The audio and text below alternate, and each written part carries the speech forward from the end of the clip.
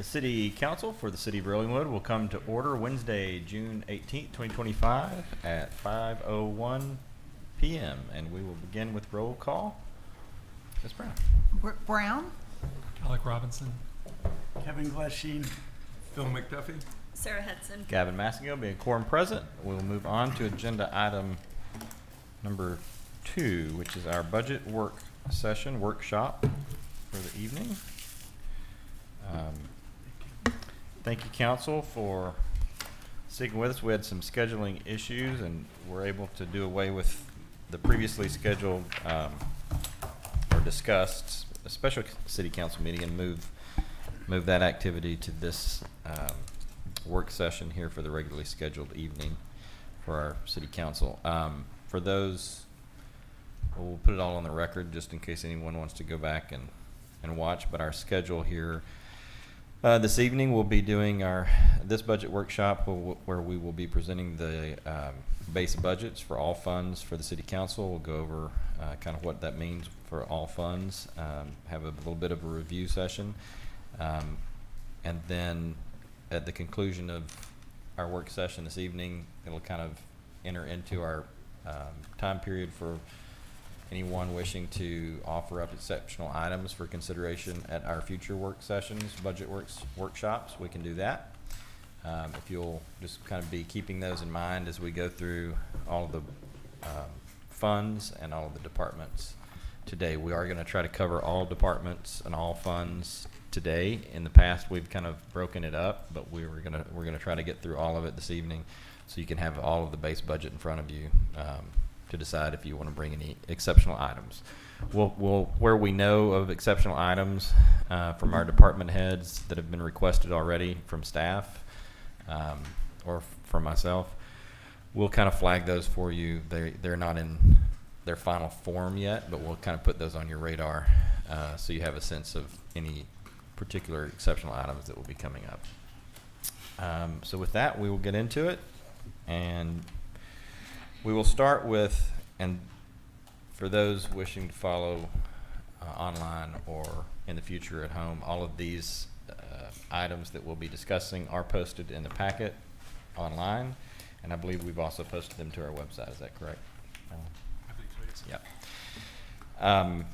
And we'll start with what we have done several years in a row, just to kind of give a general sense of how our budget is constructed and what it's made up of. We'll kind of start with our document called Budget Structure Overview.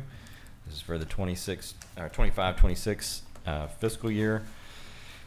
And our budget for the city of Rollingwood is made up of 14 distinct funds, and each one of those funds has a total, in all of those funds, a total of 12 different departments within those various funds.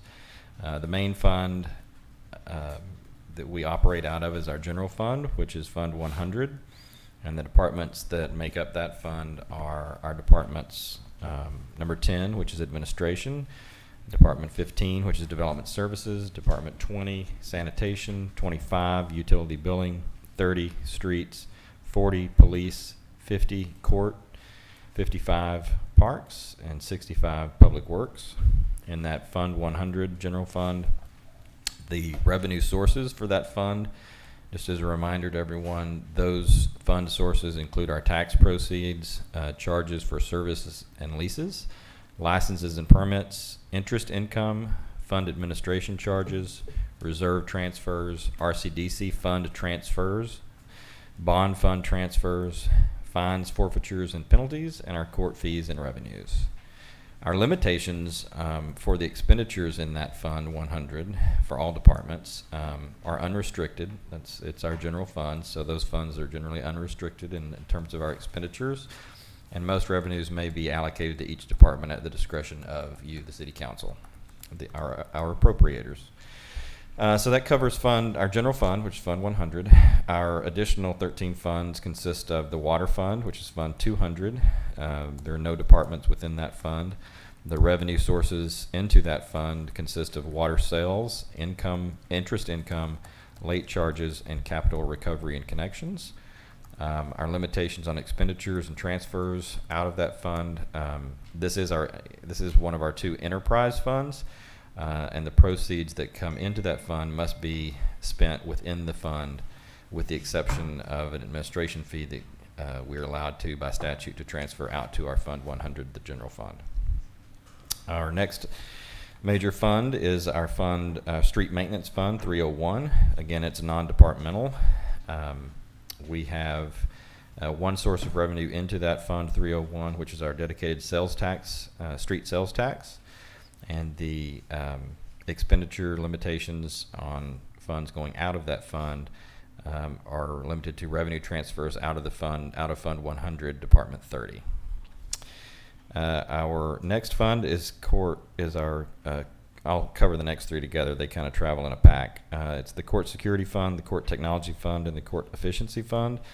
This is funds 310, 320, and 330. These all fall within our Department 50, which is our court department.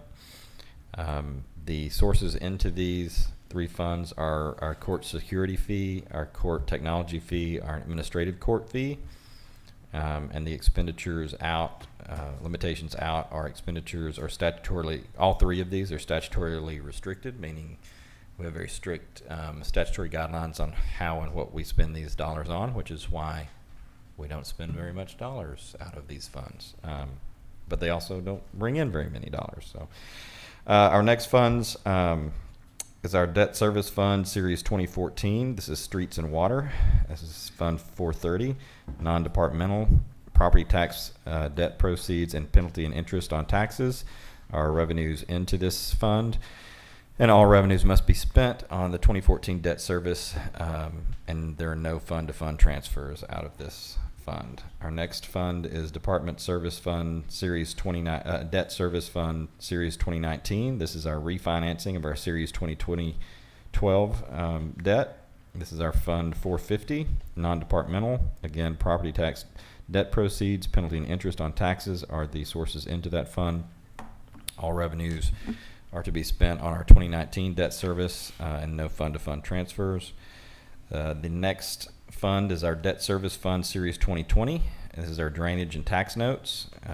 Fund 460, non-departmental, property tax proceeds, penalty and interest on taxes are the revenues in, and all revenues must be spent on our 2020 debt service and no fund-to-fund transfers.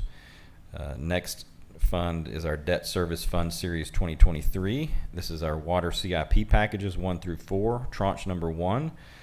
This council is very familiar with that tranche of debt service funds. This is our fund number 470, non-departmental, same source of revenues as our property tax debt proceeds and penalty and interest on taxes. All of these revenues are to be spent on our 2023 debt service and no fund-to-fund transfers. Our next fund is 480, which is our Debt Service Fund Series 2024. This is our water CIP packages 1 through 4, tranche number 2. As council and residents may remember, we did 2 different draws of that debt service, or of that debt, and this is our tranche number 2 of that debt. And fund number 480, non-departmental, property tax proceeds and penalty and interest on taxes are the revenues into that fund. All revenues must be spent on 2024 debt service and no fund-to-fund transfers. Our next fund is our Capital Projects Fund. Fund number 701. You may recall this is a new line item that we added to our fund, to our funds last year. Department number 35, which is our, let's see, what is 35? This is capital improvements. This is kind of our it's sort of our holding account, if you will, for lack of a better term. This is where our dollars go so that we can keep them separated so that we know where our dollars are going to before they get spent on these capital improvements. This is the revenues in are the 2023 and 2024 GO bond proceeds and interest income, and it's spent on water CIP packages 1 through 4. The next is our Drainage Fund, 702, Department 35, capital improvements. The sources into this fund are licenses and permits and fund transfers in. These are the RSDP revenues that must be spent within the fund. So if we get any discharge type permits into that fund, that's what they're spent on. And then our final wastewater fund, our final fund is our wastewater fund, fund number 800, non-departmental. Sources into this fund are the wastewater service charges, interest income, and capital recovery and connections. This is our second enterprise fund. As you know, council, and all proceeds into this fund must be spent within the fund, with the exception of also an administrative fee that is we're allowed to transfer out to Fund 100 by statute. So that's a recap of all of the various funds and departments that make up your budget. Now let's talk about. Can I ask a quick question? Yes, on sir. that? Mhm. So, are there any of these categories that are restricted other than by statute? Like, in other words, we're restricting them because we just want to? Not typically. Okay. Like the drainage fund, I was a little surprised to see that That's restricted by ordinance. by our ordinance. By ordinance, yeah. Okay. In that the RSD, so if we get an RSDP fee, and we haven't had one of those in a long time, but if we get funds into that that account, then it's by ordinance required to be spent in that sort of And watershed. what is RSDP? Residential Stormwater Discharge Permit. Okay. Is that a significant fund? Do we get any? It built up for a while, but we haven't had so if someone's building a new house, they can kind of choose to follow all of the various and sundry rules within the within our our manual. DCM. Your DCM, thank you. Within our DCM, if that is too onerous or burdensome, they can kind of punt to the city and our engineers, and we can give them a discharge point, but they have to pay for that ability. And then those funds get spent on regional drainage in that area. Okay. Thanks. I was off the cuff. I wasn't expecting that one, so I was a little rusty Good, on it. good but- job. Okay. So let's start off with our general fund 100, and we'll just start at the top and kind of work our way through this. I'd like our department heads to come kind of as we work through this, and we'll just we'll kind of hit some highlights and some basics for you. If you have any questions on any of the line items, obviously jump in, ask those. This is a roundtable workshop type discussion, so feel free to do that. We will start with department number 10, which is our administrative fund or administration fund. Just a few things to kick us off that will be the same for all of these budget action request worksheets as we work through them. If you see a yellow highlight, it means that there's still some work to be done by us and staff and myself on these items. You'll see consistently throughout the worksheets, we're still waiting on some health insurance cost numbers to come in so that we can fill those in appropriately. We're still waiting on some workers' comp insurance numbers to come through and some unemployment comp insurance. So if you see those highlights in yellow, that's typically what it means. And then there'll be some other highlights on some of the other worksheets that are still sort of outstanding items for us to either revisit or come back to, or we're waiting on some decisions from you all before we can make the final allocations to those line items. Anything else on that, Alan? I don't believe so. And the percent increase or decrease is the proposed budget versus last year. Versus last year, that is correct. Yeah, and we did start, as we always do, with our department heads, asking them to try to achieve a 5% overall budget decrease as they're formulating this base budget.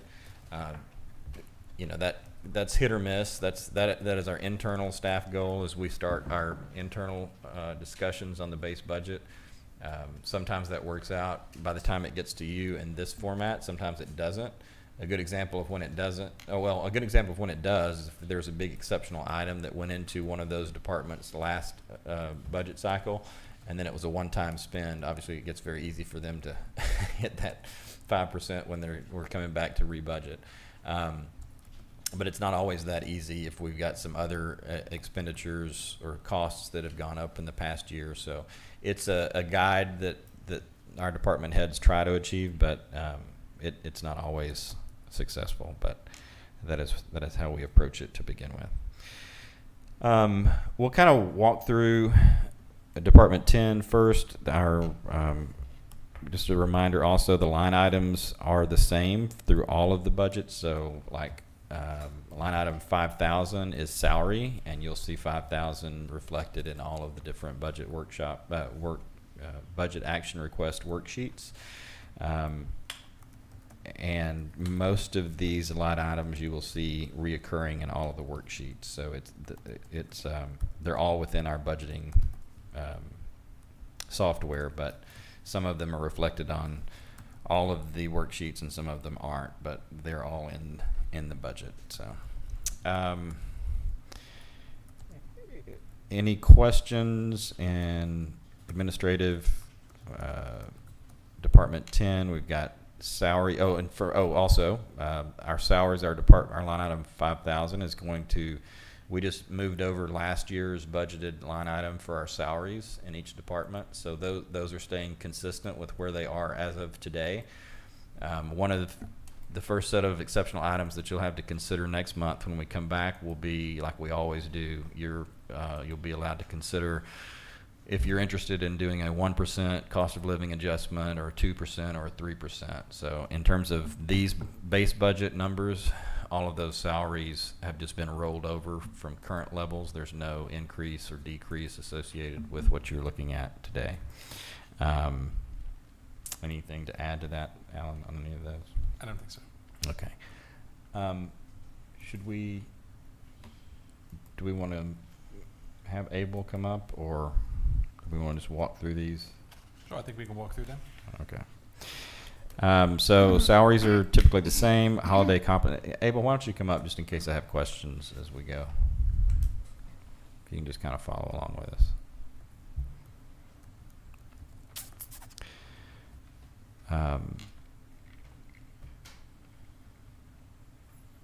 Stipends and certifications. Remind us what stipends and certifications are on 5,007. Excuse me, the employee achieves, let's say, certain licenses, certifications, bilingual, so forth, they will get a stipend for that particular certification or license. Also, if they have a college degree, they will also get a stipend for that accomplishment. Great, thanks. And we'll just kind of go through a few of these. Again, they'll repeat on a number of the other budget action worksheets, but then you'll kind of know what they are as we go. 5,009 is our retirement payout reserve. Several years ago, Council, we were caught a little bit off guard with some of our retirements. And at that time, we decided it would be a good idea to start budgeting ahead of time so that we don't get $150,000 unexpected retirement that we're required to pay out for their unused time or for their holiday time that we owe them for. So we do that. We budget for it here in 5,009. We're not able to, at the end of the year, however, those dollars, the auditor has us just roll those into our end of year balance, right? So it just goes to our reserve at the end of the year, which is fine. We're just trying to plan for the future need for those funds, so it doesn't really matter to us where they are. But you'll see that's what the note there means. Based on future retirement eligibility, rolls to fund balance at end of year. So it just rolls into our fund balance at the end of the year. And we do that for a couple of different funds. Correct. Not every fund, but admin certainly. Police department. Police department is the other big one we do it for. Training and team building is obviously self-explanatory. Again, we're waiting on the health insurance and some of the work comp numbers and some of those. Social Security and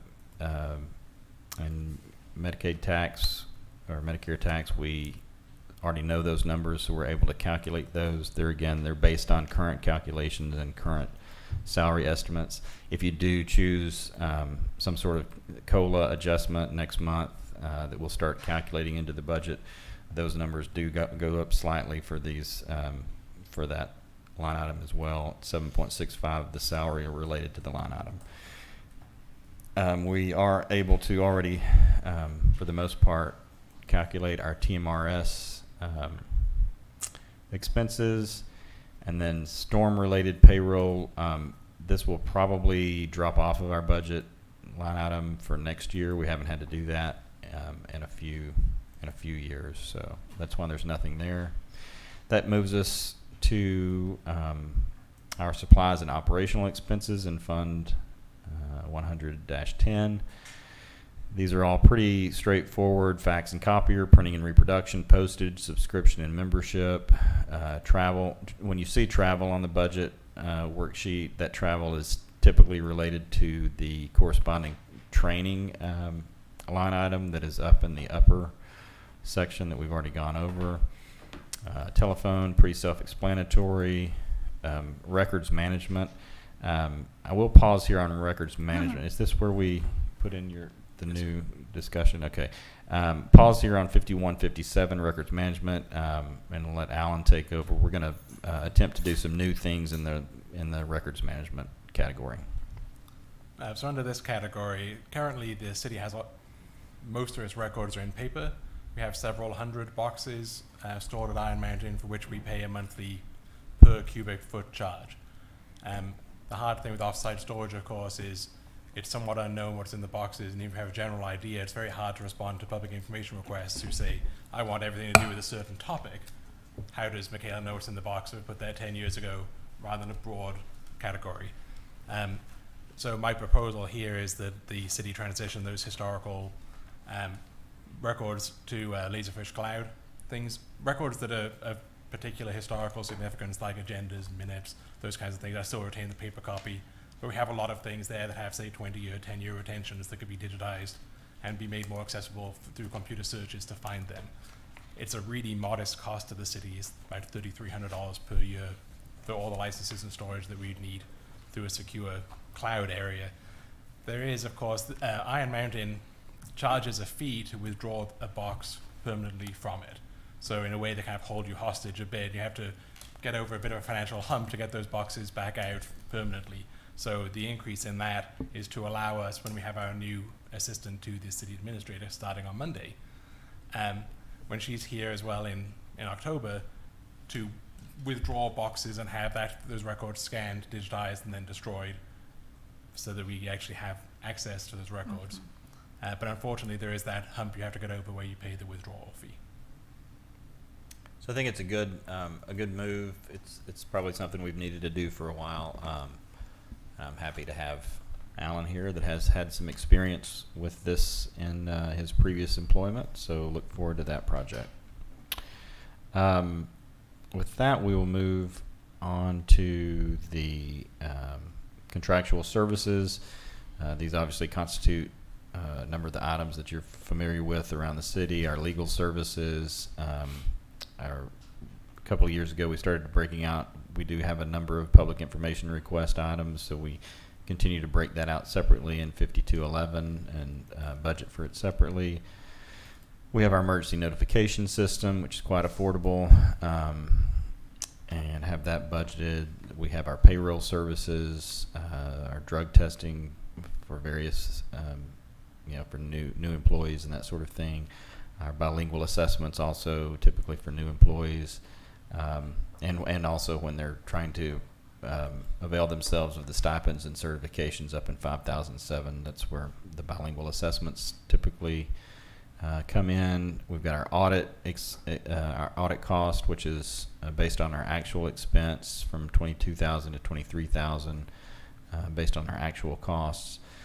We have some of our health fee, our Travis County, our interlocal agreement with Travis County to do some of our health inspections, and item 5231. 5236 is kind of our general catch-all for any communications and outreach that we may need throughout the year. We don't anticipate having any bonds or anything like that we would need to do, so we've kind of continued to work that back down to a much more modest budgeted allocation. Got our tax assessment and collection, which is our what we pay to the county for collecting our taxes. 5240 is our insurance, and 5250 is our insurance for official liability. Again, we're waiting on some of those numbers to come through for us to be able to update this worksheet for you for next month. Our 5258 is our ACL event. So we've kind of gone back and forth on how to budget this in the past I don't know, 5 or 6 years. At one point, all of the ACL event expenditures were budgeted into the police department. Several years ago, we kind of broke them out into our different departments: Public Works, Admin, PD, to try to keep up with those. We've determined that it's harder to keep up with them in 3 different departments than it was in one. So we're not budgeting for this. We're just moving these back over to PD, which we had done in the past. Item 5260 is appraisal district for Travis County. That's just the what we pay the appraisal district for them to do their work. And then 5270 is our engineering services. It's kind of a catch-all in our admin department. Most of our engineering services are budgeted over in other departments, but this is for sort of city-specific items that may come up throughout the year. Item 5300 is our computer software and supports. I will pause here again for a moment because you're going to see, I think it was 5300 that kept double dipping on us, right? So I'll let Alan kind of explain too. If you compare, and I forgot to tell you, so council, you do have this budget, and I think this actual budget is posted also online. This is our actual budget that we work off of that gives you our budget actuals up to date. We're 66.67% through the fiscal year. And just so you all know, when we go through this with staff and with department heads, we're actually comparing where we are in our current budget versus what we're budgeting for in our proposed budget. And we kind of do that on a line by line basis and figure out, are we running hot? Are we running cold? Are we about right based on where we should be based on the budget? We kept sort of seeing an anomaly in 5300, which is the computer software and supports, that it kept running hot on us, and so I inquired a little bit, and then with that tee up, I'll let Alan explain. So I think in the months leading up to my arrival, the city transitioned between Digio for IT services and Univista. The transition, I think, was a bit more prolonged than was anticipated. So for a while, we were paying both contracts as the transition was taking place. So that's why we're over budget with that. Digio, there's only one thing that the city still pays Digio for, which is the internet service provider. We're in the process of moving that away from Digio, and then the city will be done with that. But we no longer pay them. We're no longer double dipping the IT services. That's come off. But because there was an overlap for several months within the fiscal year, it means we exceeded the budget for each of the line items in each of the departments, or each of that line item in that department. So if you were to compare what's on the request versus what the actual budget is showing, you would wonder to yourself, well, it looks like we need to be budgeting more for this item because we're over budget on it. But that's the reason, and we think that it will straighten out and that we can stay at our current budgeted numbers going forward. So that's what you'll see in 5300. With that, we can move on to page 2, which is 5301, public meeting technology. Again, this is for our Civic Plus and a couple of different subscriptions, and our Zoom subscription and that sort of thing, staying at about the same dollar amount. We have 5302, which are website and digital codification. This was, if you look at the budget, we're well under budget on this. That's because some of those codifications are yet to be done, but we're expecting those to transpire here in the end of our budget year, our current budget year, and we think 12,000 is about right going forward, which has historically been about what it's been. 5311 is IT services, pretty modest at 1,500. Then 5325 is our election services. This kind of fluctuates a little bit. Obviously, we have an election coming up, and so I think we've got that budgeted appropriately. In addition to our 5330, which is election public notices, we have had some price increases with Austin American Statesman. So it's a little bit more than it has been in the past. 5331 is our advertising for some of our other types of items. Hopefully we won't have too many of those. It has increased slightly over the last couple of years. 5340 is our miscellaneous item. We don't ever budget for that, but we always have it as a catch-all in case we have something unexpected. We can classify it to 5340 and remember to budget it the next year. 5341 is one of our favorites, which is the Zilker Clubhouse that we always budget for, and have it on our operations chart to call and make sure and reserve that for 4th of July. 5413 is our furniture budget at 1,000, and 5414 is computers at 1,000. Again, this is kind of our catch-all. If we have any specific items that we need to budget for, we'll put that either somewhere else in one of the other departments. This is sort of just a catch-all in case we need to buy something new throughout the year. And then our 5525, which is our 4B sales tax allocation. This is based on actuals. That's why it's highlighted, and we'll fine-tune that. But typically, it's been at about 150. I think, Abel, didn't you say you expect it to be a little bit higher this year? Correct. Our sales tax collections are tracking up. So next year, I foresee that number going up, both on the revenue side and on this particular account where we pay the RCDC. Okay.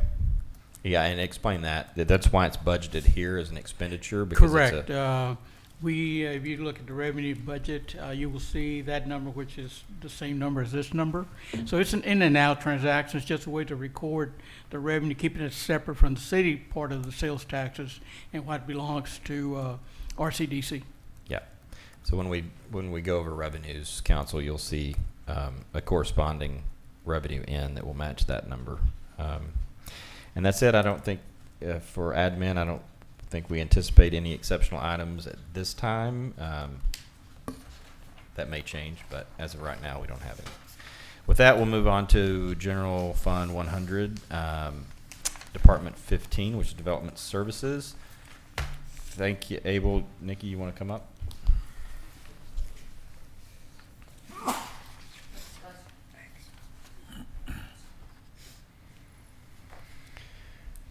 Okay, these will go a little bit quicker now. We've got some of the basics out of the way. So we'll kind of move a little quicker on the remaining items. If anyone has any questions or you want us to back up, feel free to do so. Obviously, line items 5,000 through 5050 are again kind of those bread and butter line items that we're familiar with: the salary, stipends, training, health insurance, those sorts of issues that are sort of our hard costs. That gets us to our supplies and operational expenses. These are all pretty straightforward and no huge expenditures throughout this department, with copier, reproduction, postage, subscription and memberships, travel, telephone, credit card services. I think we are looking at probably covering some of those credit card service fees. We talked about that. We're going to look at having some revenue in for some of those charges that after discussing it during this budget season, I think we're eating some of those costs that maybe we probably is not the best idea. So we're going to, and I don't think it really is going to require any action by council. I think we have the authority we need to go ahead and cost recover on some of those credit card service charges as we go forward.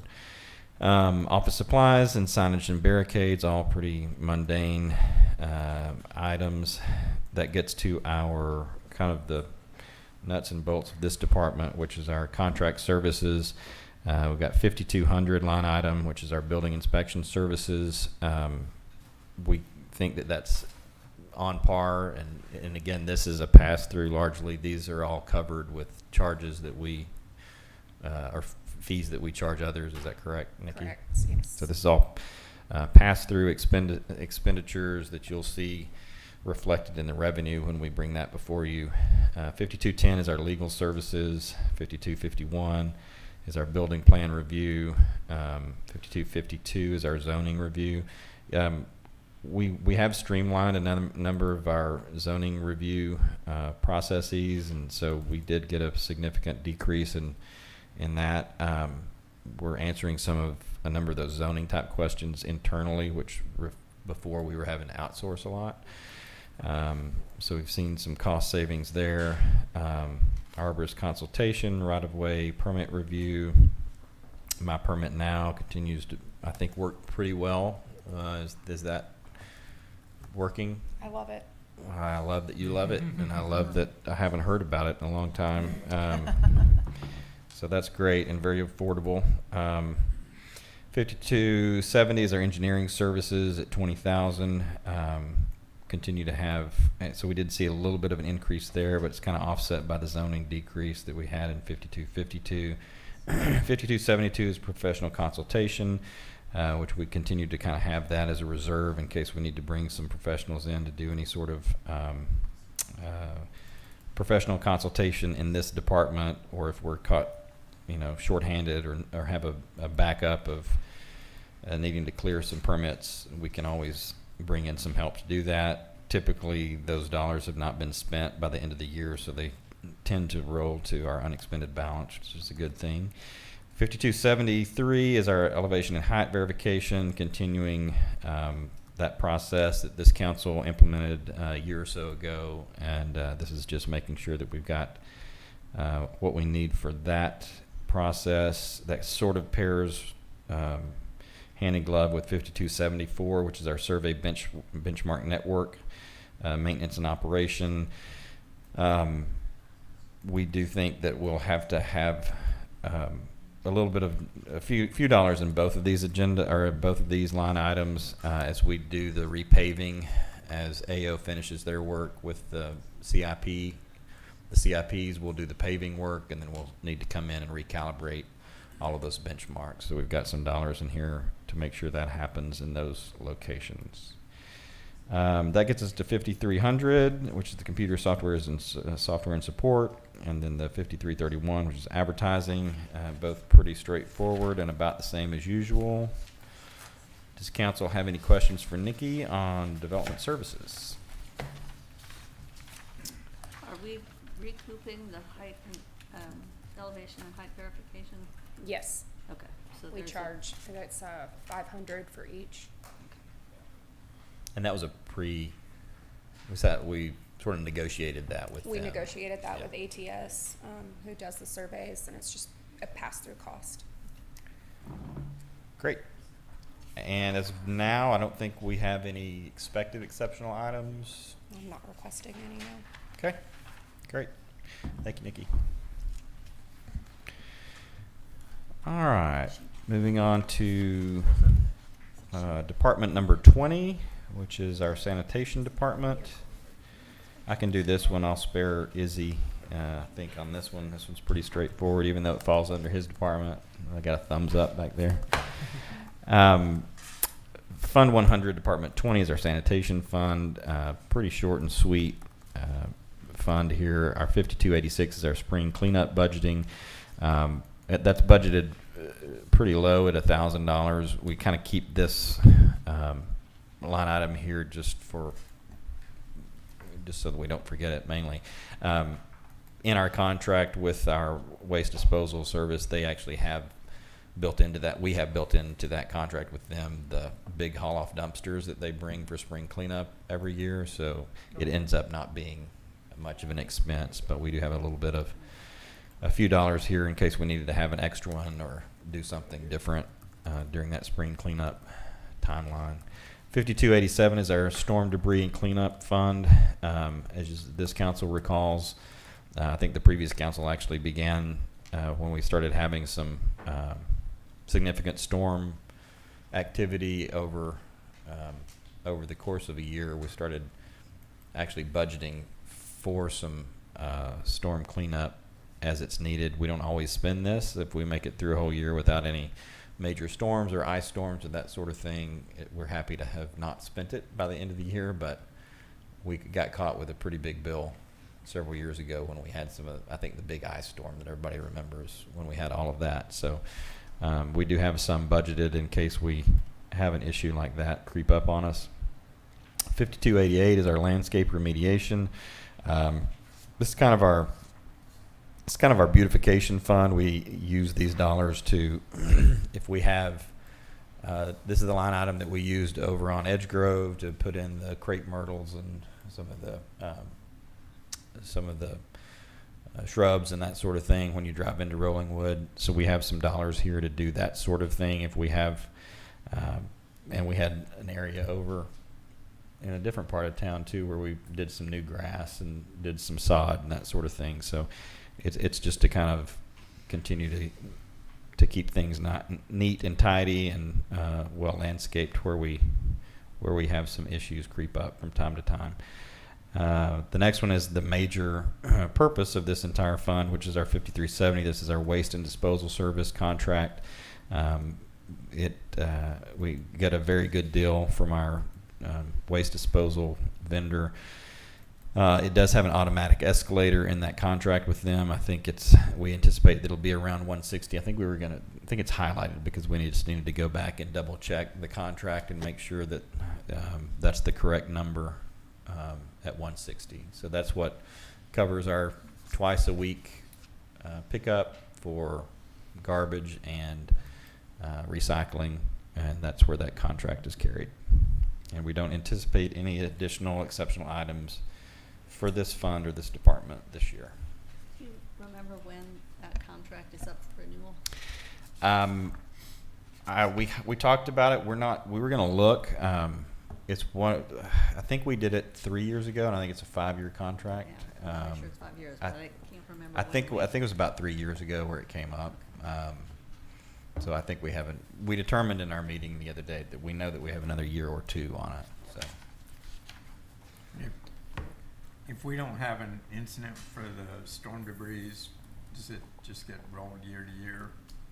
Or- to be honest with you, this is the line item that we steal from when we come up short for tree.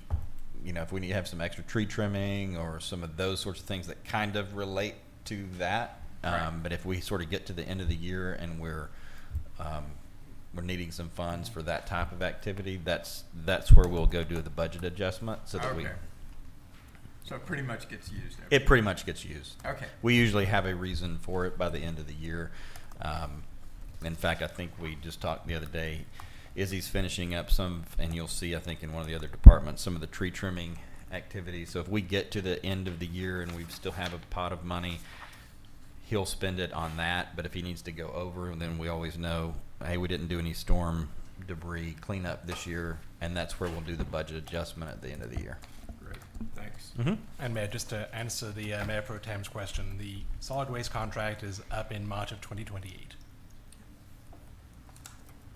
Perfect.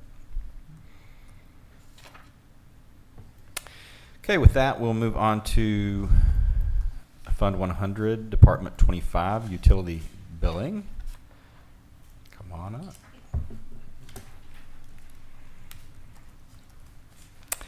This is our utility billing. Veronica's here to answer any questions, and we'll kind of walk through it. Again, this department has come a long way in the last few years and doing a great job. Line items 5,000 through 550 are the basic line items that you've seen previously. That gets us to the supplies and operations expenses, which are all the basics with the fax copier, reproduction postage, subscriptions and memberships, travel, telephone, and office supplies, all relatively low dollar amounts. And then we get to our total contracted services, which is our ITech, our IT and legal fees, which we don't really carry in this department to a great extent. And then our computer software and support, which is our largest expenditure out of this department. And this is for our Encode and our Univista. We split some of these costs with some of the other departments, but our major expense in this department is our Encode. And a Beacon. Or Right. Beacon, that's right. You want to tell them about those two things? Encode, because it's the monthly, the annual charges that they do provide for utility billing. They charge for everything. I did have to remove one of the line items from there because they were charging us for mobile services in the sense that I would send the package service orders to Public Works, but I didn't think that we didn't have enough water accounts to utilize that. So we did get that removed from our account. It wasn't much, but it did get removed. And Beacon, well, I love it. It's helped me out so much with people requesting for water leaks. And so it's very useful, yeah, I love it. And Veronica won't say it, but she was looking very carefully which modules we needed and didn't. So she identified the savings. Like, it was modest, I think like $900, Yeah. but it was still a $900 saving that she worked hard to get. She also has a pretty major exceptional item that she plans on requesting for $1,500 to replace the drop box at City Hall. We thought about just rolling into the base budget, but I didn't want to deprive her of an exceptional item since she doesn't get to ask for them very often. Everybody else is asking for trucks and body armor and stuff, but I want you, and I will fight for you with this council for your new drop box. Thank you. Okay. And what is Beacon? What is Because that? that's the ion water. Oh, is okay, What got I it. use Okay, great. to monitor all that water usage. Got it. Okay. Any questions for Veronica? Thank you. Thank you, ma'am. With that, we'll move on to Fund 100, Department 30, Streets. Izzy, you want to come on up? Okay, at the top of the worksheet, you have the usual suspects with 5,000 through 550. That then gets us to kind of the meat of the department, which is our supplies and operational expenses. Travel, we've decreased slightly just because there's not a lot of that for this department with training and that sort of thing. Utilities, pretty straightforward. Telephone, straightforward. Uniforms and accessories, also pretty straightforward. I'll pause on our 5161. Kind of relates to the discussion we had a moment ago with tree trimming services. We have several years ago started budgeting about $25,000 a year toward our tree trimming activities around the city. We have that's definitely not enough to cover a year's worth of activity, but several years ago we tried to just start kind of being methodical about starting to knock out some of that tree trimming activity. So you want to talk about what we've done and kind of what we do with that 25,000, and then how we try to make it stretch. Sure, Mayor. We've gone ahead and done the whole city as far as doing what we call a 10-year cut, which, helps reduce any limbs falling when there's an ice storm where, there's line of sight issues or trucks hitting, delivery trucks running through and hitting the limbs or trees out in our right of way, as well as doing some of the culverts and those areas, trying to clean those up as much as possible. And we typically have a pretty good crew that we bring in for that, correct? What we can do normally in-house, we have a crew that helped us out in the ice storm a couple of years ago, and they always seem to be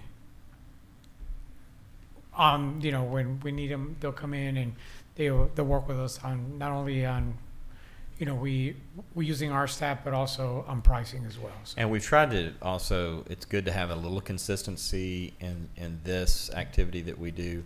Our first outing with this crew, and when we tried to start doing this, we had some pushback from the residents because we could have done some things better and coordinated a little bit more and talked to them more and give the residents some opportunity to trim their own trees if they know we're coming. So we've kind of fine-tuned some of that process, and I think it went a lot smoother on this last phase that we did. Correct. We've gone out and give, I think, ample notice, which was normally like at some point, even a month, and kind of reminded them 2 weeks after that. And anything, a lot of times there was pushback just because they believed that it was going to be money out of their pocket to do it. Well, it's in our right of way. Whatever we can take care of, we'll do it. It's not always going to be manicured, but we'll do it. Yeah, our biggest issue has been, so we'll come through, we'll give somebody an opportunity. The few problems that we've had is the situations where we've given notice, they've said, oh yeah, no, we'll do it. and then they do it, but it's not to our code, and it's not done enough to the way we need it. And when our crews would come through, they wouldn't know that it had been done because it didn't meet the code, and so then they would do it, and then that caused some issues.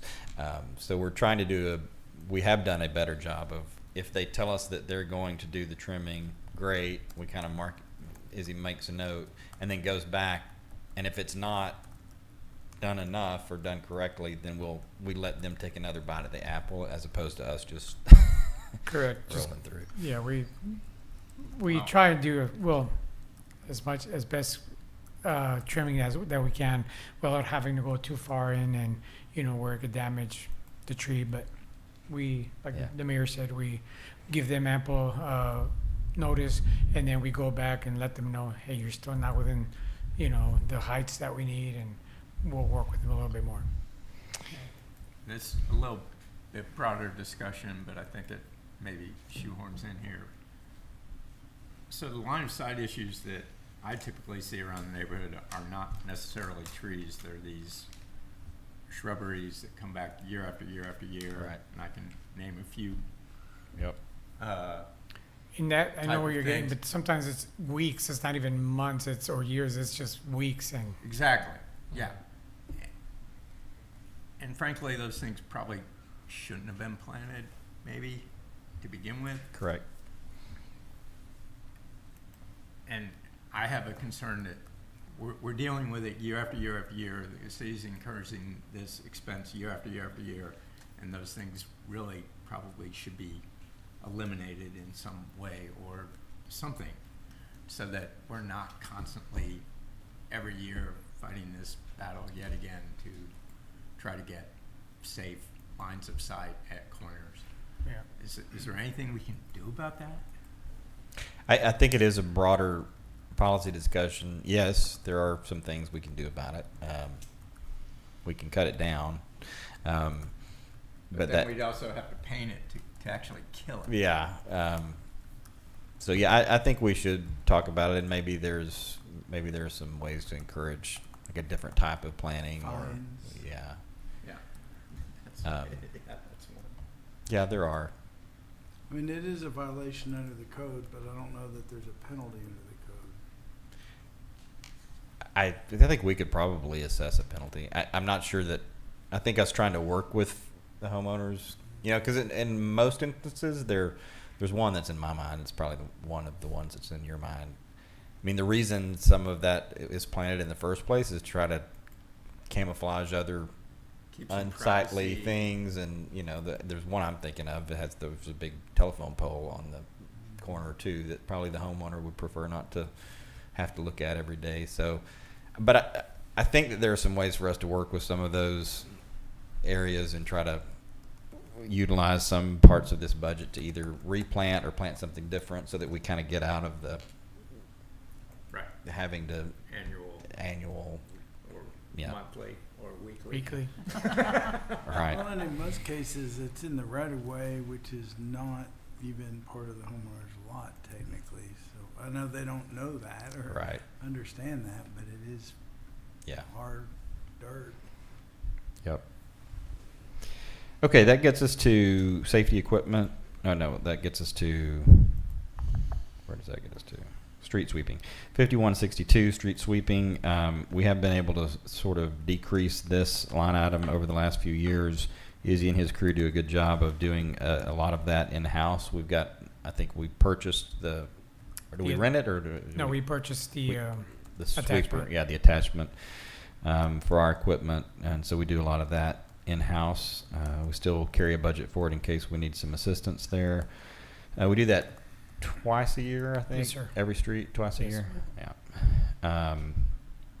So that's where we are with that one. 5164 is equipment maintenance and repairs, pretty basic line item. This is, we just sort of carry a contingency in case we have some equipment repairs or breaks that we have to take care of. 5171 is our equipment purchase. You'll see this was a 100% reduction. We had a large exceptional item for some equipment that we purchased last year. So we're not currently budgeting for that. although Izzy makes up for it in some of his exceptional item requests on some of the other departments that we'll get to. So he'll want you to remember that he's saving you $41,500 here. 5172 is safety equipment, pretty basic stuff there. Signs and barricades, 5180. The rest of these items are all pretty low dollar items and basically the same as what we've had in the past. That gets us to our contracted services. Engineering services is pretty low in this department. Paying agent fees, very low at 200. Vehicle insurance, we're still waiting to hear back on. That gets us to our total miscellaneous for this department, which 5350 is just our tools allotment. And then 5355 is our street maintenance and repairs. We will talk more about this. This is our expenditure out for our street maintenance and repairs.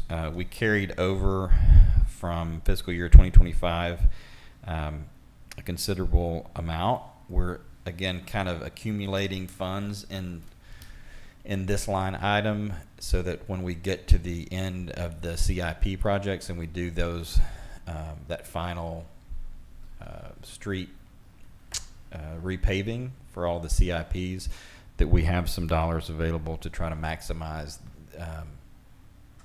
when they've already mobilized to the area. We will probably do an additional sort of RFP to try to do knock out some of our other street paving that this council has already adopted, that long-term street paving project that we're trying to knock out a little bit every year or so, and these are the dollars that would do that. I think last budget we budgeted, this is the 300 that was budgeted previously, and so we're just planning on carrying it over, so the dollars are already there. Yes, ma'am. And this expense gets charged against the street tax fund, right? These are some of the dollars that are they come over to this department before they go out the door. But yes. Yeah, okay. Well, and one other question on this, I see the note that street signs need replacing, and I'm wondering if that is also an expense that we can charge against that street tax fund. I don't know the answer to that question. We can look at that. Do you know offhand? I think it has to be. I think it's supposed to just be Streets. for the streets themselves, but we can look and see. My recollection from a previous city is it is the actual street itself, not the street, signage. not- I might signs be don't wrong, count. but I'm Okay. almost certain it's just the street. Yeah, I think it says specifically streets. And because I think we tried to get creative on something else. Oh, that's right. One time. Yeah, and I shut it down. And he shut it down. So I don't even remember what it was, but we tried to do Well, something off the street. Since we're talking about that now, I was looking at something historical, and it looks like 10 years ago or so, when some valley gutters were put in, they were charged against that street fund. Okay. So, we might. Yeah, we've tried to run a Yeah. tighter ship on Yeah. that sort of thing. Okay. And to your signs question too, I think most of that would come out of our 5180, which is our signs and barricades. Is that right, Izzy? If you have a sign to replace, it comes out of your 5180, right? Correct. Yeah. Oh, yeah. In fact, I could have read our notes that say many street signs need replacing. So yeah, it comes out of 5180. And we will. So the reason that's highlighted too on 5355, I will bring to you a discussion again that will kind of have a little bit more context on the additional street paving, and we'll probably look at our unexpended balance in that street, in our street fund, and we may try to add to, again, this 300 was previously allocated. We're just rolling it over. It hasn't been spent. You've already made that decision in this current budget, so we're just moving that to this new budget cycle, and then we probably will have another discussion with you. Would you like to move some additional dollars from our unexpended balance into this fund so that we can do a little bit more on the street paving when it comes time? So we'll talk about that. With that, we will move on. Thanks, Izzy. I think that's it for you. No exceptional items in this department for Izzy other than that street paving one. Moving on to General Fund 40, Department 40, which is police, and have Chief come up. Hello, Chief. Good Um, afternoon, evening. Yes. So again, your 5,000 through 570. I'll cover. There are a few additional line items in this that are not in some of the other departments that we can go over. But again, we've just carried over our current salary levels to this current budget. Obviously, this line item 5,000 is our largest line item in public or in our police department. And our police department does account for over 50% of our budget generally, and always kind of has. So this is one of our major, obviously our major departments, and we do obviously in 5002 have the holiday compensation, which is also carried in some of our other departments. Again, you'll see we have a little bit more overtime and planned overtime in this department than we do in some. Obviously, when we have overtime and we have holidays and that sort of thing, we have to budget for that specifically in our police department, because they don't take off and they don't take those holidays off, so we have to plan for it accordingly. They have a little bit higher in stipends and certifications for some of their different certifications and stipends that they carry in this department. This is also in 5009 line item. This is our other department where we do try to plan for our retirement payout reserve. Again, we do about 15,000 in that planning process that will just roll to our end of year reserves at the end of the year if no one retires. And we've done that now for, I guess, 3 years, something like that. Thanks for 3 to 4 So we years. actually, we've built some decent funds up in our end of year, in our reserve balances. And that kind of serves a dual purpose for us. Obviously, when we do our S&P review and our bond rating review, we get the benefit of having those dollars in that reserve fund. So it makes for a good story for our fund reserve when we're having those discussions. And as long as we haven't had to use them, then we still have them in reserve for when we do have a retirement. So it's sort of a two for one on that front.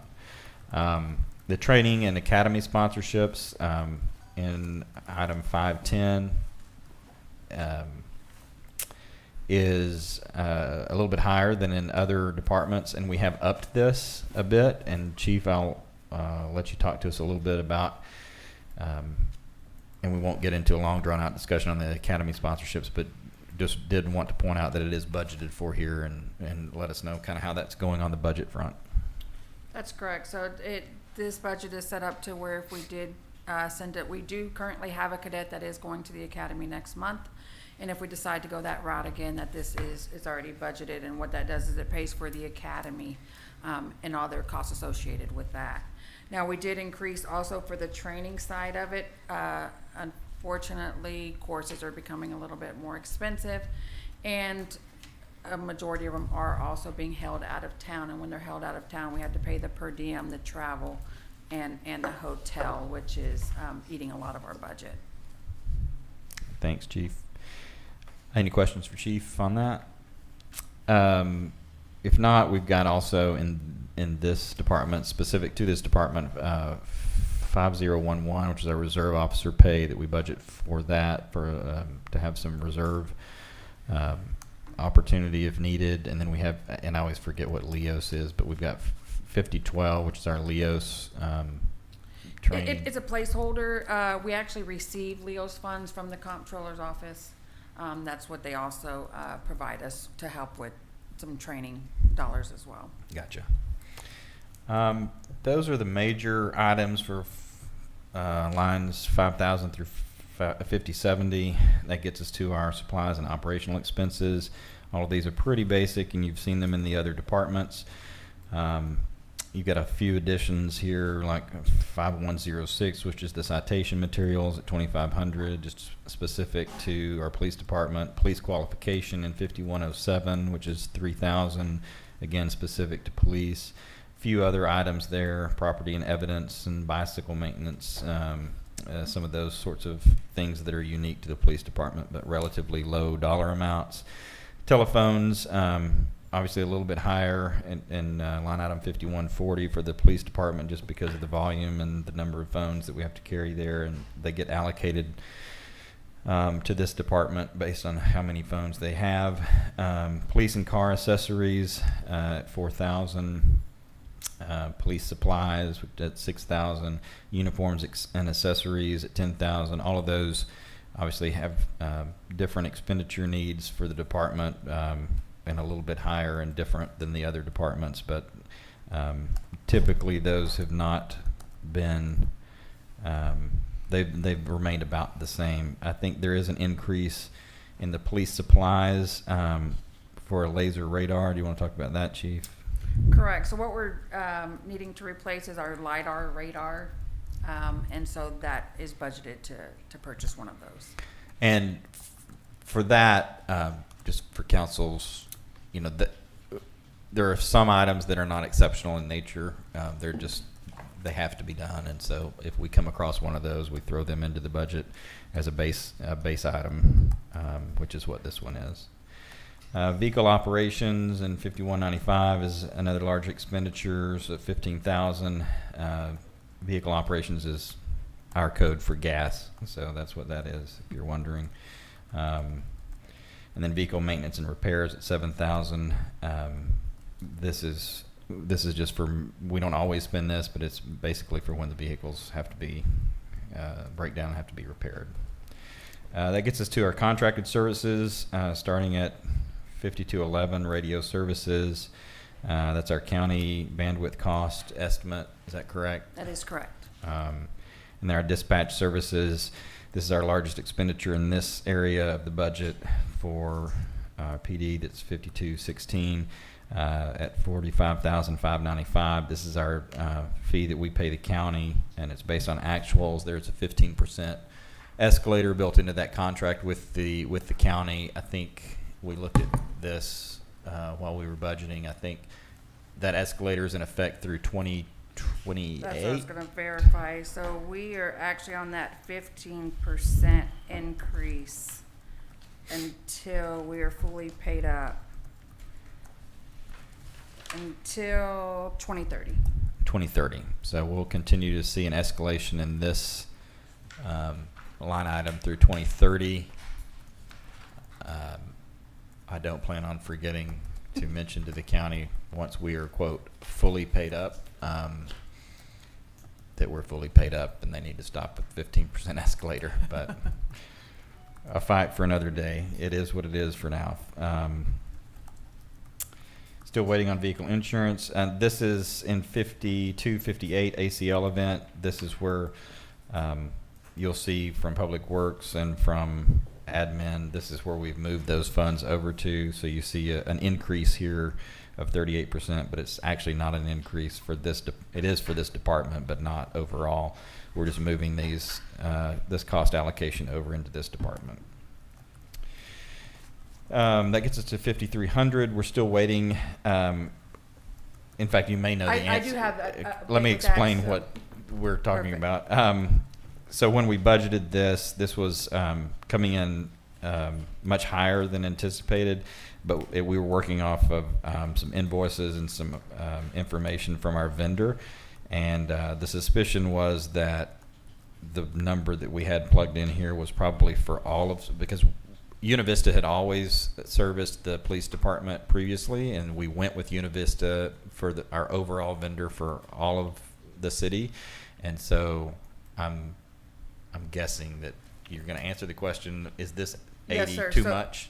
So this will be dropping to estimating at 55,000. Okay. And Yeah. so, please show my 30 or decrease. Go for it. Well played. Well played. Go for it. Yeah.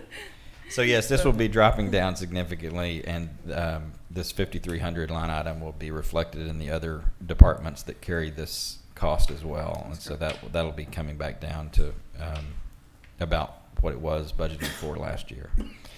That gets us to 5411, which is video camera and microphones. I do want to pause here. A very large increase, but again, have placed this in the base budget. I think this is absolutely necessary in terms of a base budget item, and we're going to really transition to a higher level of standard for the department. But talk to the council about what this would be. So what this is actually allowing us to go to the Axon platform. Axon platform provides so many different things. I mean, so it includes your taser, your body cams, and your dash cams. And it also provides the evidence.com platform. Currently, we are still jump driving all of our data when we have to provide camera footage to the court, to the district attorney's office, and different things like that. We are not up to standards. Like I said, we are still jump driving things. And so what this does is it allows you to send it via evidence.com, and you can create a read-only, and it's become industry standard, where actually where the DA's office is moving away from its tech share, and they're going more to this evidence.com basis. So like I said, it just provides us, and it brings us up to date versus what we're currently doing. And I think based on our conversations too, this actually is probably a cost, or at least a cost neutral, but maybe a cost savings, because it's an all-in-one. It's kind of an all-in-one package, right? It includes the tasers, the body cams, the dash cam, like all of those things that we were sort of spending individually for. Correct. And the way it is too is because it does include all of those. It is a 5-year program, but what it does is you will not see any of those expenses coming within that 5 years. I mean, you're covered for the whole 5 years. At 2.5 years, we send all of our body cams in. They send us new body cams for that remainder of the program. So it really, what we're doing is we're coming up end of life on our this. As y'all know, every year we have to come in and say, this is coming end of life, this is coming end of life. And that's the way the industry standard controls all your purchases. And so with Axon, with it being where we send it in 2.5 years, they send us whatever new product that they have. It's not going end of life. I mean, we are covered for that 5 years, so we're able to map it out. And with the tasers, we're all going to need new tasers. And so unfortunately, it's either going to come in this budget or it's going to come as an exceptional item. There's no way around it. We do have to purchase new tasers. But what this does is it puts us all on the same platform. We want to completely move away from Coban, because also evidence.com and Axon are for the tasers. So we can have all of that data on evidence.com for the tasers too if the taser was deployed. So this is a one-time expense that's going to keep us current for 5 years. You have to pay every So year. it's We'll an annual rebudget. expense. Yeah, we'll So rebudget it's a for it. run through, correct. Yeah. Okay. So, But it will be nice to have that budget certainty going forward. Even if it's 50 instead of 45 next year. But I think this is a 5-year contract, right? So it will That's be correct. 45. But even at the end of that 5 years, I mean, as long as we're staying in that ballpark, it really gets us out of having to budget for new tasers that are going to be correct. very expensive, and we're going to have to buy. Right, and it should be able, like where, I mean, you can future plan that this is, Yeah. we're coming up on the 5 years and this is what it's looking like. All right, so that's it for 5411. Let's see, we've got computers, we've got vehicle financing. Again, on 5494, this is the vehicle financing debt service. Kind of along the same lines as what we were just talking about with the video cameras and microphones. You'll recall a couple of years ago, we moved to sort of a lease purchase agreement for our fleet of vehicles, where we're able to budget $34,000 a year for that debt service, and then I think that's a 5-year contract also. Yes, sir. We will have some discussion. We'll put a pin in this. We're going to get back to it here momentarily in exceptional items, but this is just talking about what our current budget allocation is for that 5-year contract for our debt service on our fleet of vehicles. I guess that is a good segue to talk about the exceptional item for 5411. 95, which is that item just below the debt service for new vehicle and outfitting. And Chief, why don't you talk to us about your thoughts and ideas? Just give us a teaser, because we will fully talk about this more next the month on exceptional exceptional items, but Okay. talk to us about what you're thinking. So currently, we have 1 year left on our current vehicle contract for the financing. So my goal is to add 3 additional vehicles to our fleet. With these, they're aging at 5 years. With that being said, I mean, they're still in somewhat good condition, so I believe we can hold on to them just for a little bit longer. But I would like to also replace and add to the fleet, because we do have issues when we take a vehicle to get worked on, or we'd like to start using them where an officer can take it to training instead of us paying, because that's the other reason why some of our per diem has gone up, because we have to pay for the mileage and everything, which is costly as well, where if they can take one of our units, but we haven't been able to do that because we can't take a unit offline. And so with us adding it, you're just basically, we're still this would be the first, the 1 year where you would have 2 payments, and then it would fall back into to the 1 payment for the remainder of the 5-year financing. So we'll talk more about that. I think there's some merit to this idea and this exceptional item. I think it would increase our fleet, and I do think there would be some cost savings, as we do have some costs, because our police department and our officers do a lot of training throughout the year, and we are having to pay the IRS rate because we have them take their own vehicles. So it would be nice to have some additional flexibility. It would also give us some additional flexibility to station some vehicles out in the community for some deterrent purposes. And so I think it's worthy of the discussion, whether we do 3 additional vehicles or 2 additional vehicles. Something in that ballpark, I think, is worthy of council's consideration. So, anything else? Any questions? All right. Thank you, Chief. No problem. That will move on to General Fund 100, Department 50, which is our courts department. And Alan and I will take these. Pretty straightforward. Line items 5,000 through 550, again, are pretty basic. You've seen those in the other departments. Just carrying those amounts forward, still waiting on some dollar amounts to come through so we can plug those in as final numbers. That gets us to supplies and operation expenses. Again, these are all pretty basic, low dollar expenditures to the total of $3,400 for the entire those entire expenses. That gets us to 5201 through 5213. These are our contracted services for court. These are collection agency fees, which are pretty basic and staying the same. Our court credit card fees. This is a revenue pass-through, so it's we're basing these on actuals that we're seeing in our current budget. It is an increase, but there will be an offsetting increase in the revenue that we allocate in the revenue collections piece of this, and it's mainly just due to higher volume for whatever reason. I think some of that higher volume is also due to some of the good work that our police department is doing with enforcement and with being on the streets. So we do have a little bit higher volume, but that does translate into some higher costs in the court that does get recaptured as well. 5210 is our legal services. This is just based on historical use. In this department, I think this is for our prosecutor. Is that right, Alan? Pretty sure. I believe so, Table? yes, sir. I'm getting a head shake. Yeah, this is our prosecution legal services, which is really pretty reasonable and hasn't gone up too much, even though we have had some higher volume in this department. I will just pause briefly on 5212.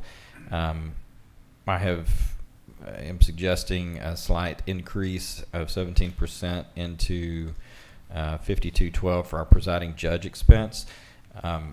This line item has been the same for many, many, many years, and at some point, it occurred to me that at some point we probably ought to recognize that there is inflation, and at some point we may not be as lucky to have a judge that continues to want to do this for $18,000 a year, even though it is a part-time job. So I think a slight increase in acknowledgement of her efforts on our behalf would be warranted, to just give her a slight bump there. And having a wife who served on the jury this past week, it can sometimes be, I think, probably infuriating to be our judge.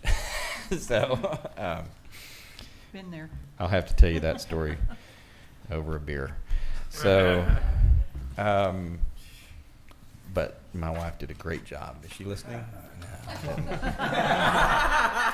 Man, I'll have to tell her that I said so. And then 5213 is interpreter fees. These have gone up just because of the market rate on those. That gets us to $5,300, which is $3,800. Again, pretty basic, and no exceptional items are anticipated for this department. Any questions on court? Okay, with that, we will move on to Fund 100, Department 55, which is our Parks Department. And Izzy, come on back up. Again, you've got all the basics here in 5,000 through 550. Nothing really out of the ordinary in that section of the budget. That gets us to supplies and operational expenses. Again, most of these are relatively moderate costs. 5130 is our utilities. Several years ago, we began actually budgeting what we're spending on utilities for our park.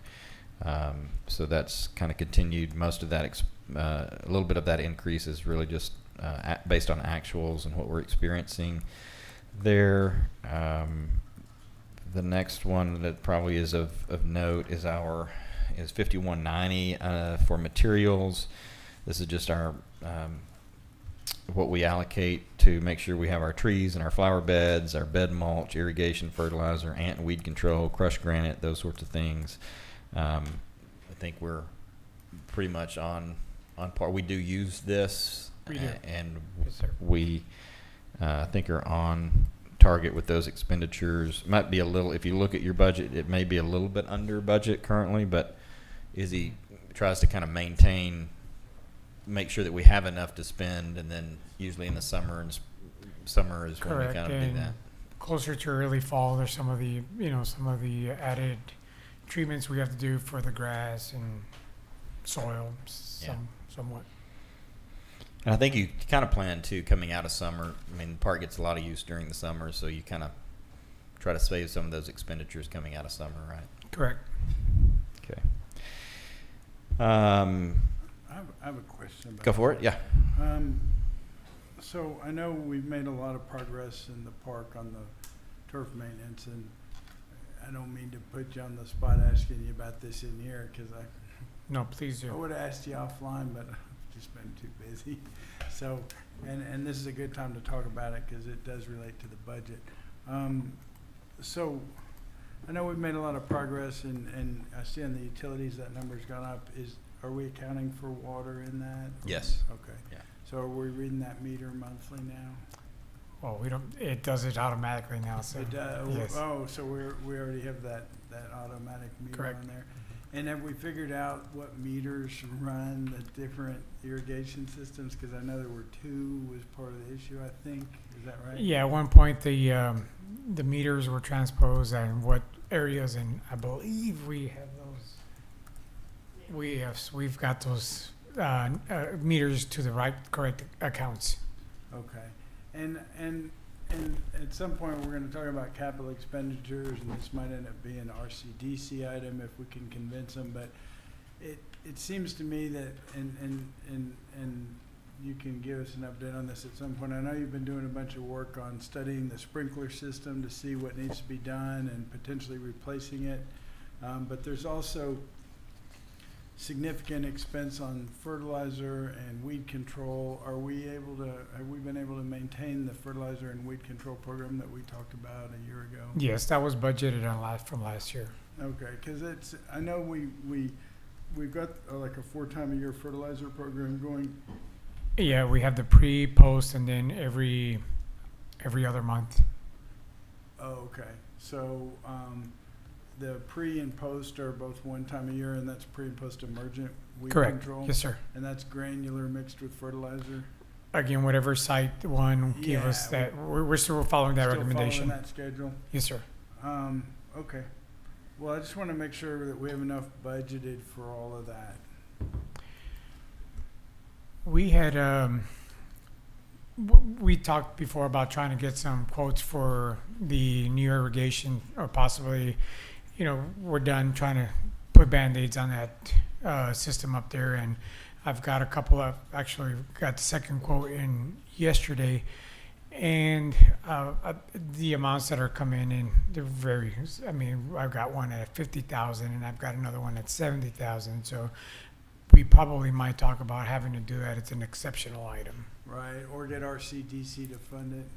Frankly, it Sure. might be a little bit less than I thought it was. I was kind Well, of and ballparking it- 100,000 in my mind. Again, and the quotes that we were given, there's no really a study given to us. So Right. what I'm afraid is that once they actually get up there and start, doing the water, the hydraulic testing, all that might balloon up to $80,000 or $90,000. And it seems like maybe a design service might be in order before we try to get it contracted, so that we get it professionally designed. Or Correct. I know a lot of these companies provide design services usually without a fee if you're buying everything from them, like Site One, but we might want to pay a fee for a design service that we can then shop around and get bid based on the specs of the design. Yeah, so right now there's one of the companies or one of the irrigators that I know that will actually do something like that, but it's like a $1,200 fee just to do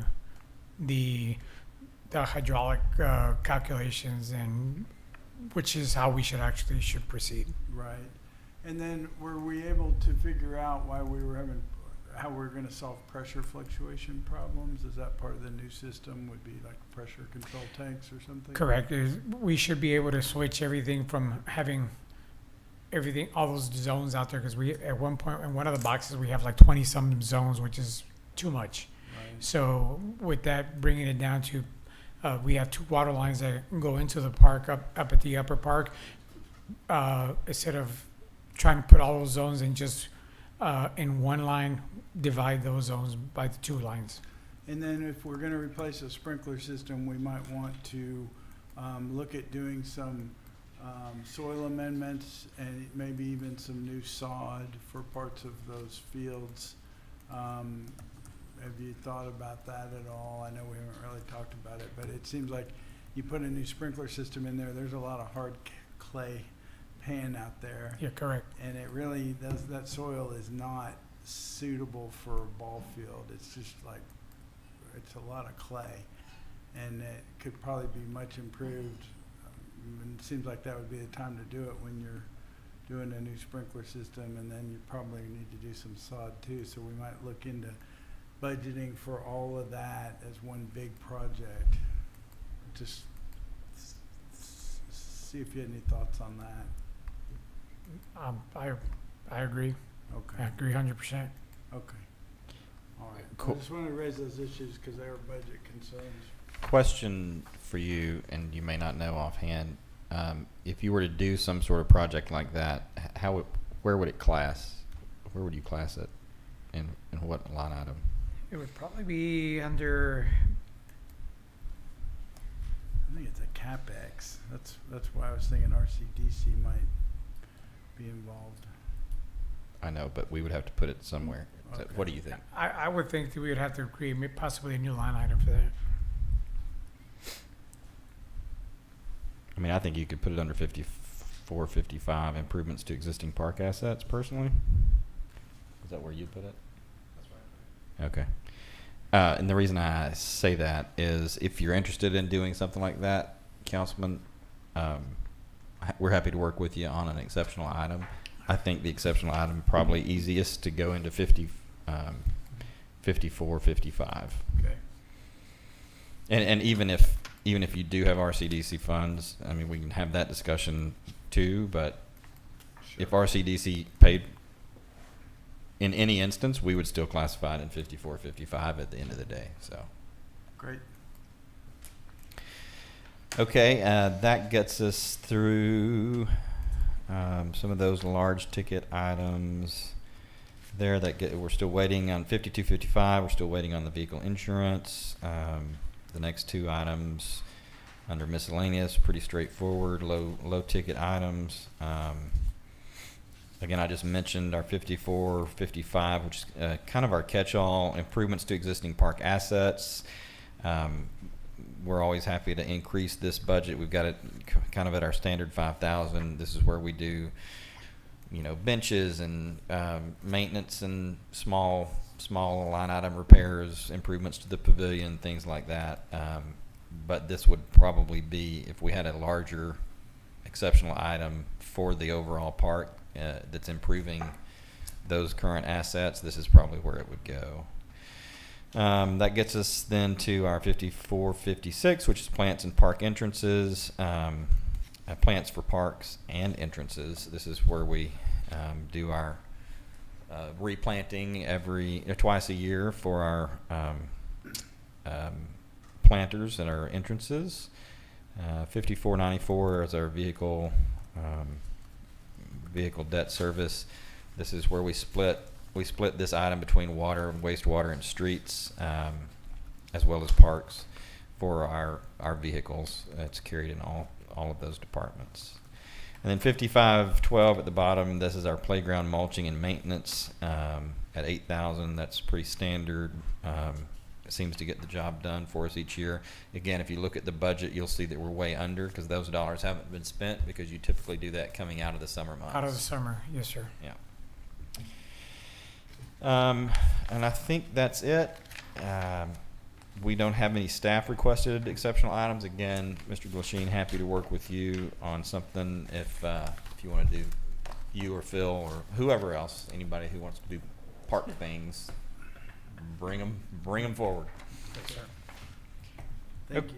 Okay, moving on to Fund 100, Department 65, Public Works. This is to remind us all, including myself, when we start this process every year. We call this department our Public Works Department. Someone long ago, well before me, named this department Public Works. It is really items related to this building and our facilities and the city hall. So again, don't know why, it wasn't around. That's what it is. And it's always confusing, and I think it was confusing to Alan when he first looked at our budget. He's like, I don't understand what this is. So, and also it's why you have some different, it's laid out a little differently. You don't really have salaries related to this department because that's all covered in admin and that sort of thing. So it's a little bit shorter. 5130 is our budgeted utilities for this building. 5130, 5140 is our telephones. 5158 is kind of office supplies. Again, these are kind of split to this department. 5161 is tree trimming services. We do put this here. This is a little bit of a catch-all. It's not really related necessarily just to streets, but we do have tree trimming that happens around here, that happens in the park, and also in our green spaces. And this is kind of where we've covered some of our fire mitigation tree trimming expenses, again, because that doesn't really fit neatly into parks. It doesn't really fit neatly into streets. It doesn't really fit neatly into our water or wastewater. It needed a place to live, and this is where we picked. So this is where we covered that. It is another $25,000 in addition to that tree trimming that we do in and around our streets and rights of ways. And this is this gets a little deeper into the woods, right?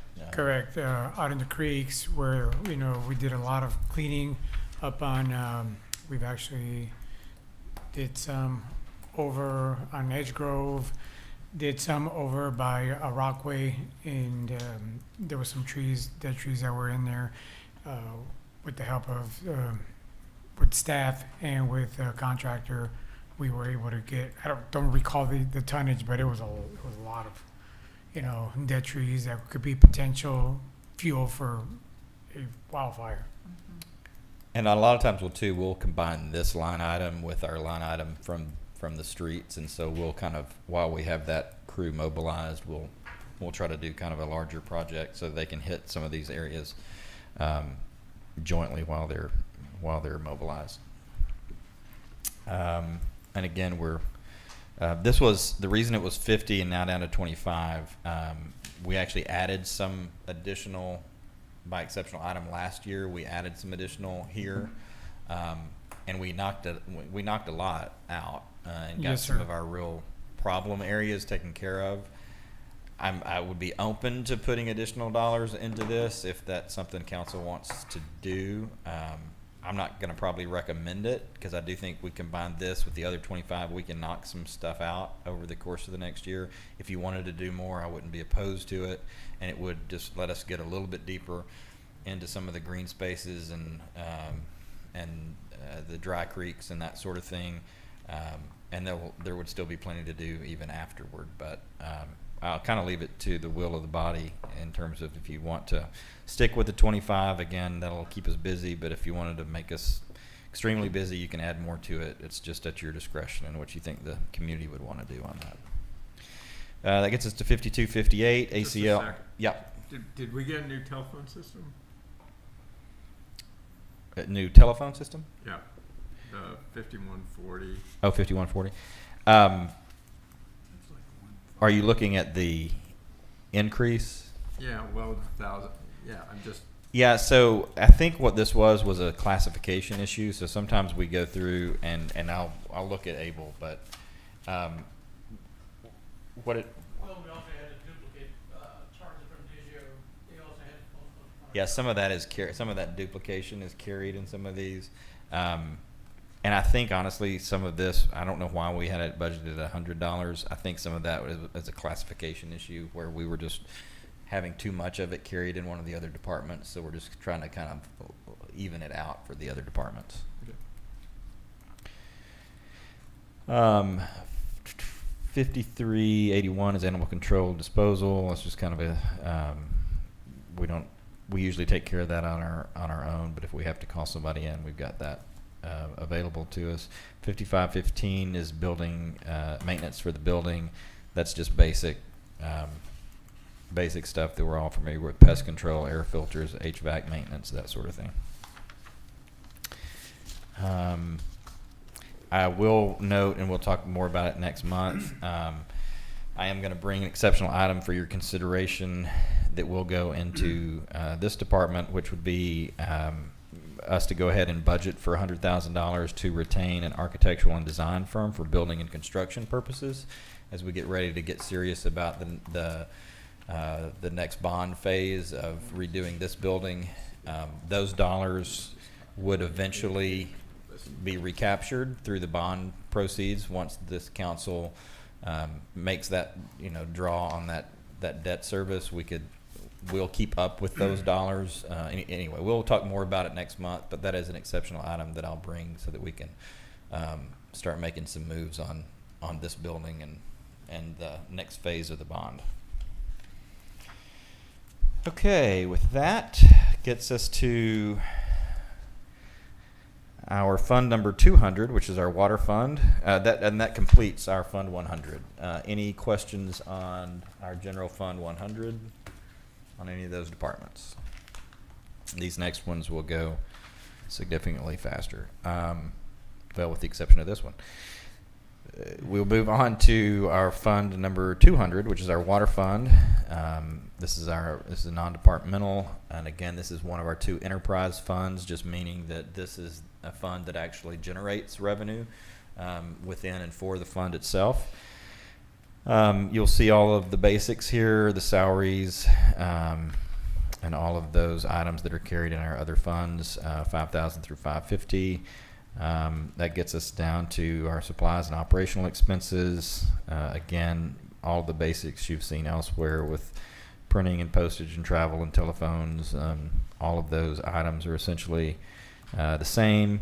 I'll pause. Well, 5166 is a major line item here. This is This is where we allocate expenditure for our year-end replenishment of materials and supplies. So we keep inventory, kind of in stock so that Izzy and his crew can make needed repairs, and we can work with Crossroads if they have to pull something off of our shelf to go make repairs and that Yeah, sort of it'll thing. keep the price down where Crossroads has to actually go and, they charge us time and, driving, they charge us. So if we have them already here on hand, they use it and then they replenish without having to charge us for it. So that's where we carry that. If you end up looking at the budget, you'll see that we haven't spent anywhere near this amount, and the reason for that is Izzy judiciously waits toward the end of the fiscal year and then does that replenishment of those of that inventory kind of toward the end of the budget cycle, so that we kind of catch everything for that year. So it will be about that amount of money. And we don't really run over on that because you just spend what you have to replenish the inventory, right? That gets us to 5167, which is our administrative fee. This is our statutorily allowed 5%. So we just take about 5% of our water sales revenue, and we're allowed at the end of the year to transfer that into our general fund for administration of the enterprise fund. So it's highlighted because we have to wait to make our final decisions on what those projected, or we base that on actuals, and so we'll see what that amount is to determine what the transfer is. Gets us to 5168. Transfer to utility billing. This will match. It's half of the total expenses in utility billing department. So our utility billing department is paid for out of this enterprise fund 200 and enterprise fund 800, which is wastewater. So we have expenditures here and there, and those are what go to the utility department to pay for our utility billing department. But it has to be accounted for as an expense here. That gets us to 5171, which is an equipment purchase. This is the GPS receiver, and it will be split between water and wastewater. This is a one-time purchase. You want to tell us, just because it's cool, Yes, sir. what this is? So the GPS receiver will actually, when we're out there and we find new lines or new valves, or we're trying to decipher how to shut down a water system when there's a main break or a line strike, we'll then go ahead and send the signal up to satellites, and it'll go ahead and receive and keep all that data, which we can turn it into the engineers. They'll go ahead and download it and update our GIS. Instead of us having to step it off and Yeah, we're like, man, it's maybe 20 steps from that clean out, and yes, we're getting there slowly, but we're getting there. yeah. Let's see. The rest of these are relatively basic. Safety equipment, equipment rentals, materials, meter replacements. 5195 fire hydrant and maintenance and replacement. We started budgeting 5194 a few years ago. We budget every year to replace at least 2 of our hydrants. We've kind of had that on pause for the last year or so because we're still we want the CIP to get wrapped up so that we can get our pressures correct in the upper and lower levels. Once we kind of get that the way we need it, then we'll kind of circle back. I think we've done some pressure tests and actually have done some of the repairs on some of the hydrants. I think we did find some problems in a few different locations. Correct. And once the new PRV valve goes over on over on Bee Cave roads, that should help balance out, and hopefully we'll try and get this water pressure worked out once and for all. And in the meantime, we'll continue to budget for a couple of these replacements a year. Vehicle operations, again, is just gas. Maintenance and repairs, pretty straightforward. That gets us to our contracted services in this department. 5233 is one of our larger expenditures for our Crossroads contract. That is our basic retainage contract with Crossroads. It's by contract, and I think it stays about the same.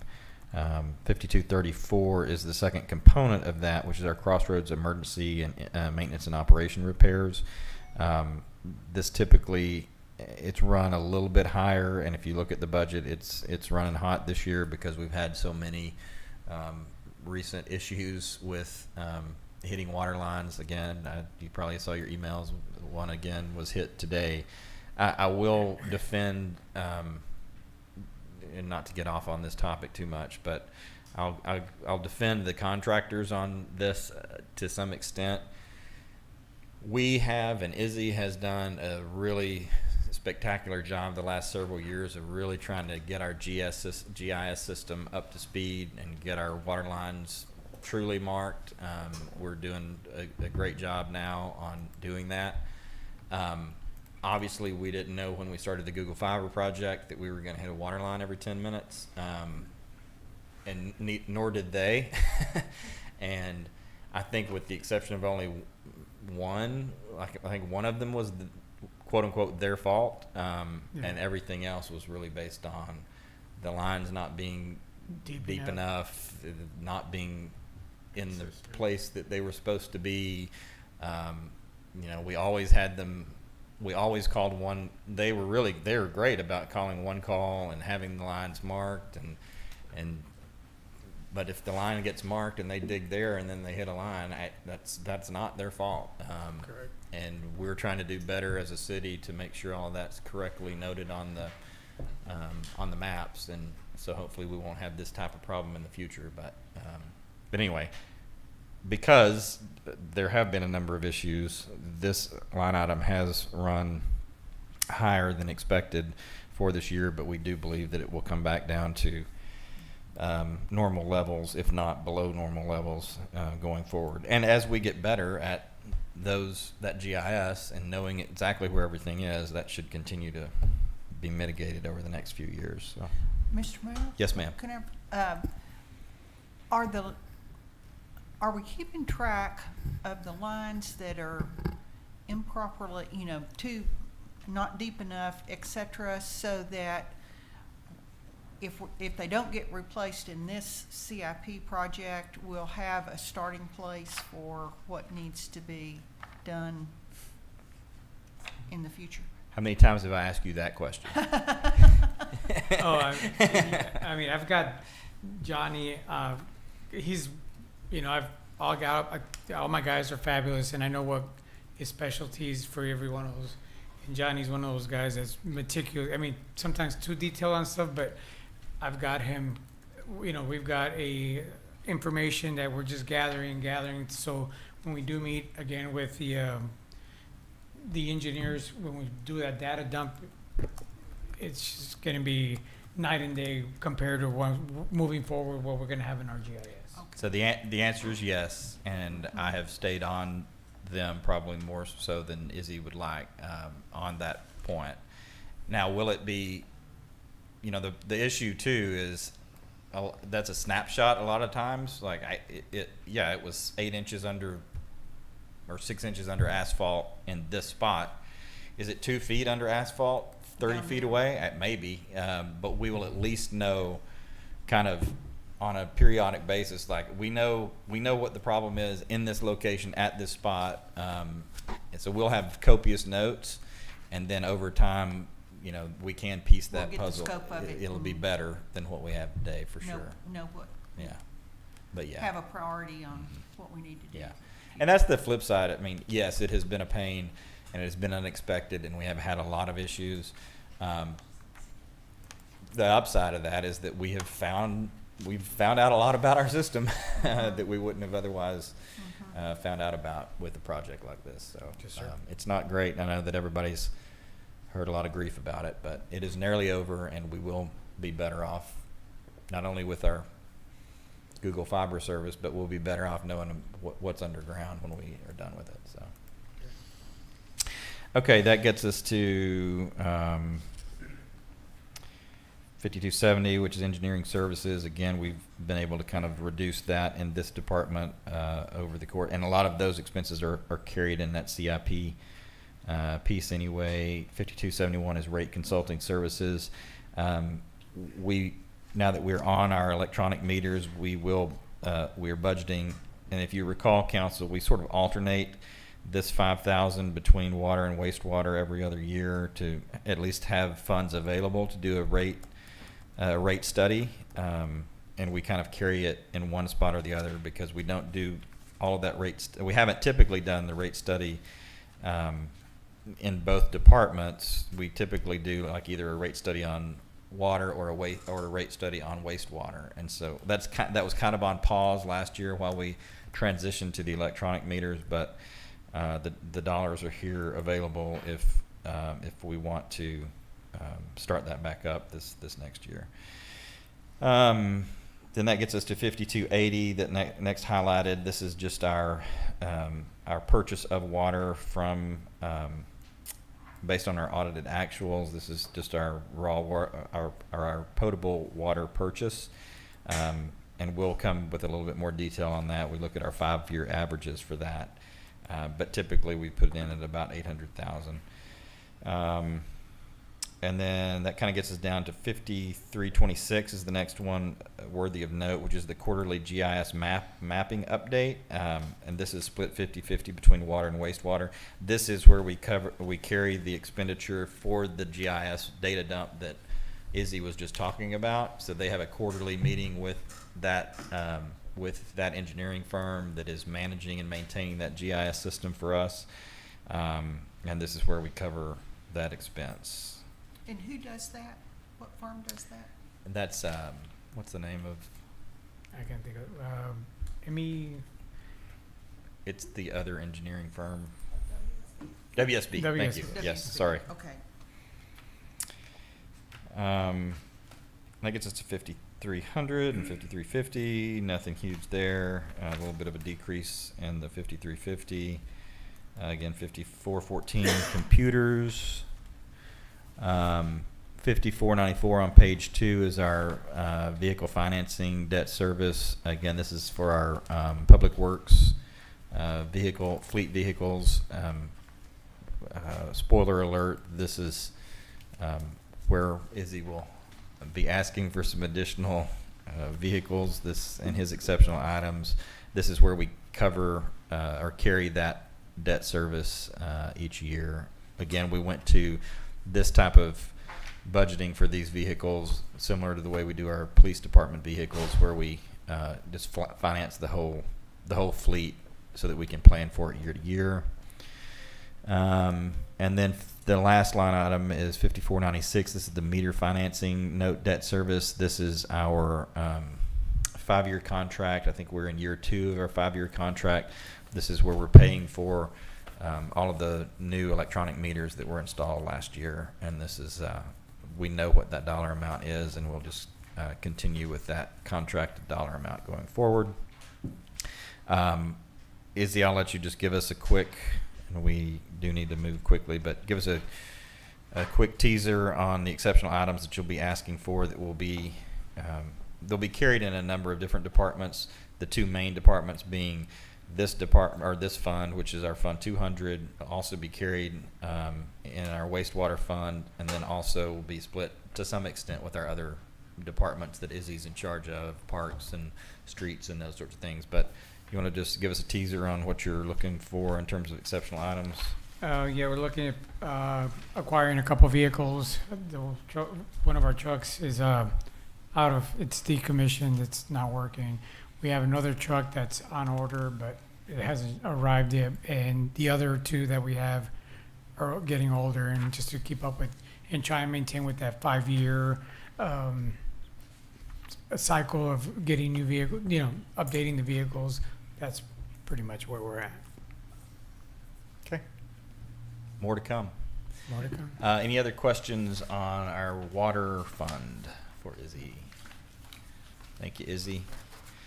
With that, we'll move on to our next fund, which is Fund 301, Street Maintenance Department 60. This is our transfer to our street department. So again, this is this fund is where we carry our major expenditures, and it's just basically a transfer out.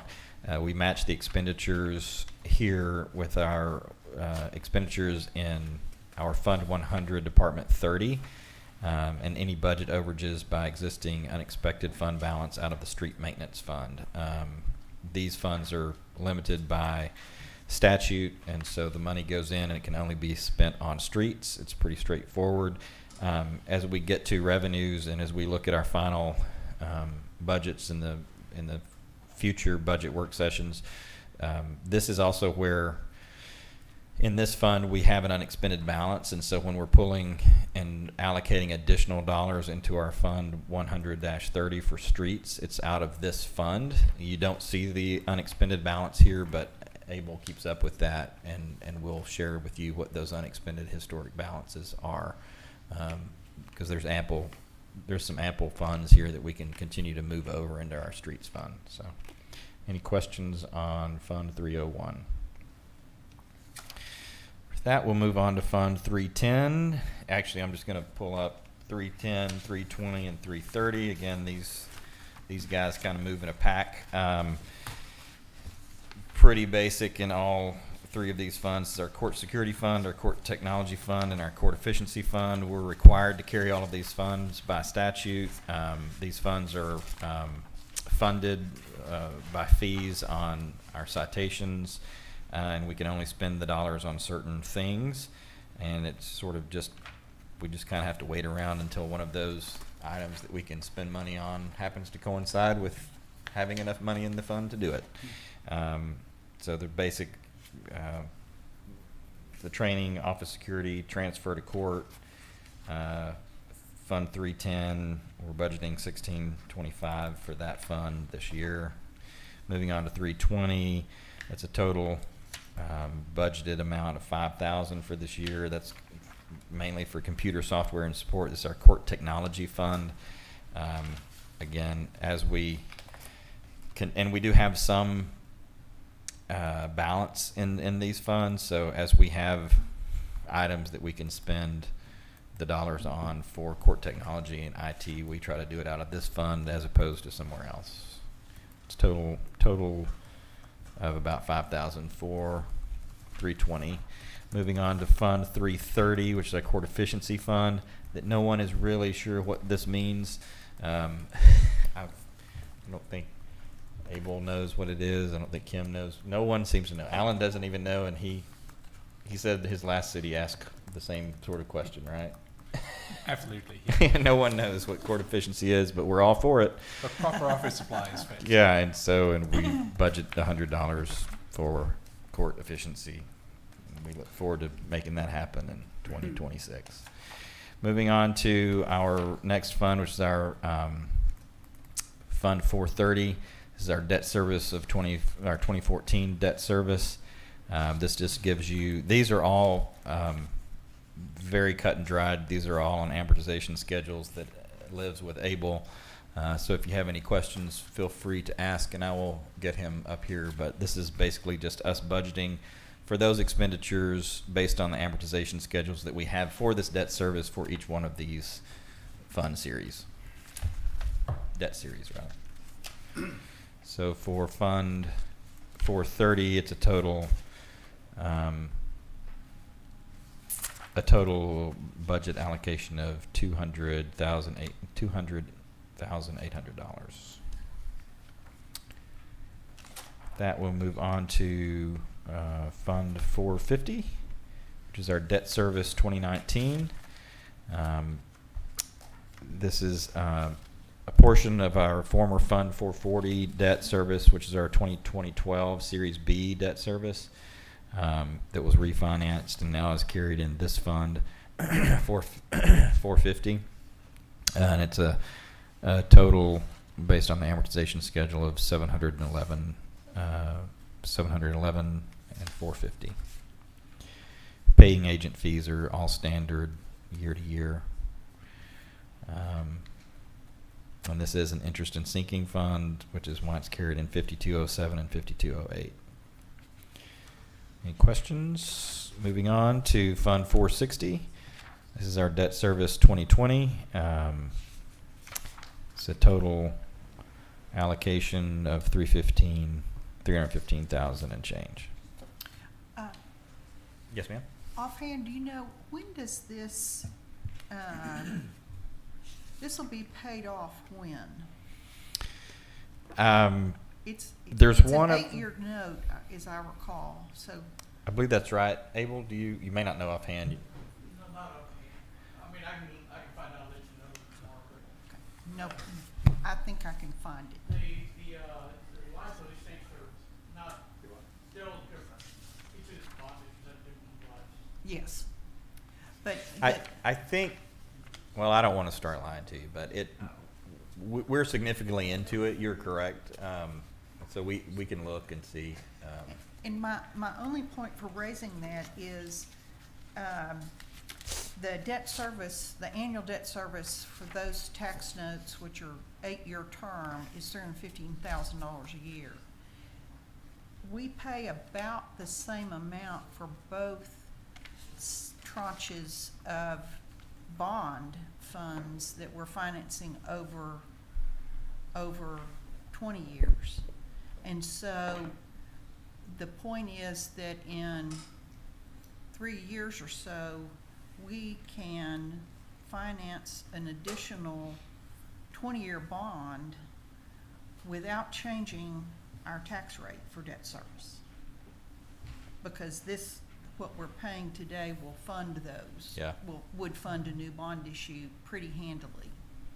So when we're thinking about the city hall and any work we need, additional work we need to do on the water system, keep in mind that we're gonna have a source of funds. Yeah, no, that- Assuming we pass a bond issue for it, but we'll have a source, we can do it without an increase to the Right. tax rate. Yeah, no, I think that's a great point and one that we should look at. Or we can reduce the tax rate. Or we could do, yeah, or that. And one of these other series, we don't have too many more years on either. Right. I don't remember which one it is. Right. The only thing you have to be concerned about, and I need to check it out, is the 23 and 24 bond issues, when the amortization schedules were designed, it was with that in mind. So where the debt service, total debt service, when one went away, the other picked it up. So the tax rate would be more or less the same. Okay, I see, Oh, okay. okay, Well, that is a good catch, Yeah. because I would have. yeah. But I think that's a great point. That's a great point. I think what we need to do once we settle out on some of our projects too, we probably need to look at all of it and talk to our bond counsel and see if there are some savings to be had at some point. All of the dollars that we have borrowed were at really good rates, especially based on today's Yeah. environment. So Right. it may be a while before we have an opportunity, but let's do keep that in mind for sure. Okay. That gets us to Fund 470, which is our debt service 2023.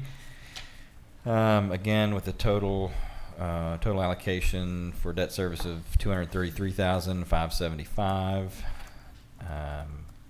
That gets us to Fund 480, which is our 2024 debt service that Abel was just mentioning, and that's a total of $108,050 for that debt service based on the schedules. That gets us to our Fund 701, which is our capital projects. Again, this is sort of our this is our clearinghouse for our CIP funds. They go into this fund before they get expended, so that we can keep appropriate records for those expenditures as they go out and get added to our other debt service. Gets us to our 702, which is our drainage fund.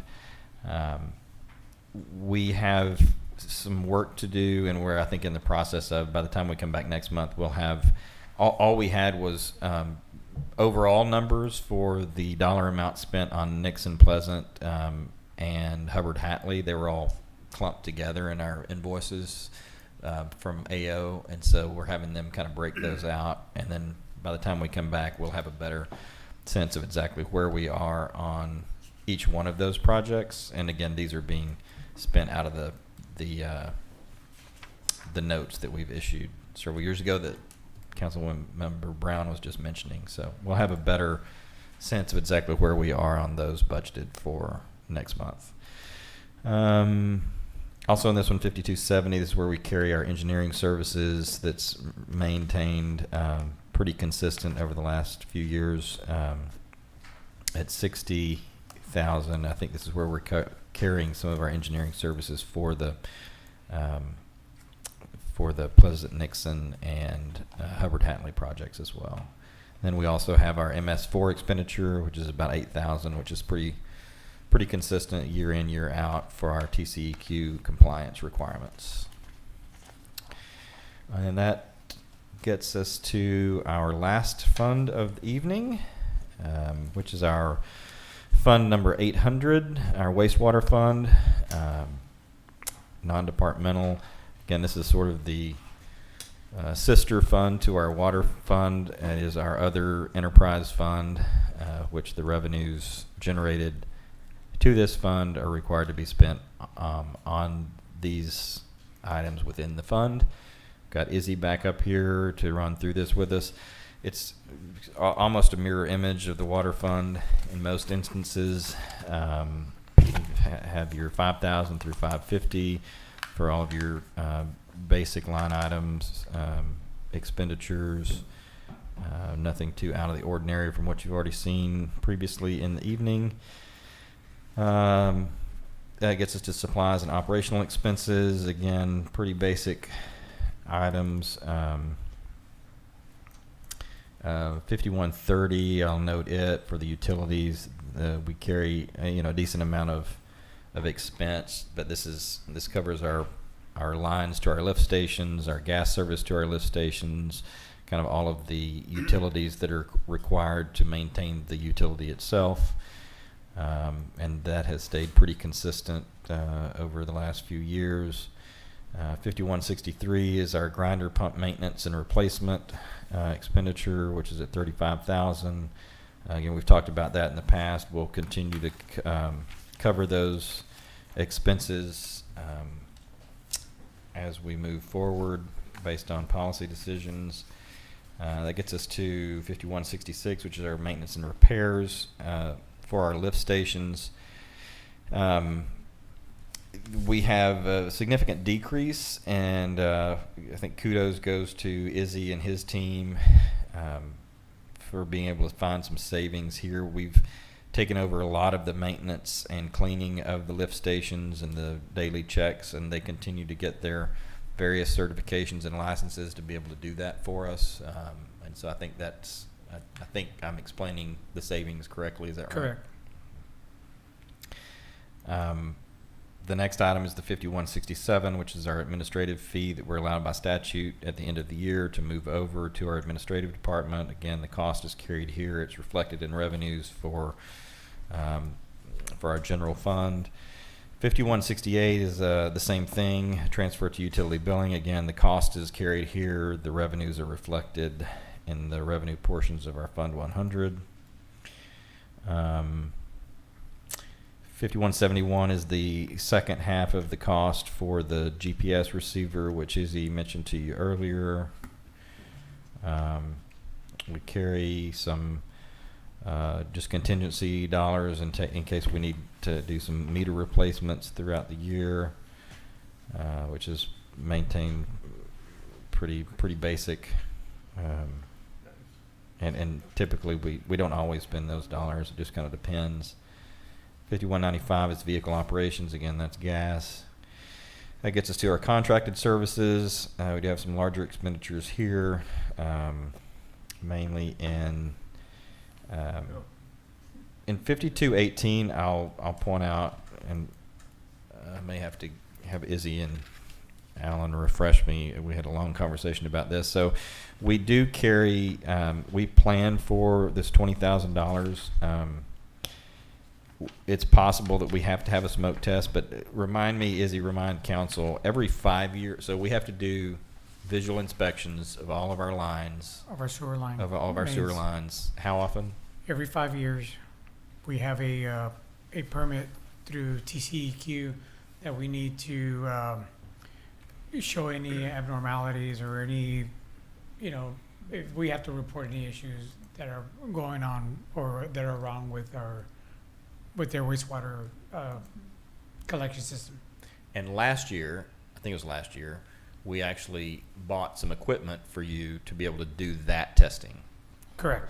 And that allocation and that expenditure that we made then is going to basically save us significantly over that 5-year period for that TCEQ compliance. About 150,000. Correct. However, if that inspection turns up a problem, we would have to do a smoke test. Is that correct? Correct. And that, And maybe it won't happen, yeah. and hopefully it doesn't. But if it does, we would have to have funds to do that smoke test. And that gets me back to the punchline, which is line item 5218, which is a $20,000 budgeted line item for that smoke test that may or may not happen depending on The whether we inspection. find a problem. That's correct. So that's what that is. Maybe it gets spent. Hopefully it doesn't, but that's what it's there for. 5233 is our Crossroads contract. Again, this is based on actual for our wastewater portion of our contract with Crossroads. 5234, again, a mirror image of what we saw for our emergency maintenance and operation repairs. Again, hopefully we continue to decrease this number over time, but it is a contingency for our emergency issues that may creep up in our wastewater system. Still waiting on numbers to come back on insurance and vehicle insurance.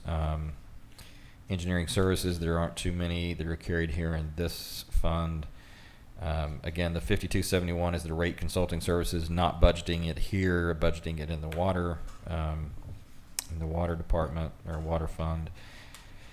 5290 is our wastewater fees.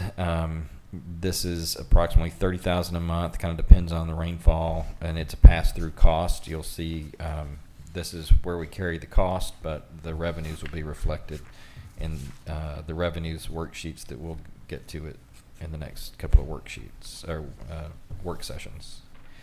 The 5292 is industrial waste surcharge. This is again a pass-through. This is a cost, and this is where we carry it, but it is calculated by City of Austin utilities and reported to us, and this is where we carry it, and it is a pass-through. We recover those costs. Getting down to our miscellaneous and other expenses, 5326. This is the second half of the 50/50 cost that's carried between water and wastewater for our GS mapping update, which Izzy talked to us about a minute ago. And then on page 2, we have the second half of the vehicle financing debt service for our public works vehicles. Izzy talked to us about the exceptional items that we'll talk about for these two funds next month. And then that gets us to our final one, which is 5498, the meter financing debt service. Again, this is the second half of our 5-year contract that we have for the electronic meters. And that is your report on this fund. Any questions on Fund 800? Quick question. Sure. On the wastewater fees, 5290, how does rainfall affect that cost? I'm sorry? How does rainfall affect that cost? Abel's the one that I think knows more about those It was specifics. the wastewater fee, which is based on the quantity that, Well, it depends because that's, the city of Austin charges us that, and it's kind of tied into how much water we buy from them. So rainfall, you have a lot of rainfall, you're gonna buy less water. You have no rainfall, you're gonna buy a lot more water, and that impacts how much the city of Austin charges us for the wastewater. It's more about the formula, less about the actual effect. So if they're using more. so there's no actual monitoring of the wastewater that they treat? Like I said, it's tied into how much water you purchase. Well, right, that's my question. So they're not monitoring the Correct. wastewater that is actually treated? That's correct. That's correct. Well, that's probably not a good thing for us, because there's prob- probably a lot of that water that doesn't go down the sewer. Probably also correct. Well, and yeah, and especially now that we have the electronic meters, like that very well could be a part of a rate study that we could maybe have them look at that piece of it, even though it's not Right, part of. yeah. Yeah. Okay. Interesting. Good question. All right. Okay. Anything else? All right, council, thank you for your patience. Thanks, everyone, for your patience. We're a little bit past schedule, but if you have any questions, feel free to reach out. This does get you through and represent our base budget for the next for our next fiscal year. If council has any ideas related to exceptional items that are on your mind that you think would be worthy of expenditure, feel free to get those to us, and staff can help you work up an exceptional item sheet and an explanation for any of those items. We will bring next month the exceptional item forms for all of those items that staff is recommending or that I'm recommending, and we'll combine those with anything the council wants to recommend, and we can obviously help you determine which fund it would go in, which department it would go in, all those sorts of things. So don't feel obligated to figure that out on your own, but if you have anything, feel free to bring them. We'll work through exceptional items next month and give you some time to digest those before you're asked to make decisions on them at the meeting after that. If you could have at least an idea, if you have any exceptional items, if you could try to get at least put us on notice by July 7th, that would be great. And then we will plan on having our next budget workshop meeting on July 16th, where we will go over those exceptional items. And we will also at that meeting talk about our initial revenue estimates. So at that meeting, we'll talk about revenues and exceptional items. You can digest all that for the next 30 days, and then we'll make some more informed decisions after that. Any questions? All right. Thank you, council. With that, it is Thank 7. you, Mayor and City Administrator and staff. You're very welcome, and thank you for reminding me to thank staff. They all did a great job. They were all very prepared and did a great job in doing their initial cuts and then singing for their dinner for any of their exceptional items. They did a great job, and thank also to Alan. He really jumped in and he didn't complain at all about our budget process here. I'm anxious to see what he thinks about it at some point, but I've been through worse. a glowing report. All right. With that, we will take a 5-minute recess and or 7-minute recess and come back at 7:25.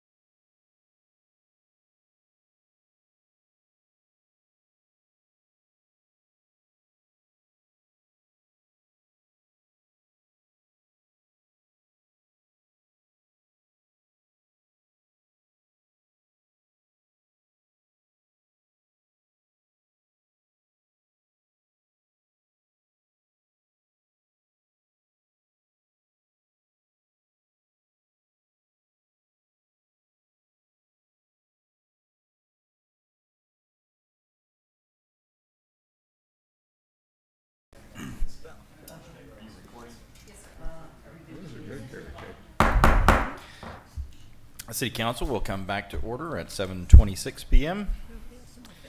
And we will continue on with the agenda. And having completed our budget workshop, we will now go to our public comment section. Anyone wishing to testify on items not on the agenda, please speak up. Do we have anyone? Okay, with that, we will move on to agenda item number 3, presentations. Presentation and update on the grant application to the Motor Vehicle Crime Prevention Authority, MVCPA, for fiscal year 2026, SB 224 Catalytic Converter Grant Program. And I'll recognize Chief to talk to us about this. So as we discussed last time, there was a grant that was available. Prior to the submission of the grant, I contacted them and let them know that we would have a delayed resolution. And at that time, I was advised no issues. They're going to put an extension on our grant, our application, and to go ahead and submit it. So the grant was submitted prior to deadline, and then we received notification that our grant application was denied due to that delayed resolution. So unfortunately, I have been in contact with, I sent another email. I believe for full transparency, I was notified that they did have a 300% increase on applicants for this grant. So I do believe that this possibly was just the easiest way to kind of lower those applications and kind of weed some things out. But I am still in conversations with MVCPA, but unfortunately, I do not see this going in the direction that we had hoped. But I will definitely keep you guys updated. Everything, like I said, was submitted on time. Unfortunately, that's the decision that was rendered from them. Okay, thank you, Chief. Any questions for Chief? Good try. Yep. Good try. Okay, thank you, Chief. And with that, we will move on to the consent agenda. Happy to take a motion. Move approval of the consent agenda. We have a motion to approve the consent agenda by Ms. Hudson. Is there a second? Second. Second by Ms. Brown. All those in favor say aye. Aye. Opposed say no. 5 ayes, no nays. Motion carries. Thank you, council. With that, we'll move on to the regular agenda. Agenda item number 5, consideration and possible action on approval of a water conservation plan and a drought contingency plan.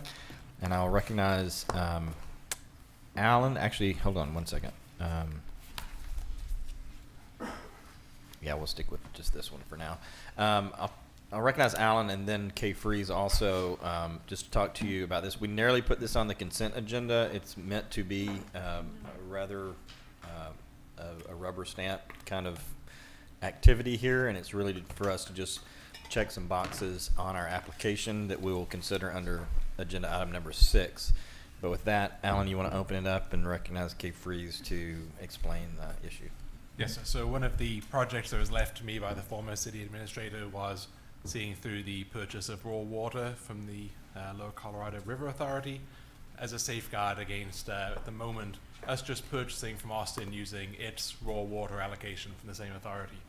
So I've taken over that to the extent that I am. Obviously, the city engineer is the ones handling it, and I've just been interacting with them. There are 2 exhibits in that application to the LCRA.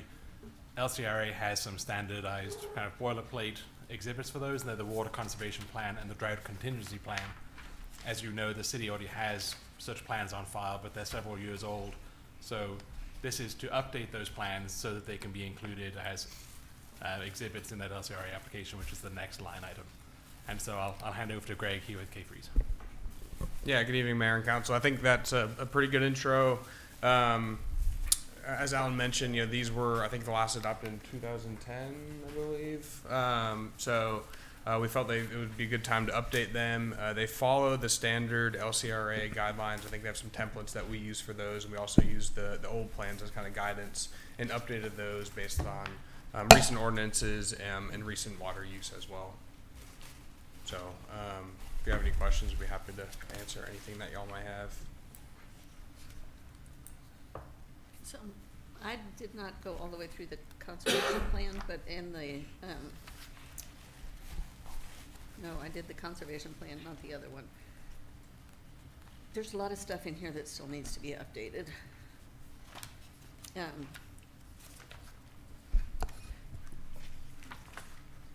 References to wastewater treatment processes and,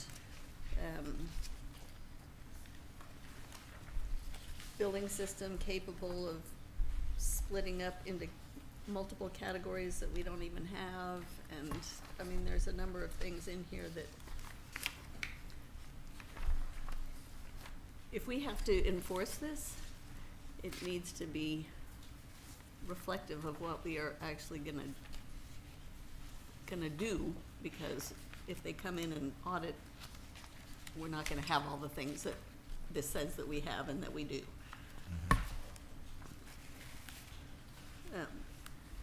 And design standards and the landscape conservation standards, I mean, it's written as requirements, and it's got limits on the amount of landscaping that can be covered with sod and, or turf, and it's like, is that even appropriate for the lot size in Rollingwood?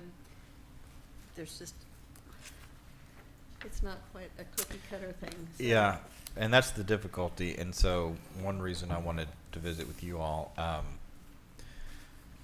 how much flexibility, I mean, this is kind of based off the template, the LCRE template, right? And so I don't know how much flexibility there is in that template, or how basic LCRA is willing to have it. I mean, at the end of the day, we have to have something to be able to complete the application process. So, I mean, I don't know the answer to that. Yeah, we can certainly. They are just. Come on up. And if you would, come up and identify yourself. I'm Phil Williams with K. Freeze and Associates.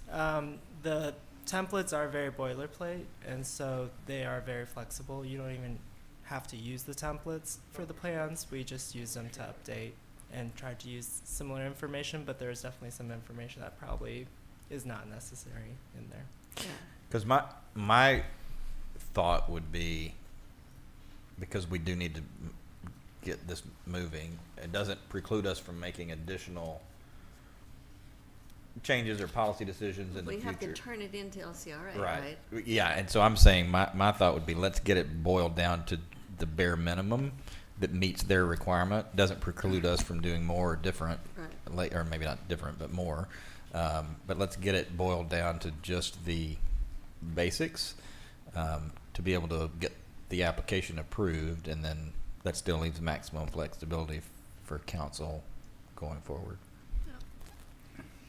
Well, I mean, there's references to golf course watering and hotels and stuff that we don't have, and the watering schedule and the drought plan doesn't match the watering schedule and the contingency, you know, I mean, there's just a lot of stuff that's Yeah.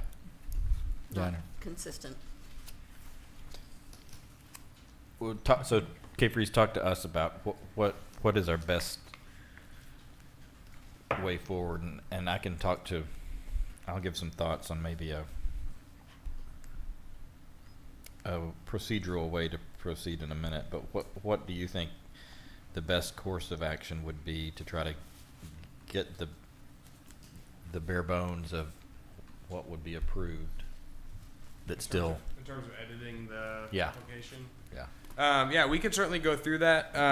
You know, we could certainly even have a conversation with our contact that we've been working with at LCRA just to make sure there's no concerns that they have with stuff that we're taking out, just to make sure we're not submitting something that they're gonna. that's where I am. Like, Yeah. can we just talk to them and say, hey, what do you need here? Yeah. We don't have golf courses. We don't have, Yep.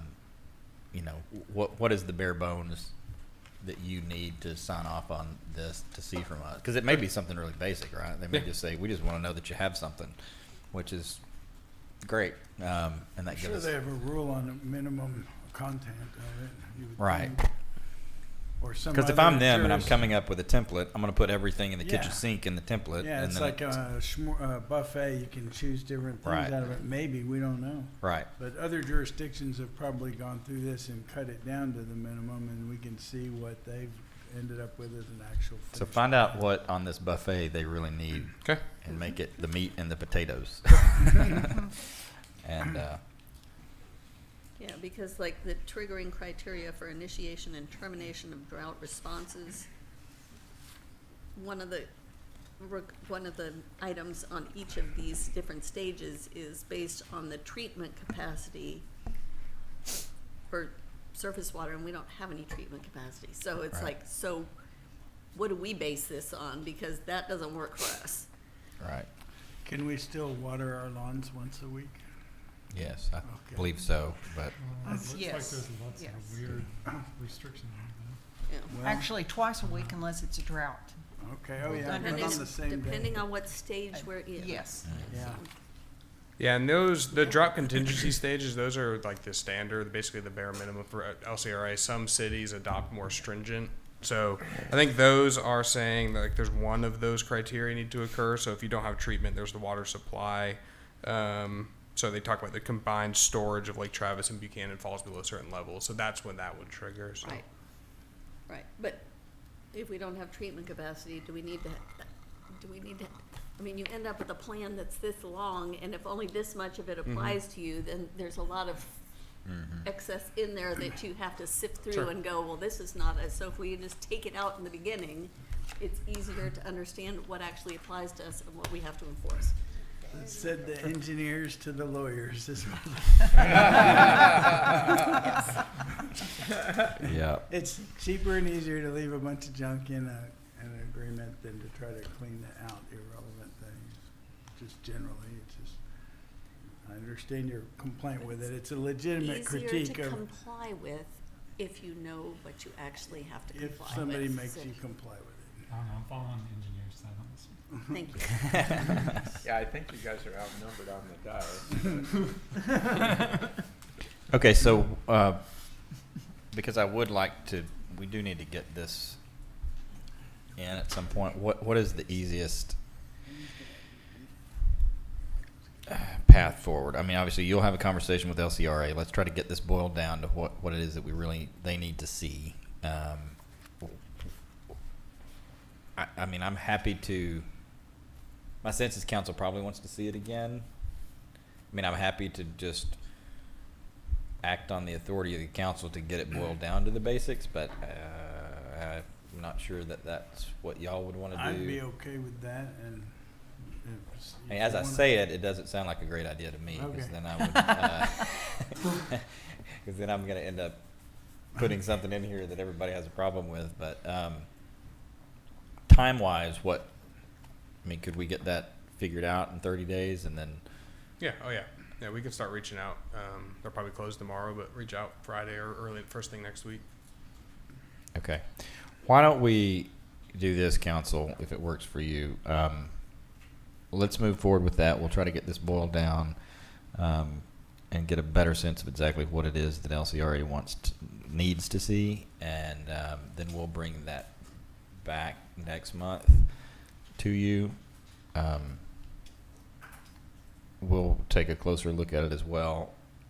Sarah or anyone else on council, if you have anything that you want to flag, and we'll do the same, but let us know if you see anything in it that clearly isn't applicable, and then we'll kind of work from there, and we'll try to bring back a more streamlined version of it next month. Does that work? And for K-Freeze, I know the mayor said 30 days, but if you can get it in 3 weeks by July the 9th, Oh, sure. Yeah, I think the absolutely. city secretary would be happy. Our with goal that. will be to get it back as soon as possible, so y'all have time to review and make sure you're good with it before we bring it back. Perfect, thank you.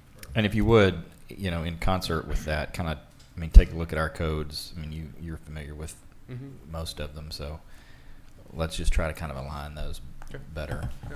I mean, I could kind of go either way on it. I was kind of coming into tonight, I was sort of in the position of Councilman Glasheen of like, just put it all in there and we'll sort it out later. but I'm not passionate about that approach. Like, it's probably better to do it the other way if we can, so. Sure. Okay. Okay, that's your homework. Okay. And with that, we will move off of agenda item number 5, taking no action, and I will also I'll call up agenda item number 6 and recommend that we take no action on it, but offer it up to the council in case you have questions or any comments on agenda item number 6. Consideration and possible action on approving the submission of the raw water application to the Lower Colorado River Authority. Any comments, questions? Again, I'll ask you to just take no action on this agenda item, but if you have any questions for Kay Freeze, feel free to ask. I just have one clarification. So I did catch a typo on the amount of acre feet per year that we purchased. It should be 500 acre feet per year.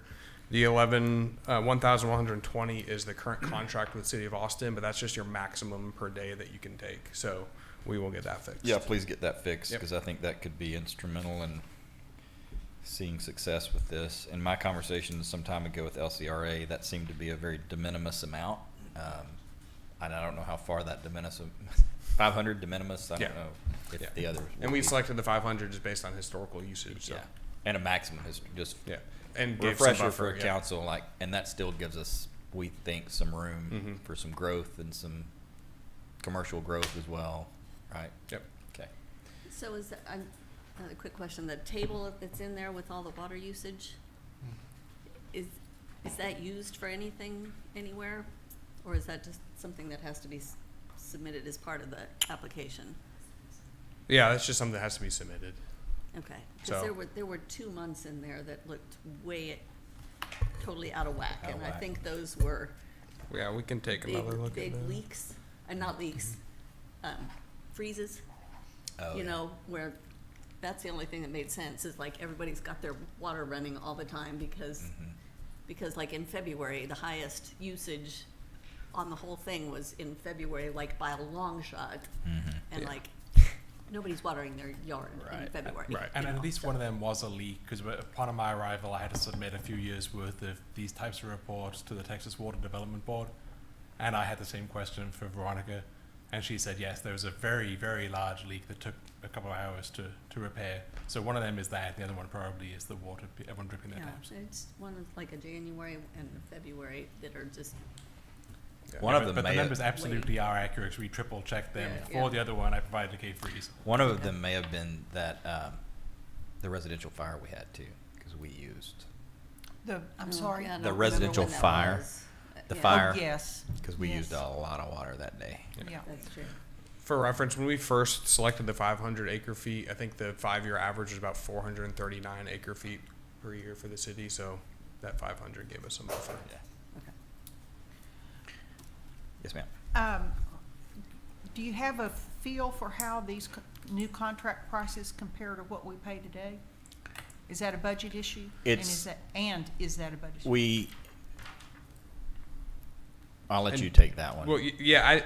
So for reference, for 500 acre feet per year, that's equates to $77,500 if you use all of your water, and that's at a rate of $155 per acre foot. I think my answer to your question is the problem's not going to be with them, with LCRA. The problem is going to be when we negotiate our contract with the City of Austin to treat said raw water. So Okay, I get it. that's, The raw water's not the cost. the raw it's water's not the treatment. cost, it's the treatment, yeah. All right, And so, just checking. and there, you know, there will likely be a negotiation and a argument with the City of Austin, but I think that's the next, we got to get the raw water before we can argue about how much it costs to treat it, so. Would, Theoretically, it should be less. At the end of the day, we should be paying less because we're paying a lot of cost that's rolled up into that City of Austin rate. would we? Theoretically, once we get the raw water and are just having them treat it and we're just paying for that, it should be on par or cheaper with more security for us that we will always have the water we need. I don't anticipate that that's how that negotiation is going to actually go, but that's how it should That'd be work. too- Do we have any feasible alternative for having them treat the water? No. No? No, I mean, unless you built your own treatment plant, but Well, I just didn't know what was involved, because like I'm having to do public water supply wells on property that I've got, like for,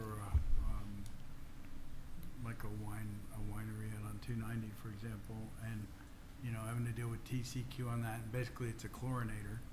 But, and I've seen it at smaller subdivisions that are done with MUDs, where they'll have their own chlorinator for, you know, a small subdivision that's a couple hundred houses. So I didn't know what was involved. If, you know, we're right by the Colorado River, I don't know where they take the water out of, but it wouldn't be an extraordinary thing to get water out of that river and chlorinate it, but I don't know if it's a lot more complicated than that. And the only reason I bring it up is not because I think we need to be building a water treatment plant, but just to know whether we have any leverage at all in the negotiation with the city of Austin. yeah, I mean, the TCQ requirements are pretty stringent in terms of the treatment that you would need to do for treating raw water, raw surface water. 'Cause So I know that's about $1 million for a rural subdivision, but that's well water, and this is different. It's pretty nasty water, I guess. Yeah. and there's a couple other communities in the area that are going through the same negotiations right now. The And that's, WCID. and that's, I think, Piggyback. that's I wouldn't consider it leverage today, but It sets the market. That's It's an the- established market. you know, if us and Westlake Hills and a few others at some point decide it's better to team up and do this in our own plant, like that's a possibility, but Scary. not even a discussion point until we have the raw water secured. So Right. And then Okay. you have to have some place to build it. that is correct, and there's only so many things we can do on Delana or Right.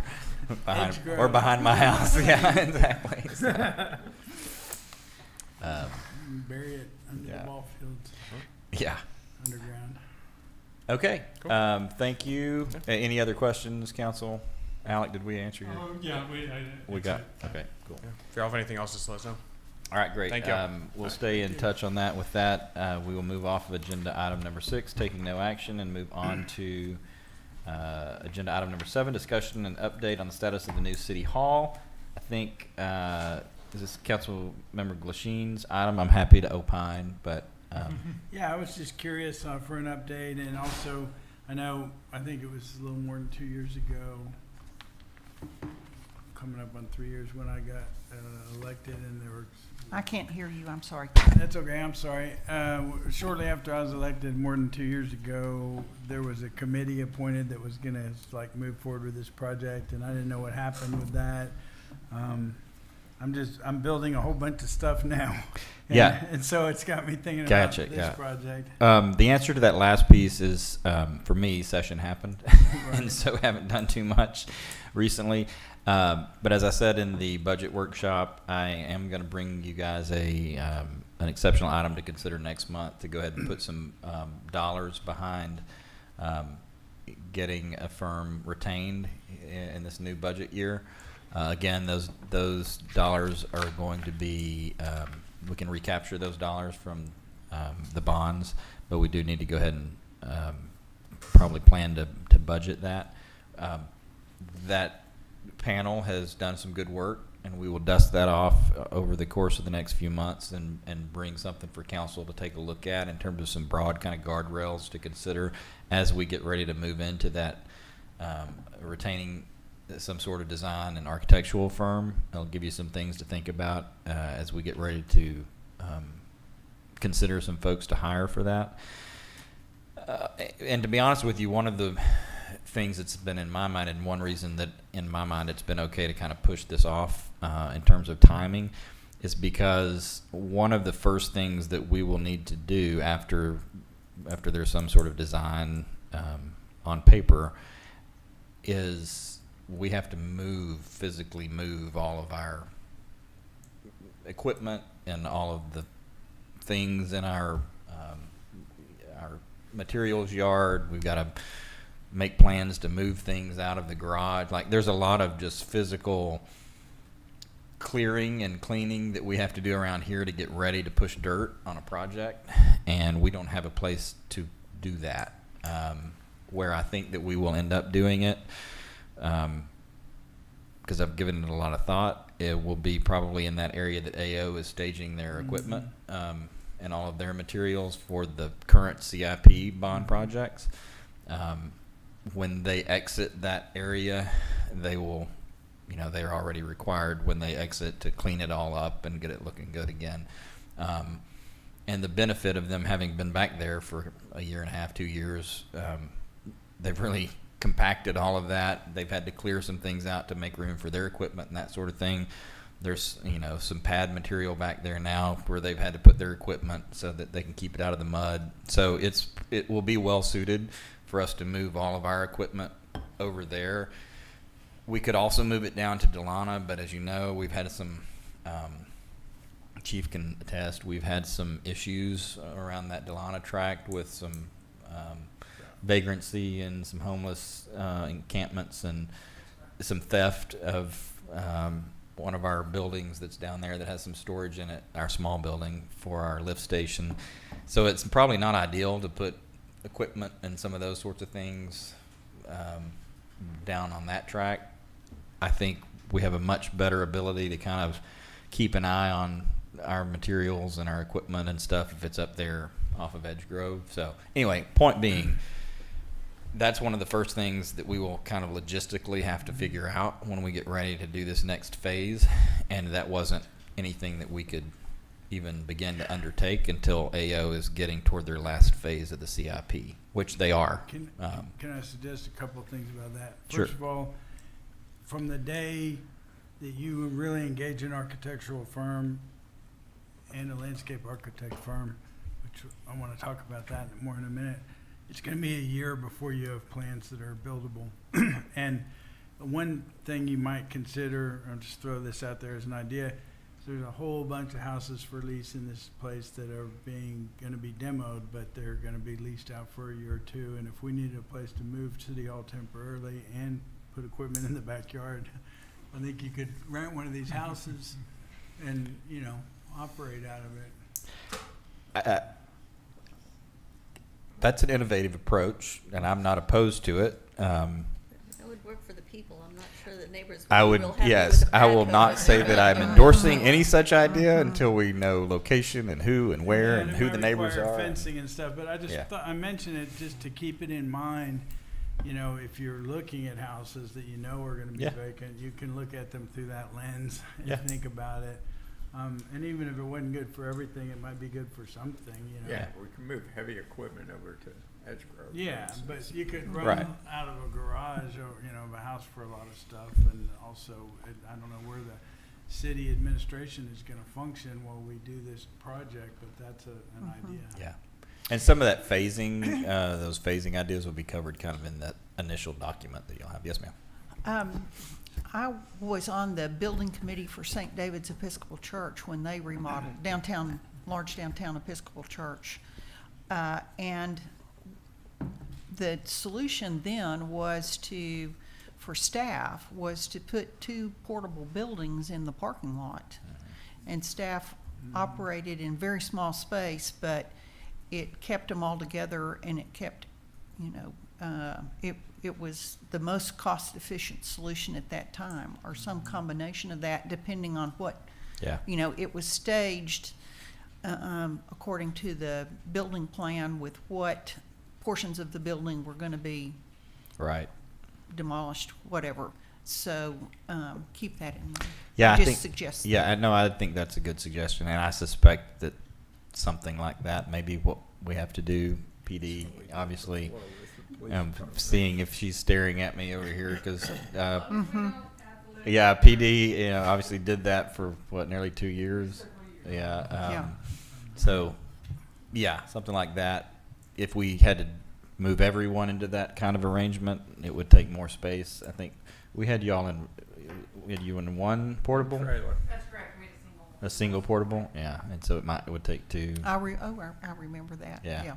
She doesn't like to Yeah. recall that, but I've got a couple other questions about that. yeah, go ahead. So do we have any, indication, has this committee that studied this done any report or? That's what reached I any hope to bring you conclusions? next, I hope to bring that next month. Okay. Yeah, I gotta get back with them. 'Cause Again, I'm we gotta, curious about whether, like, for example, the concept is to demo this building or Yeah, and incorporate it into a new plan. I think there's some broad stroke suggestions from that group. Again, I need to get back with them.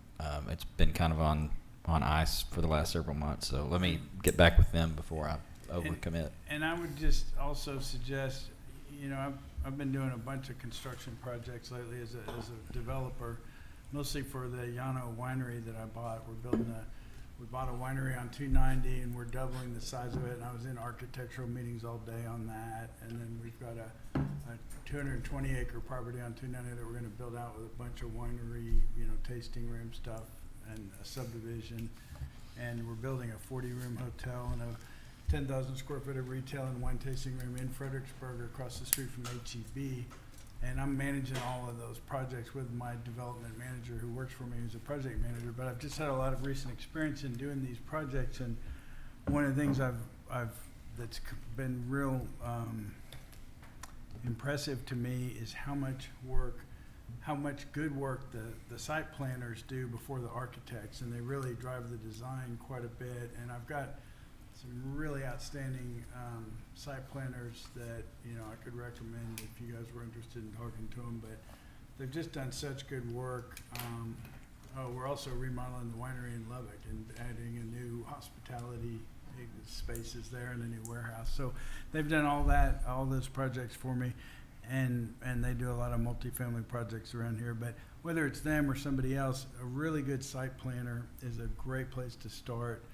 And then I'll tell you what I did on the architectural firm that I thought was really good for the hotel and winery across from HEB is I got the 3 leading firms that I could find that had done a lot of those, and I paid them $10,000 each to do design development, and they each came up with a concept and presented it along with their fee proposals. And so, you know, the fees, for example, on that project ranged from 1.2 to 2.4 million, and there's one in the middle. But then when they give you their design development work, they put a lot more than $10,000 effort into it because they want the job. But, Right. you know, it gets them into where they'll actually make you a presentation, give you a real concept, and then you get a real feel from that as to how well you like working with that architect and how much they get what it is you're trying to accomplish. And so anyway, it's just a suggestion. I'm not involved in the committee, but I know Council Member Brown is, and you're going to be talking to him. So I thought Yeah, I'm I'd gonna talk to him and pass that on. to And you. we've got obviously a couple of real professionals on there who have done some of that.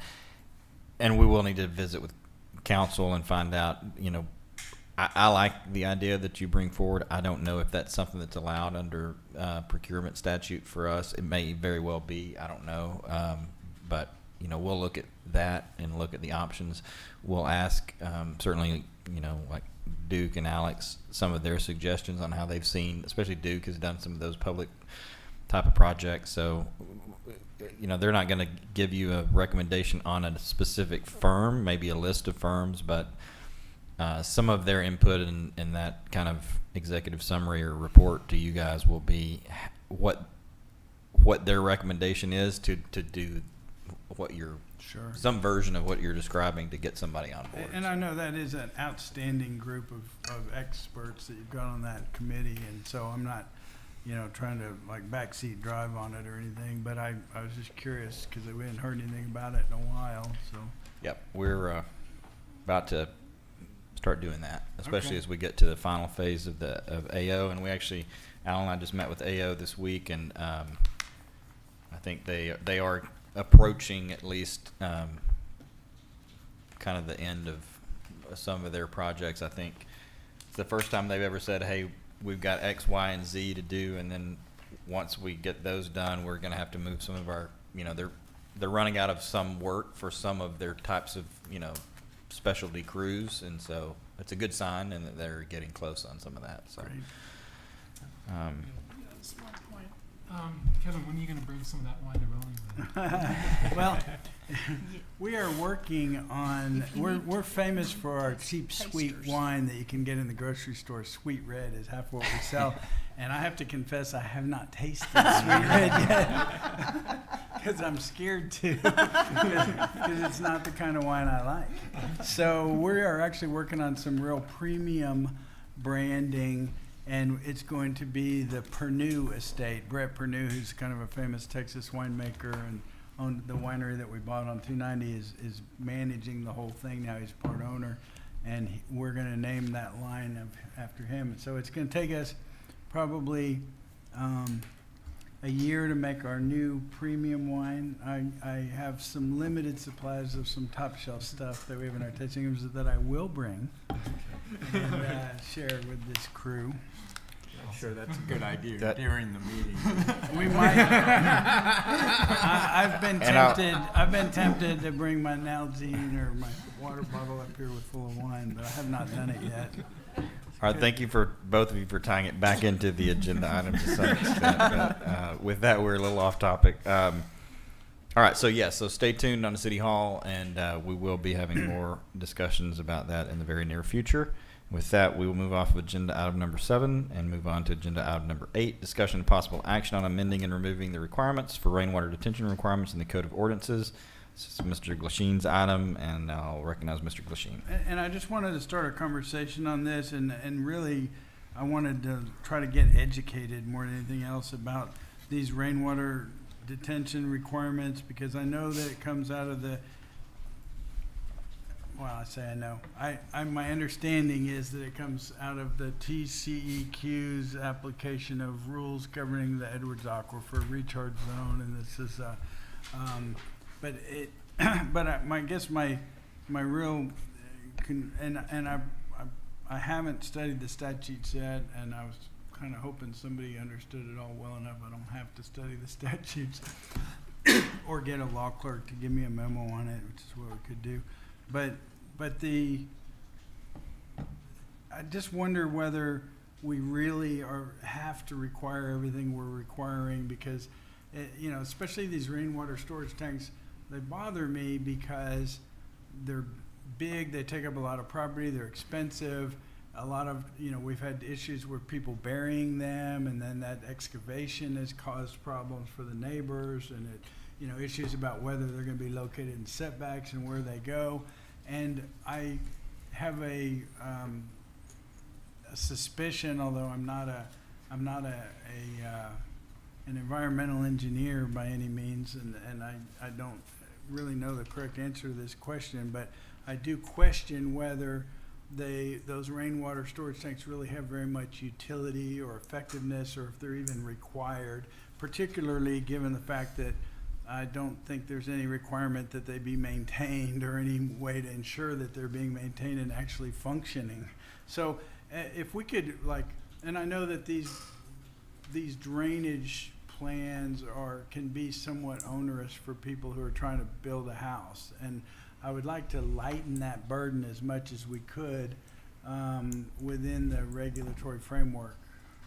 And I don't know if anyone knows how to do that. So I don't know how to do that, but I will say I fundamentally agree with you.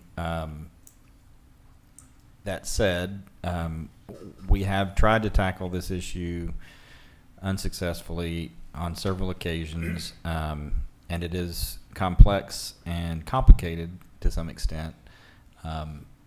We have had, and this has been years ago, some discussions with TCEQ about this. So to back up to your most basic question, yes, all of that's TCEQ. None of that's us.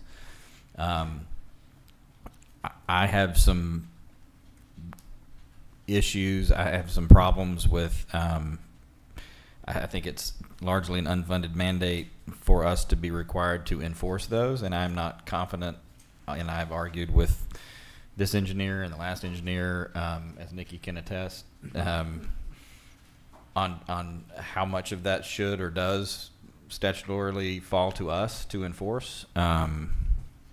Most of those requirements that I believe we are required to enforce are around illicit discharge, and I do not believe that the rainwater collection, that those are accomplishing. I believe that those statutes and those requirements and those TCEQ requirements over the recharge are meant to capture illicit discharge, and that illicit discharge is probably what we are required to help mitigate, especially under our MS4 permit. I agree with all of that, and I don't have a problem with all of that. To the extent, though, that then extends to a residential dwelling, I don't think that that's what the intent of those statutes are, or were ever meant to be. I think those statutes were intended to be around commercial use, and I think somehow, somewhere, they have been interpreted, to, at least for us, to be about residential, and I'm not confident that that's correct. That said, it's complicated, and there are legal issues wrapped up in it.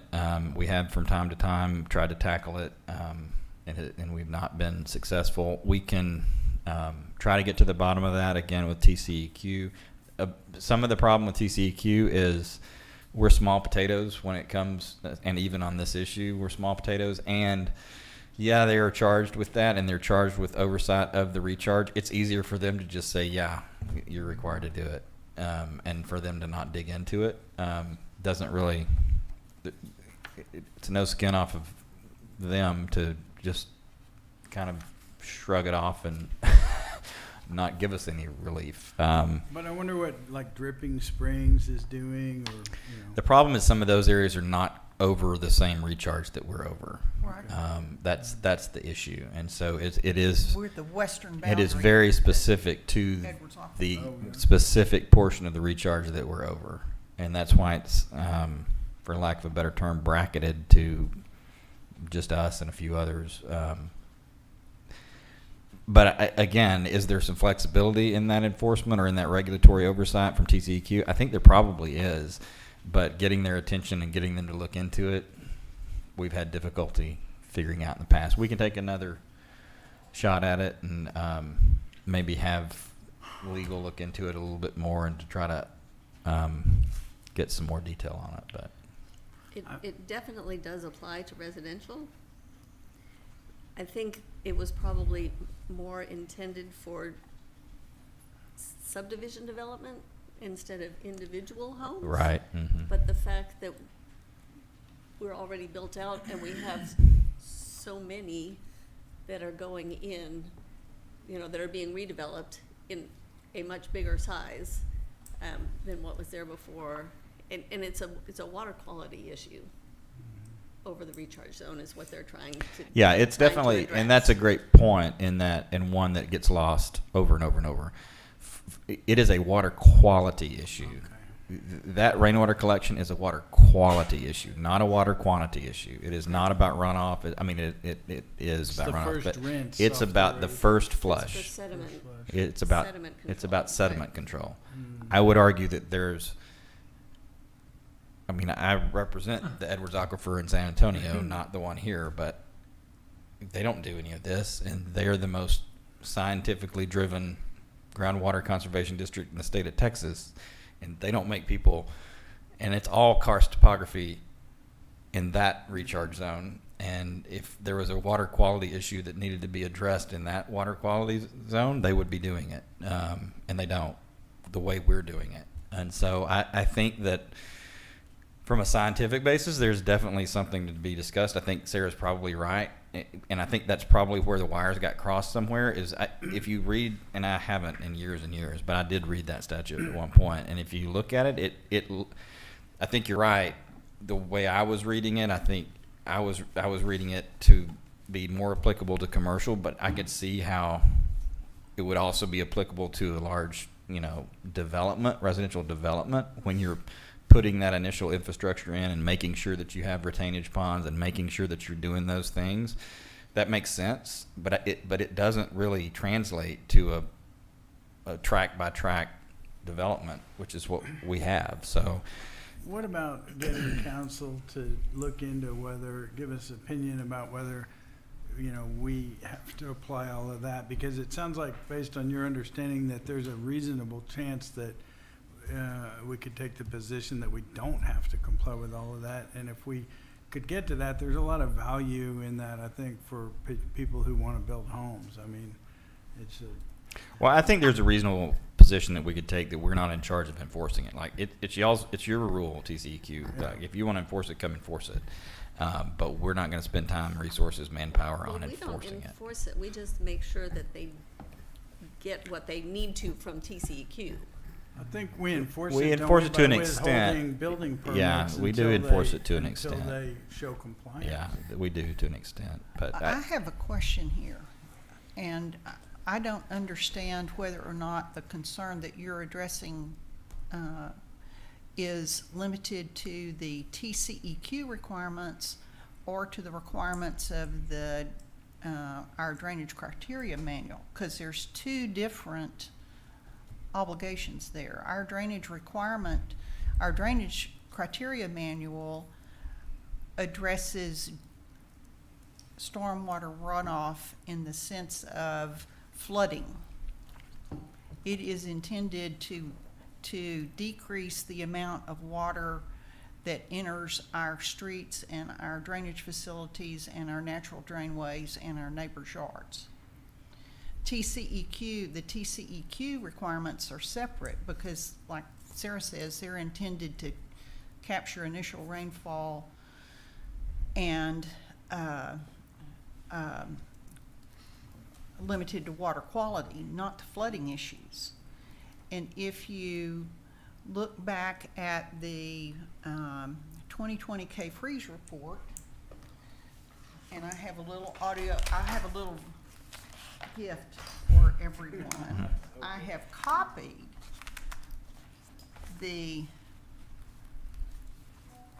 I'll send this down. These are the pages out of that report that address flooding in our city by area and by street. So I don't know the scope of what are you intending to, are you looking at repealing the drainage criteria manual? Are you looking at just the TCEQ requirements? Because they are two separate things under our code. I'll walk you through these pages. You know, when this study was done in 2020. let's pause there and because I would like the answer to that question, because I think what I'm hearing you bring up is more related to the rainwater collection. Yes, piece. that's right. It's the rainwater collection requirement. Okay, because I agree with Councilmember Brown. We use stormwater detention is the term that's used in the statutes and in the drainage criteria. So when you say rainwater collection, you're collecting rainwater both for TCEQ and you're collecting rainwater so it doesn't flood the downhill neighbor or our streets. So that's. Yeah, and I'm agreeing with you, and because I see the ships passing in the night. I'm agreeing with you, and I suspect that Councilman Glasheen does too. And I think he's more interested in the TCEQ piece, which it isn't really how it's posted for consideration tonight. Because I do concur with your assessment that what is in our drainage criteria manual and really what is fundamentally contemplated in the code is about the runoff piece, and that's different than Volume or quality? volume. Is the Volume, yes, not quality. Well, volume is that. Yes, my concern is volume. Right. Well, and I'm also concerned about quality, but Sure. my concern Me too. is that we. And I'll walk through where I'm coming from, if I could, with these maps and what's in that report. I'm happy for you to do that. I appreciate getting educated about this because I have limited understanding of it, and that was enlightening to me. I will tell you that my concern that was driving this is rainwater collection tanks on houses, because we've had issues with them, being buried, and I just have a gut feeling that they're not worth the juice isn't worth the squeeze, as they say, for rainwater collection tanks on every house. Because if you're doing excavations and they're big and they're expensive, and I suspect they're not doing much for for the flooding issue. Let's talk about it. The first page in this handout, when this was done, K-Freeze was asked to do a citywide survey and receive comments back from residents. So the first page here are the number of homes within Rollingwood that responded to that survey request regarding drainage issues. So you can see there's quite a number of residents who responded. These were public surveys that were received back. The second page is, takes those public surveys, whether it's yard or drive, and on it shows those that were yard or driveway flooding and home or garage flooding. The third page is the frequency of those issues, whether green is once every couple of years, yellow-green is once or twice a year, orange is 3 to 6 times a year, red is every time it rains. We have flooding issues from the volume of water that's from rainwater. Sure. The next page is the duration of the problem. Again, pretty widespread. The next page is flooding in rights of way. Again, pretty widespread.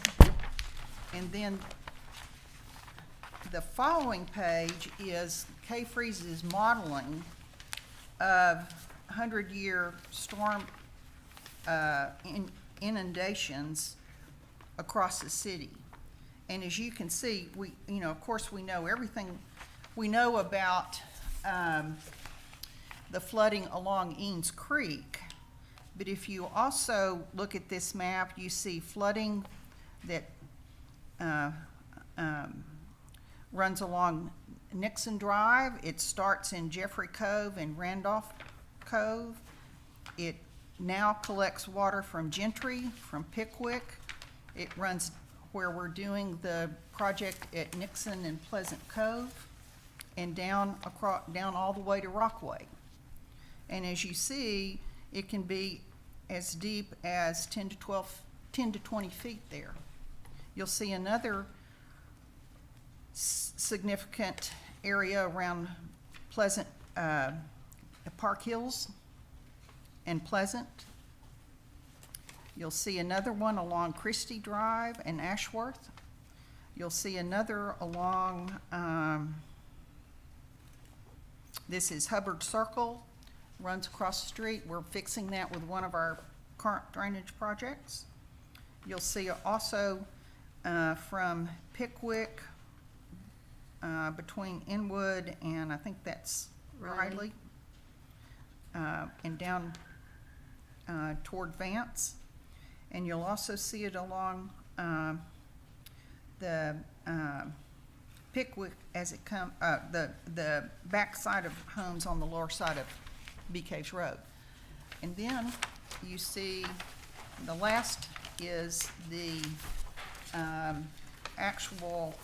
this was at the time the 100-year floodplain with depths of inundations through our community. And so when you look at the drainage criteria manual, which is what Rollingwood has adopted for its own flooding issues, the purpose of that is to control runoff from development during and after construction such that no development will result in additional adverse flooding impacts. It's not the same as the TCEQ requirements. It's to control flooding.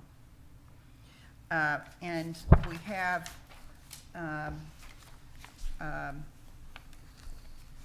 when the agenda item includes a consideration of the removal of the drainage criteria manual. So I just wanted to make sure that we're all aware that that manual addresses issues of flooding within the city separate and apart from what's required by TCEQ. Yeah, the agenda item is If- very broad. I was really concerned about rainwater storage tanks. And I don't know whether that's required in our drainage criteria. Well, they can manual. be storing water so that they're not discharging at a rate greater than the previous development on the property. So it was, if you look through this report,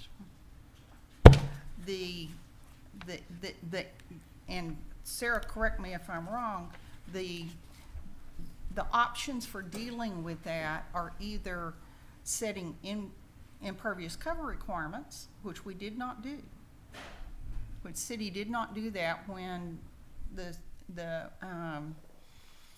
When sewer was put in. sewer, when we went from septic tanks to a sewer system.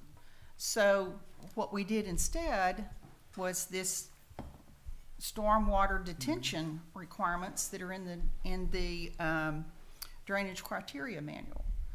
And so what that does is say that since we're not setting impervious cover, we're requiring the homeowner to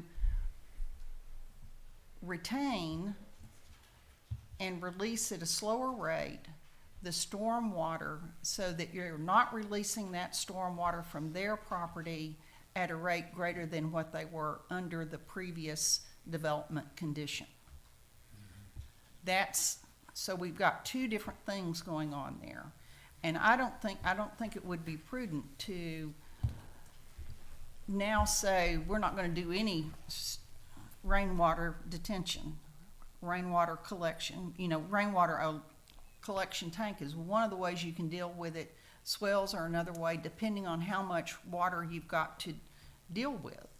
But we've had, we have a lot of properties that are potentially subject to rainwater issues. And we also have, in addition to TCEQ, there's the National Flood Insurance Program.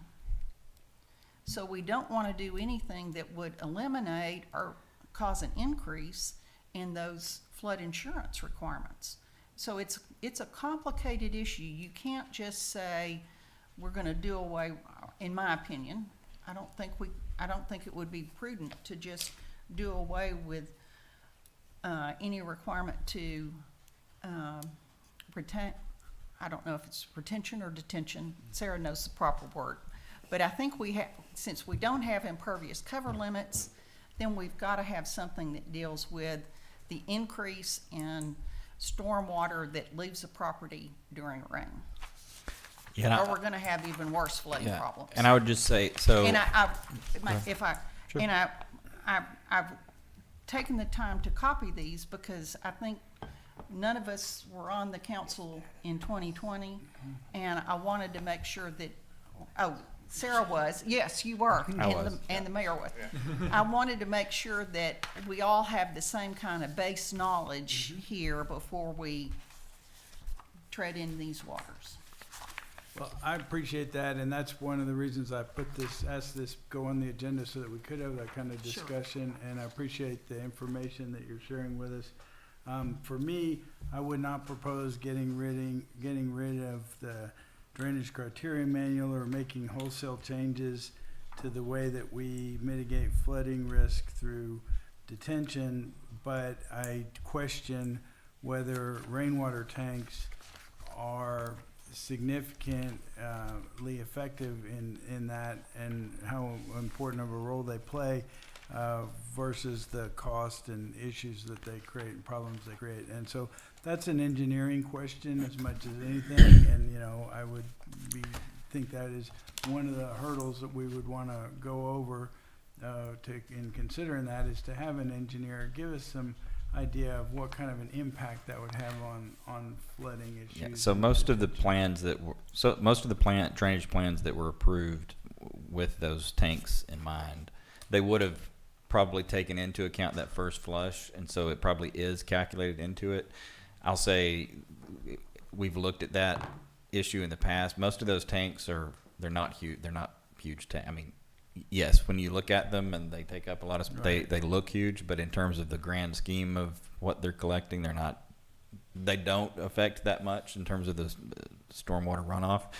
They're usually 250, maybe 1,000 gallon tanks, and that's not hard to mitigate if that calculation is taken into effect at the time that you're planning the calculations for the drainage plan. So I think obviously to undo it, like you wouldn't want to let people start taking their tanks out without having to go back and recalculate their drainage plan to make sure that that's then captured. But on a go forward basis, it would not be hard to include that first 500 or 1,000 gallons and include that in an overall plan. So I think I agree. You can't just willy nilly undo it and then let people start pulling their tanks out without sort of having some recalculations taken into account. But I do think going forward, it would, if that wasn't required to do the tanks, then it could be pretty easily engineered around. So, but I don't think y'all are disagreeing for the most part. No, I don't think we are, and I think it's helpful, the information that you've shared with us. One other comment, and I've talked with Nikki about this, and I've talked to Kay Freeze. It's been a couple of months ago when they were going to get back, and we haven't had that follow-up. But in terms of enforcement, where cities do enforce the TCEQ requirements, you can, what they do is they have the resident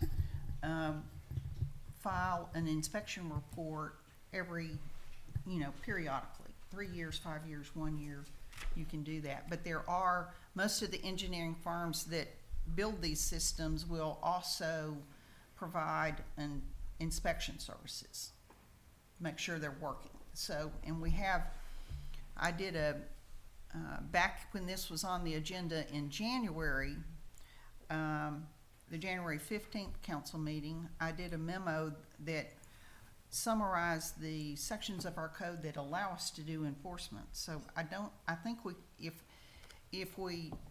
the issue is we're not inspecting them, so people put them in and they don't do what they're supposed to do, we can correct that pretty readily.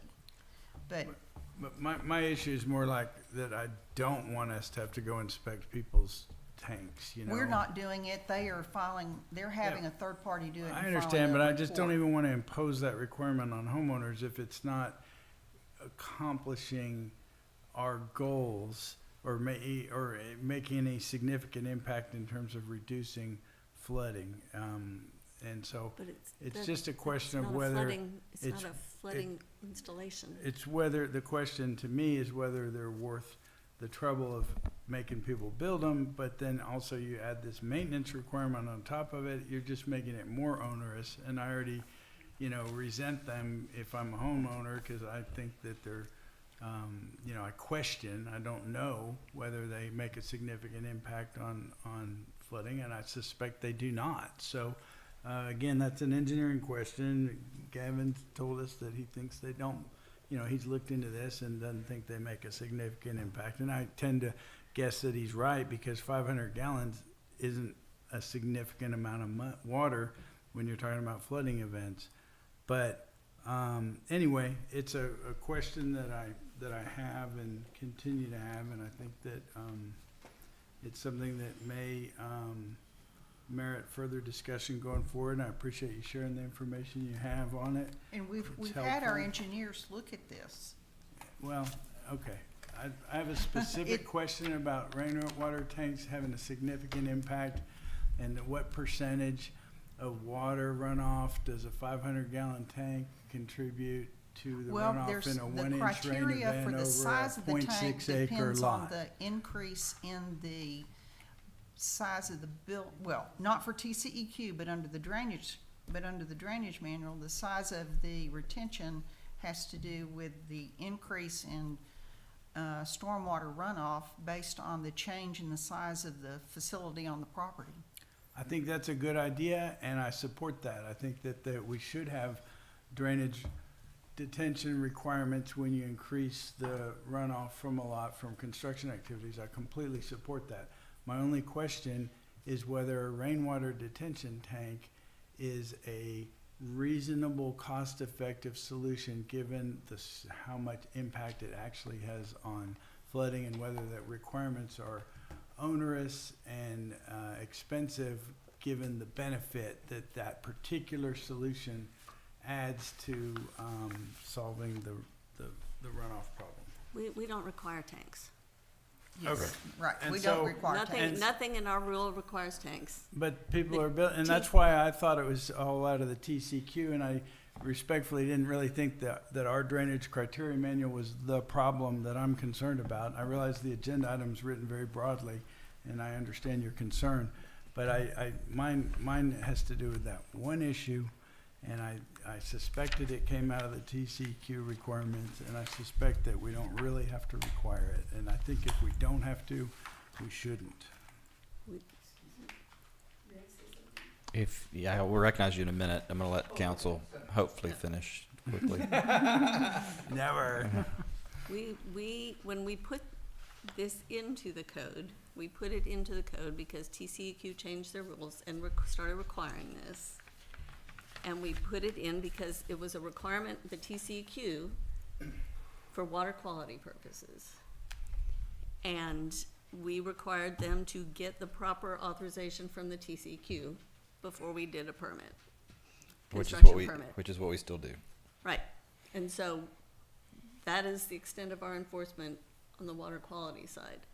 On the runoff side, there is also state law in the water code that prevents you from being able to change legally, being able to change the direction and rate of flow of water off of your property from development.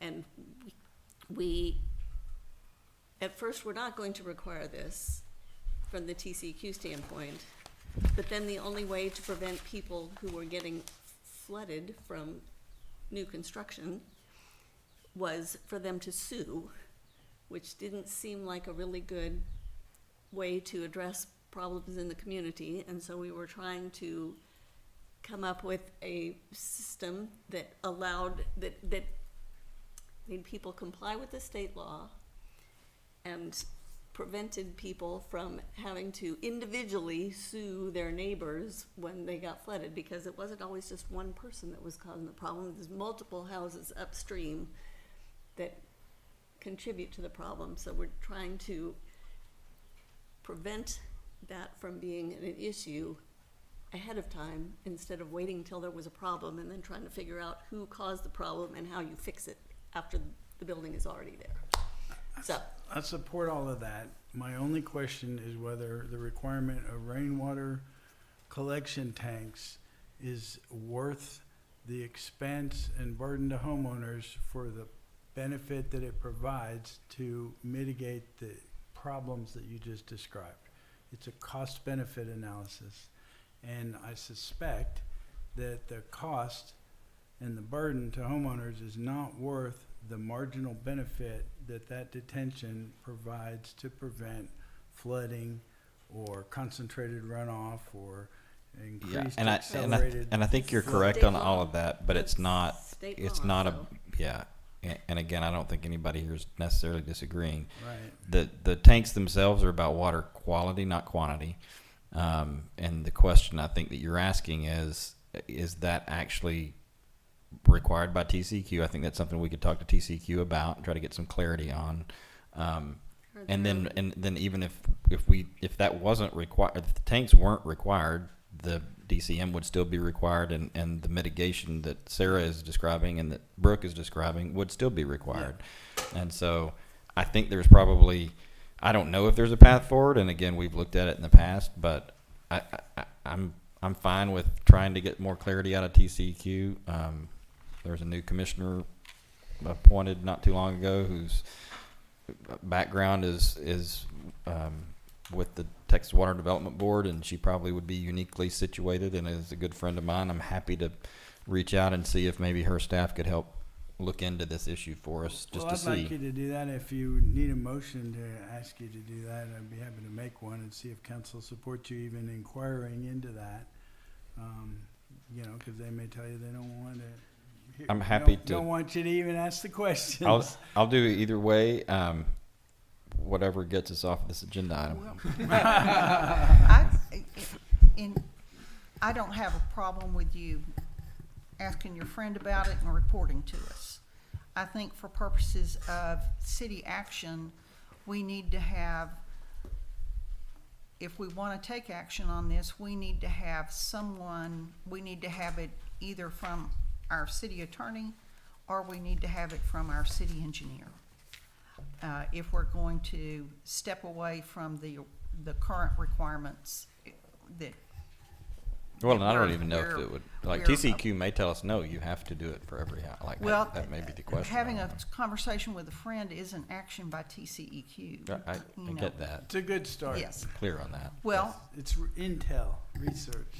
I'm just making the point, I'm saying just that. It's intel, but it's also, I think we would be derelict in our duty if we advised the city to take action based on a phone conversation. Understood. Yes. And then the second issue is, when we talk, I think if and when this comes back to us, I would also like to include whether or not we need to tighten the requirements that are in the drainage manual with respect to stormwater runoff. They're pretty loose right now. We've had a situation where, especially with respect to discharges from new development where there's an adjacent natural drainway. We've had one situation where the new development actually filled the natural drainway with riprap, and now the stormwater runoff that used to come through that drainway is flooding the road almost every time it rains. And the homeowner is taking the position, or actually the developer is still the homeowner, taking the position that because the actual drain is in the right-of-way, although it's inside the curb, that the city must come and clean it out every time it rains. So we've got some issues that are less than desirable, even with respect to the current drainage criteria manual. And I would like, when this comes back, I would like to also include a recommendation that we get an update, a report from Kay Freeze, who's doing the permitting review for those issues, on what they need to make those criteria enforceable, effective and enforceable. Okay. All right, any action, council, on agenda item number 8? Oh, yeah, I'm sorry, Shanti. I'm sorry. Come on up. Didn't mean to forget you. Shanti Jayakumar, 33 Network. There's another side to this whole discussion, and Sarah's exactly right. When we were on the council from 2008 to 2012, there was a lot of discussion. I've gone to the TCEQ offices myself personally and brought back material for people to look at. Cost benefit, the homeowner wants more impervious cover, or would like to, desirous of building a bigger home, and so there's a cost associated with that. And at that time, what we decided was to allow people to reduce the runoff from their property by putting in, I have 2 tanks that all of the water from my roof gets collected. Within 15 minutes, I have 600 gallons in those 2 tanks. My neighbor, on the other hand, has built underground water system, collects the water system, and switches between that water and the municipal water on a regular basis. That's probably not for everybody. But I'm looking at this page from the infrastructure improvement plan. There are 23 projects where the drainage is causing so much havoc in the, I guess those are the maps you were showing. Yes. I didn't see it. But that's at a cost of $17 million if we were going to have to, we just finished $2 million at the long-awaited Nixon project. And we as a city cannot afford to look at that as the alternative. We gotta figure out, and I'm saying all this in a very friendly way, because we see what's going on, and we've been dealing with this. Impervious cover was taboo. We could not mention that word in the city when we were on the council. You would be moved out of the town if you mentioned impervious cover. But it's come to this stage because we don't enforce impervious cover. Everybody wants to build to the utmost, and then what happens? You flood your neighbor, or if there's a whole street full of big houses, where is that water going? So this is what's going to happen. We will be faced with, is my opinion. So whether it's water quality or water runoff, I wish we would give it a very comprehensive study of what it really means for our community. Whether we want to spend that money later on or upfront control how much water gets put on the street. Thank you. Thank you, Shanti. Okay, any other questions, comments? All right. Any action to be taken on agenda item number 8? Hearing none, moving on to agenda item number 9. Discussion and possible action regarding previous authorization to spend funds from RCDC, including $3,000 for renderings of proposed capital improvements. Recognize Mr. Glasheen for agenda item number 9. Okay, and I'll just give you the background. I just kind of wanted council to hear kind of what's happening between Parks Commission, RCDC, and council with regard to some park issues, and I just wanted to talk about what direction we might want to give any of those other entities with regard to any of those issues. So the reason this came to my attention is because Alex Robinette had sketched up some ideas for rehabbing the concession stand building that is up by the ball fields and turning it into more of a community center building where people could use it for gatherings and events. And it was a great idea because the concession stand isn't being used right now and it's kind of an eyesore. And she had a great idea and actually sketched out some little sketches herself, including some outdoor seating areas, maybe an arbor, just some good looking stuff that was real smart, I thought, and good ideas. And I encouraged her to go to the Parks Commission and work with them on it because, you know, we've passed our ordinances suggesting that Parks Commission be the ones that originate and prioritize, or not necessarily originate, but prioritize capital improvement projects. And, you know, that's a good process, although it can be very frustrating, but it's ultimately a good process to have all that stuff go through Parks Commission. And then, but RCDC, I got a, call from some folks who are concerned that RCDC was gonna spend $3,000 to do renderings of that building and of some other park ideas, including the idea of revisiting the third rail of Rollingwood Politics, which is the separate dog park out there, and do some renderings to design, that sort of stuff.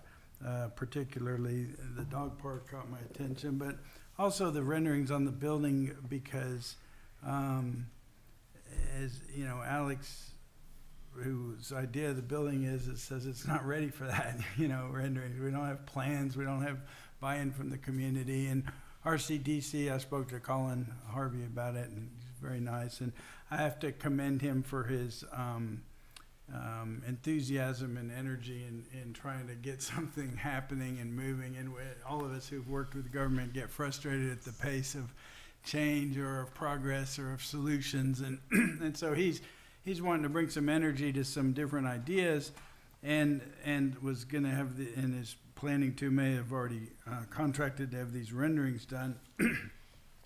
But one of the reasons that caught my attention was because I didn't remember us authorizing spending $3,000 for renderings of stuff for RCDC. And I was told, yeah, y'all did like 2 years ago. We authorized them to do something to develop ideas for, I don't know what, capital projects. And I had no recollection of it.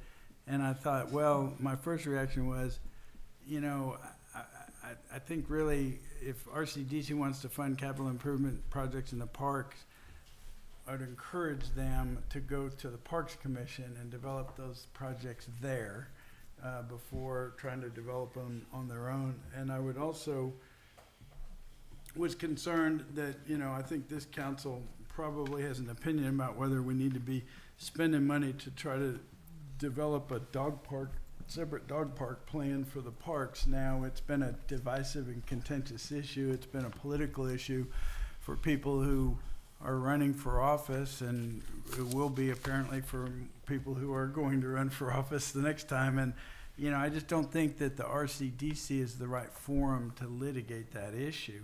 And I suggested that to Colin, and his answer was, well, if the powers that be, you know, tell me to stop, I'll stop. So I said, okay, well, they might.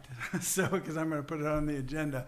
And so, you know, we may not want to take any action on this, or nobody else has to express any of their thoughts or opinions on it. But I wanted to express mine and encourage any of you to express your thoughts and see if we had any consensus on any of that we wanted to send back to any of those other bodies. Well, so I'm not familiar with exactly what renderings you're talking about. I'll just say this: I don't know of what action was previously taken. If it's been taken in the last year, I think I would remember it. And if it was out of this current budget year, I think the time has run, because once we start, I was just talking to council about it. Once you start a new budget cycle, like if those dollars were if that was an approved project by RCDC, it would have come before council, and then council would have approved that as a project, the expenditure of those funds, and then you have to the end of that budget year to spend those funds, which would have been done or not. But then once you get out of that budget cycle, sort of you push the reset button for the next budget cycle. And then I think the way I would interpret it, and if I'm off base, I'll have council jump in, but if the previous action of a council related to an RCDC recommendation isn't completed by the end of that budget year, I would argue that needs to be redone to be able to expend those funds in the new budget year. I think that kind of holds true with general practice, and it's how that's how I will interpret it, because one council can't really bind the next council into an expenditure. I mean, you're appropriating for that budget year, and those funds either get spent or they don't. And if they don't, then they go to our end of year unexpended balance, which gets incorporated into the next budget year. So from a budgetary standpoint, we budget, you appropriate, we expend, and then we start over. And if that hasn't transpired in that budget year, then it needs to probably go again. Yes, ma'am. Well, the one question I have about that is, if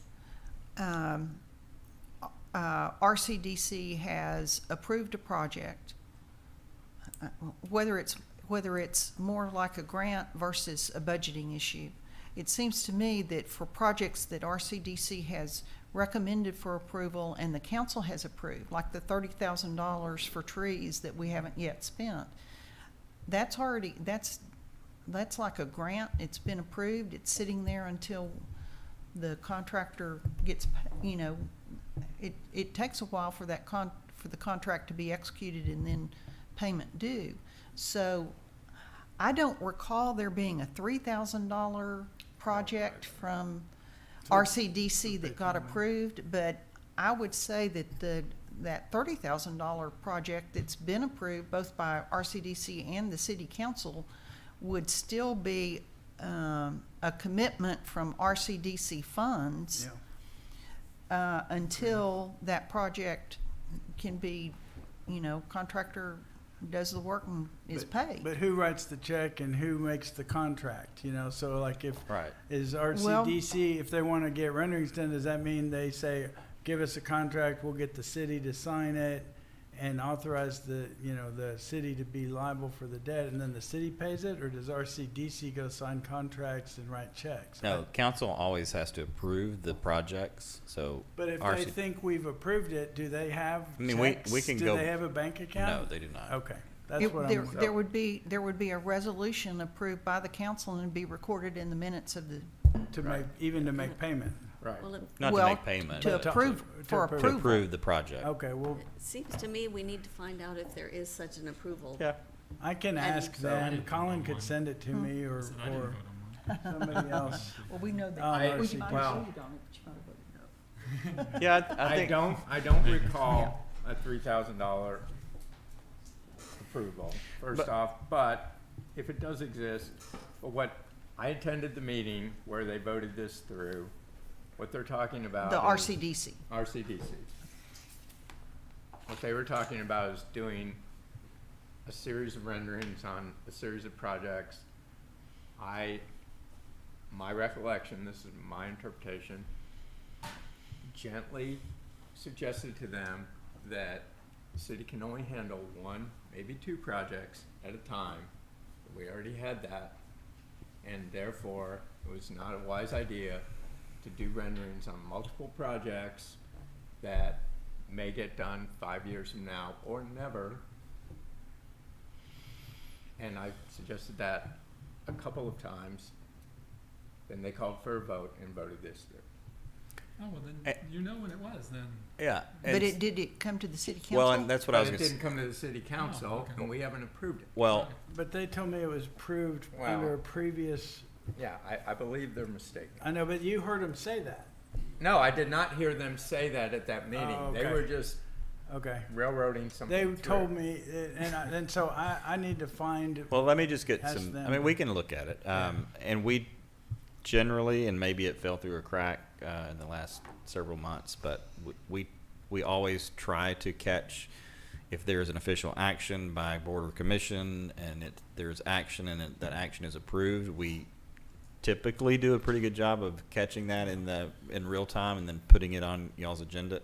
There is a chance that slipped through the cracks on us, and if so, I apologize on behalf of myself and staff. We will go back. Do you recall what meeting that was at for RCDC? Last RCDC meeting. Okay, so we're not behind the eight ball too much. So we'll go back and, if you would, go back and take a look at that. And then if there was an action on a recommendation like that, and we'll go back and listen carefully to see if there's any recollection of that being previously done. Regardless, if it was done at this last RCDC, it will be back before you at the next meeting. You can pontificate on it then and decide if you want to do that or not. So, okay, yes, thank ma'am. you. And I would say I saw some of the renderings that Alex did, I think, for the field house. Yeah. And I think it would be great to pursue that project. I agree. And I think it would be a tremendous benefit to the city to have another place where you could have birthday parties or events Yeah, or absolutely. whatever. It seems like it could be done with not a lot of additional expenditure. So I'm in favor of the field house project Me too. with respect to, you know, the changing the configuration of the fields and the dog park and all that issue. I think I would not pursue that unless we do a community-wide survey again, because that's such an important, the dog park is such an important issue to so many people in the community that it's And I gotta just don't want to relitigate it right now. We've already I litigated don't that care issue to either, but so many times. But yes. I totally agree with you on that field house. And my only problem with doing renderings on it now is that we don't really have a plan. And I think it would be a good idea to engage an architect, including a site planner, landscape architect, because I think there's issues there where you'd want to relocate that one batting cage that's sitting there and maybe put it parallel to the one that's further north. to get it out of the way and create more of a sitting area out in front of that thing and make it a real feature. And I think that we should consider engaging somebody to do some studies for us and give us some, you know, design development is what the architects will call it. And I don't know how we do that, if we want to, you know, start talking to the park commission about it, but if it comes down to like hiring professionals, that's going to be on us to do. Yeah, and I'm not opposed to any of this, and haven't been opposed to similar ideas in the past that have never come to fruition. But I would encourage us to let's get a win under our belt, and I think we're on the verge of it. Yeah. Alex did some great job, did a great job with some renderings, and this council approved some expenditures that will soon begin. You've probably seen the excavator up there, and that was kind of a design build approach also. And Alex did some additional renderings. I think it's going to look great. I do Or too. what are, which, are The retaining of wall. the retaining wall, yeah. okay. That's really turned into planters and rocks and It's benches, beautiful. and it's going to be really nice. Way And better. we've already entered. I think Sarah signed. Thank you for coming by today and signed the contract with the contractor. I think you've got $23,000 approved for that expenditure already. That work will start. Maybe started today. Started today. So let's, I would encourage us. Let's get that one under our belt. I agree with you, and we got the tree project coming up too that we want to get done, and then we've got this whole issue with the sprinkler system in the park, and maybe We're getting improving the way turf off grass. the agenda item. Yeah. What's that? No, That's we're okay. not. Not really, but talking I about think you're right. renderings. But then I do think we should have this one in line somewhere in the back of our heads, and maybe get Park Commission to start thinking about it. Well, I think we need to, back to the mayor's point, I think, and back to the point that I made at the RCDC meeting, focus on one or two projects, Yeah. and then perhaps have an idea of the next one, and you've got experience with how long these projects take, and then we can look at scheduling out and getting renderings at an appropriate time to where we will need them to move the next project forward in the chain that we have priority for. Well, I understand everyone's frustration with the pace that government does, because my understanding of how long these projects takes is about like 1/5 as long as it takes when it involves government activity, and it's very frustrating, but also understandable. But you're right, and I agree with you. So It's like, Okay, but we will look back at this last RCDC meeting, and assuming that there is some sort of approved action, we will bring that back to you for consideration and your approval or editing of that next month. And hearing no other items on agenda number 9, we will move off agenda item number 9, move on to agenda item number 10. Discussion and possible action regarding a recommendation from the Planning and Zoning Commission to prohibit commercial landscaping companies from operating on Saturdays and Sundays within the city limits. I believe this is Ms. Hudson's agenda item, and I'll recognize Ms. Hudson. Well, it's not really my agenda item. Oh, I'm sorry. It started out as my agenda item, and then planning and zoning zigged. I had brought up the idea that we needed to get more clarity on what was allowed to be done on weekends, what defined construction, do we need to add something for landscape installation, whatever. And planning and zoning didn't want to take up any of those items, but they said, maybe we don't want to let commercial landscapers work on Saturdays. And so that's what they decided. Okay, and I apologize for being gone with work last month, but so did this go before planning and zoning? It did. So I'm not. And that's what they So my came- question here is, first and foremost, how is this planning and zoning related matter? Did we send it, or did y'all send it? Was it sent to planning and zoning? Was it sent? It was sent to planning and zoning. Okay. Yeah. Okay. That's That, an open question. I apologize for not being here. yeah, but- and I think when I wrote up my items, I said, if necessary, on send to planning and zoning if necessary. And so I was not Push, I got it. making the determination that it was necessary, but it ended up on their agenda. Okay. And they came back with no,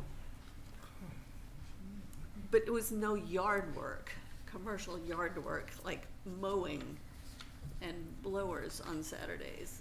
What I was more concerned with was landscaping installation, because what we prohibit is construction on Saturdays that use, you know, Equipment. backhoes or big equipment or make a lot of noise, right? It's interior, quiet finishing work. And so, and we don't have a landscape permit. So we don't have anything that prohibits landscape installation where they could come out with a backhoe or whatever on the weekends. We have no way to stop it. So that's what I was concerned about. That is not what came back from Okay. Got it. planning and zoning. So, Okay, good explanation. Would you like to take, and I do think where you started probably is a reasonable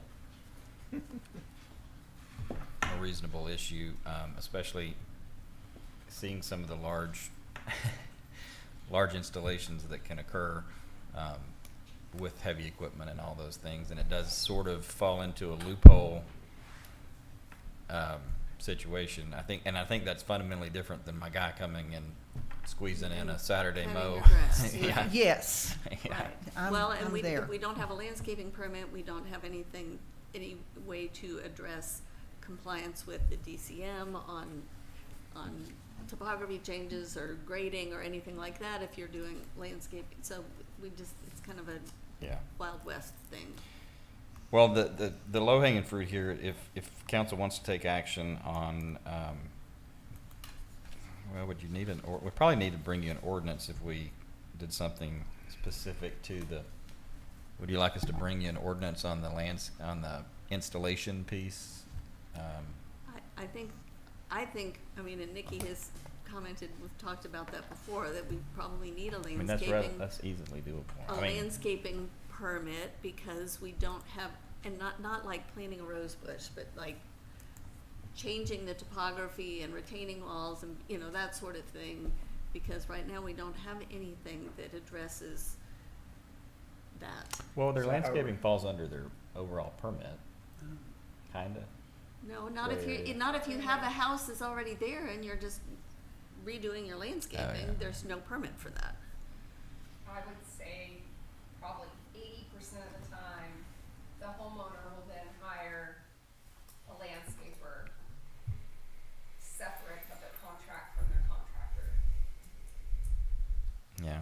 So how do we define But how also- far the scope goes? It Yeah, requires I'll a also permit. argue against myself for a minute too. Like when I call Moon Valley Nursery and they come do an installation in April, like they tell me we will be there on April whatever, and I don't have I either take that date or I go to July.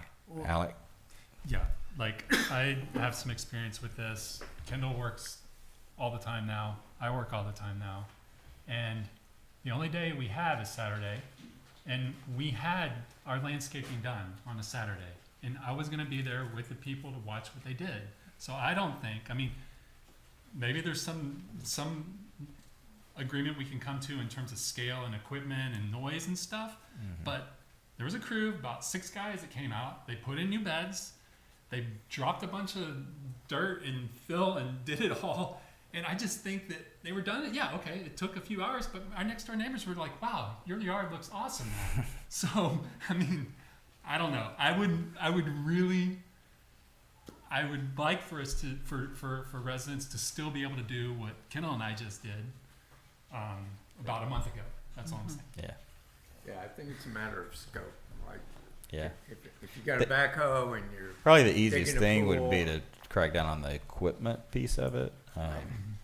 That's probably easiest. Dave?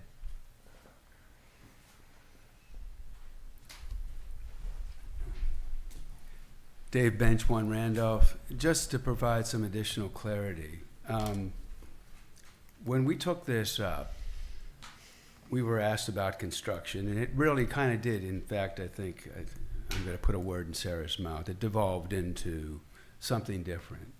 And it got to a point, it was actually predicated on what we're seeing with the Google Fiber business that's going on here on weekends, on Saturdays and Sundays, and some people are unnerved by that. So we decided that that was going to be a short-term project anyway, and once that gets finishes, well, that's that. It was a one-off. So the question came up, so what is it that we will allow to have happen, or what is it the thing that we're hearing most from the public about on weekends? And the thing that several commissioners came up with was the amount of landscaping work that is being done on Saturdays. Now, landscaping work typically doesn't happen on Sundays. I'm talking about mowing and blowing, which are both loud. And the proposition was put, we should stop the mowing and blowing not only on Sundays, but on Saturdays as well, to correspond with the ordinance that's out there already that says for construction that it needs to be quiet. Now, if somebody goes in and puts beds in and they're quiet and they're just digging holes and they're putting things in there, I don't think that was the intent of what we were suggesting. What we were suggesting was the amount of noise that was, what we were talking about is the amount of noise and distraction that was being created by these activities. So you could extend the construction prohibition to landscaping. I think that was really kind of our intent. Okay, thank you. Could I comment on that? So I don't see the construction as being that big of a problem as far as like what has annoyed me over the last few years. And I had some neighbors that put in a lawn on a Saturday, and they were, out there helping the crew put the grass in because they were anxious to get it in. And a lot of times those are time-sensitive things. But I'm very much annoyed by the mowers and blowers on the weekends, and I hate those blowers anyway. I know we can't prohibit blowers. A lot of cities have required those low decibel blowers that they're labeled and you can buy them, but that's a hassle, and it's probably too far.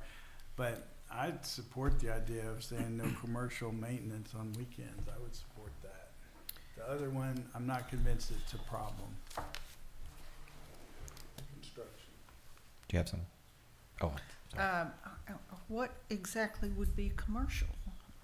Is it my yard man coming on Saturday Getting paid. when it's rained on Friday and it's gonna rain on Monday, Or you and that's got the only day it can be done? Or you got a party Saturday night? Having a party Saturday I was night? gonna wait to see how this But discussion went. if my neighbor can do it 'cause he's out there, or I could do it, but my yard man can't do it, I think, Kind of all right.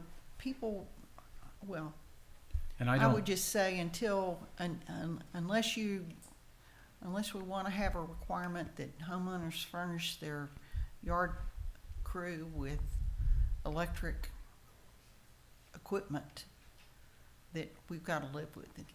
That's where I am.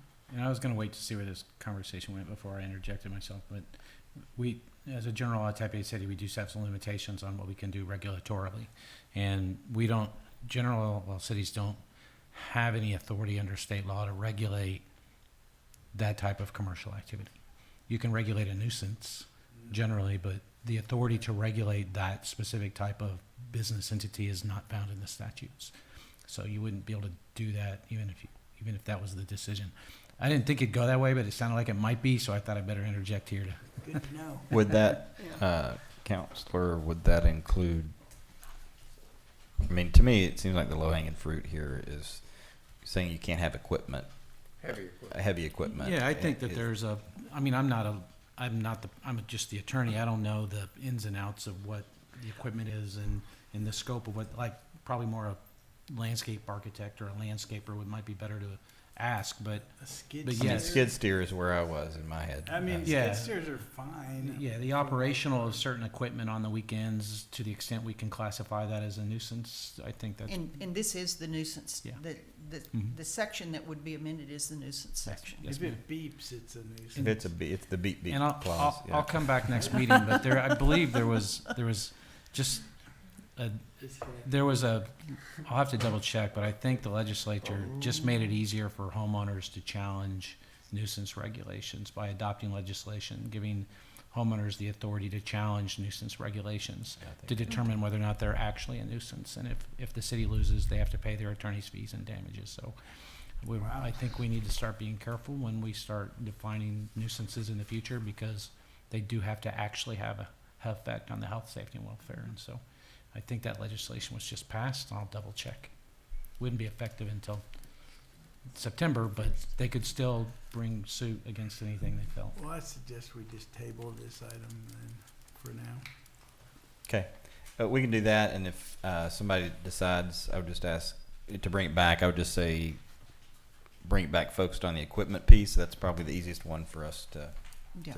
So, okay, we will move off agenda item number 10. Move on to agenda item number 11. Discussion and possible action to update section 7.2.1.h of the Drainage Criteria Manual regarding impervious cover calculations. Recognize Ms. Hudson for her agenda item. Okay, so we talked about this a little last month and talked about needing to change the wording in the Drainage Criteria Manual on the calculation of impervious cover. And so I looked, interestingly, a lot of crossover between Kevin's item on the rainwater collection. I looked through the Edwards Aquifer rules and the requirements for the water pollution abatement plans, which is what you need to do if you have an increase or you exceed 20% impervious cover on a lot. That's when you have to do the water pollution abatement plan. And so I looked through that to figure out what we needed to change in the wording regarding the calculation of impervious cover. And like I said before, the only place that we have both an impervious cover limit and a swimming pool, which is what the issue is that calculation method right now says you can eliminate or not count the surface area of a swimming pool in your impervious cover calculation, which makes no sense because that's the whole point of the swimming pool is to be impervious. It made the most sense to me to just strike that part about the swimming pool from the calculation method, because the only place that you have to that we have a limit on impervious cover and we have swimming pools is in the park zone, and we have an impervious cover limit of 50%, which in a park you want to have green space. It's kind of the purpose of a park. You want to have green space. We're also over the recharge zone, so you want to make sure that we have surface area for recharging. And if we ever, unlikely as it is, if we were ever to add an impervious cover limit for residential, we could take into account a swimming pool surface area in determining what limit we wanted to put on impervious cover, so that you would still have to include that in the calculation and in meeting the limit if we ever had a limit. So I went round and round with how to adjust that to make sure that all of our definitions matched the calculation method. And I did not find anything in the state. I thought there was something in the state rules about the swimming pool surface area. I could not find it anywhere. I don't think it's in there. And regardless, if it was in there, that would be something that TCEQ would be enforcing and not us. So it made the most sense to just take that out, and it's cleaner. And then that is consistent with all of the other definitions that we have in our code and with the TCEQ's definition of impervious cover in the Edwards Aquifers rules. So that's my recommendation. And restate, so you said TCQ does count it as impervious cover? I couldn't find it addressed Yeah. anywhere in the rules. And, either. Other than the definition, which clearly does not exclude the surface area of swimming pools from the definition of impervious cover.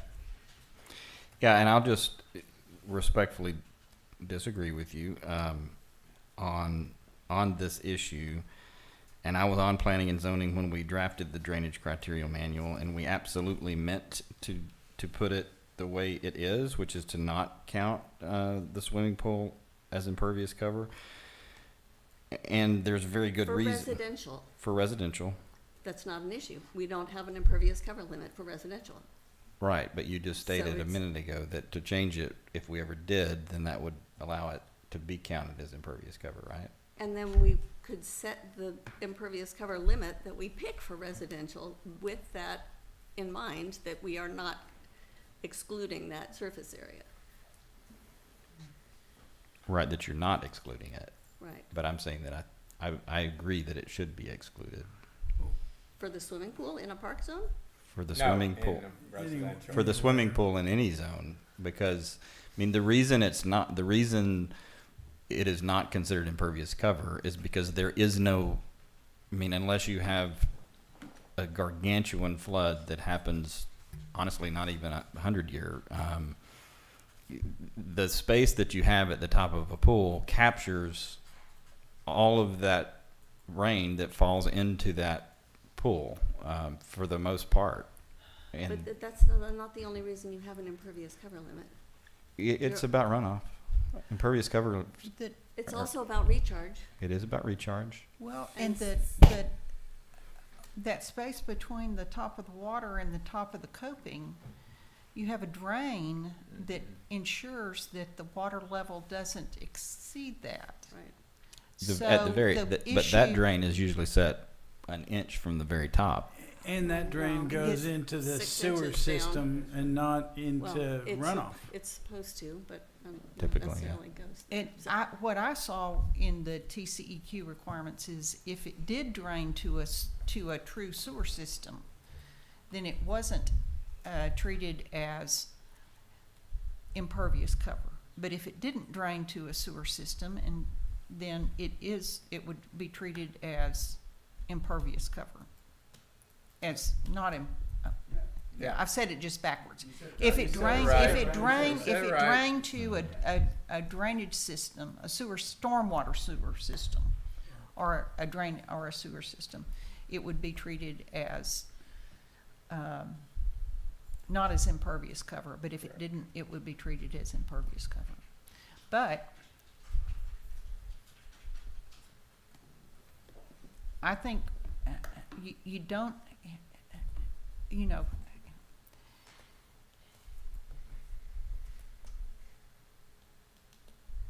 That is, it doesn't allow the rainwater, a swimming pool doesn't allow the rainwater to enter into the ground. That's my criteria for impervious cover. Right. You know, I could have a bucket in the backyard on a patio that's impervious cover, but that would catch the rainwater, but that doesn't make the patio not impervious cover. That's a silly example, but, What's the? or a trough, or whatever. I mean, if you were to do this, you will put a number of houses in the community into non-compliance. we will put no houses into non-compliance because we don't have an impervious cover limit for houses. Fair point. What is the goal of this change then? The goal of this change is to make it consistent, and because, like I said, the Western Hills is the only place that this issue comes up. If they were to decide to remodel their swimming pool, they could take all of the rest of the property in their tract of land. I'm not saying they would, but there could be a situation in which it would apply if they decided to increase the size of their swimming pool. Right. Okay. And in a park zone, we have a impervious cover limit in the park zone for a reason, because we want to have green space. And this is inconsistent with our definitions everywhere else in all of our code. Green space requirements are generally different in code than impervious cover requirements, or can be different. So, I mean, you could mandate as much green space landscaping, and impervious cover is a complicated issue all around. It's probably why y'all weren't allowed to talk about it, because when I got elected, I was really concerned about impervious cover, and still am, but for me, it's about preserving green space and making sure there's enough grass. But then when people go in and put down plastic and cover it with rocks, that is impervious cover. And really, any gravel bed is considered impervious cover, like, for example, under Westlake Hills ordinance, and they count all of that. And I think that's appropriate, because I don't want to look at a volcano rock yard. It just, to me, it's an aesthetic issue. It's also about keeping rolling with natural and green. And I think, you know, if we wanted to try to address those things, we could try, but I just don't think that, I think we've accomplished a lot with our RCDC, CDCC, whatever it was, and CRCRC, thank you, I got the wrong committee there. CRCRC did a great job, we accomplished a lot, I think we addressed some of the big concerns, we got good community involvement and reached a balanced solutions to those problems, and I just think, you know, probably impervious cover, we probably shouldn't be allowed to talk about it for a while. It's just what I think. Alec, did you have? Yeah, I was just gonna say, I'm kind of not in favor of making any changes right now on this. Because I think, to your point, my thought was like, well, typically, just like Mayor said, there's like this gap, and it seems like it prevents the runoff side of it. And I also understand the point about like, well, trying to get water into the ground, it maybe prevents that. So I see both sides, but I think it's kind of right now I'd prefer just to sort of leave it as is. And yeah, if we ever tackled like residential impervious cover, we could maybe discuss it then. We will never get there. All right, well, I say just leave We it as just- is. we just- Because the only property this affects is the pool then, Don't say the never. Western Hills. Don't say never. We might someday. Yeah. I don't know, that's where I'm. Not in our lifetime, put it that way. It could happen. If the CRCRC doesn't discuss it, that was part of the whole point of it, and they chose not to, they had other things that were more important. But, this does not impact the residential at all. It just clarifies it to make sure that it's consistent, because it has been used to not count the surface area of the pool in the one case where it makes a difference.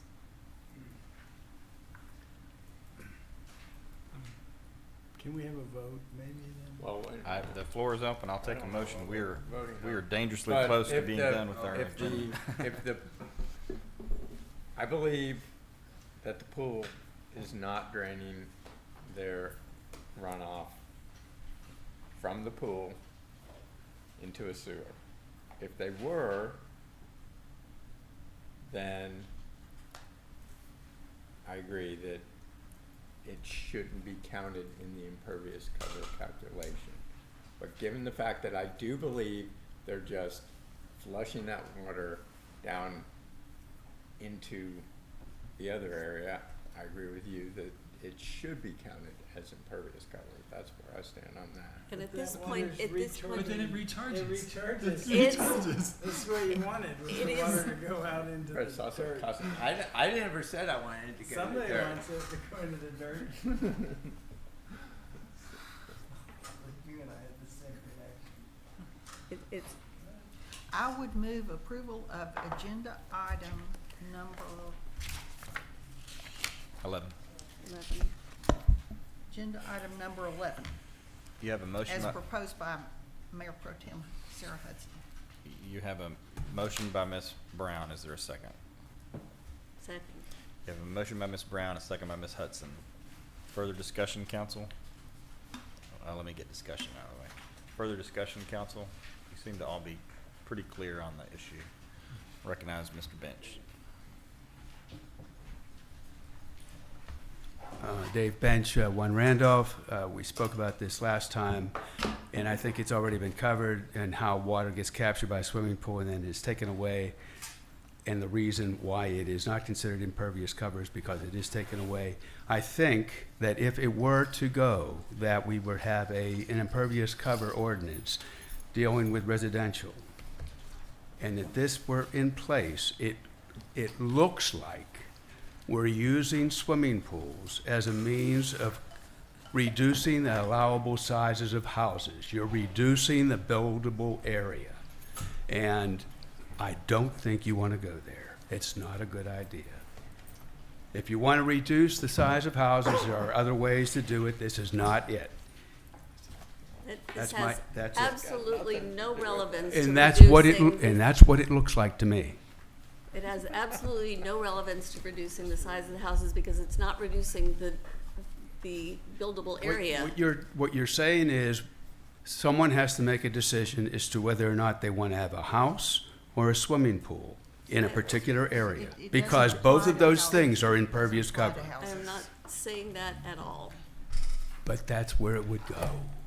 It doesn't We apply don't to houses. have And that's what it, impervious. and that's We what it don't- looks like. That's what it looks like. Mayor, I call the question. Thank Okay. you. Thank you, Dave.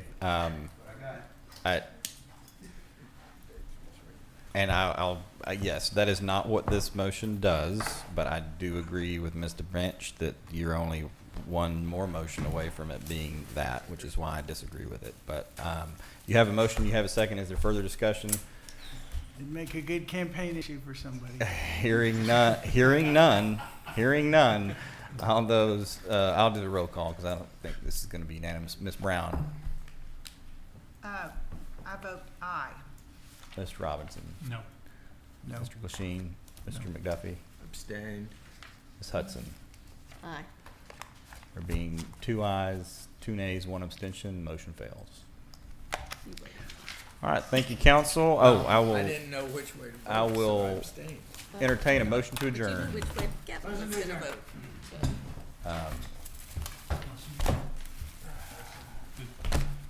I feel What's that? Sorry.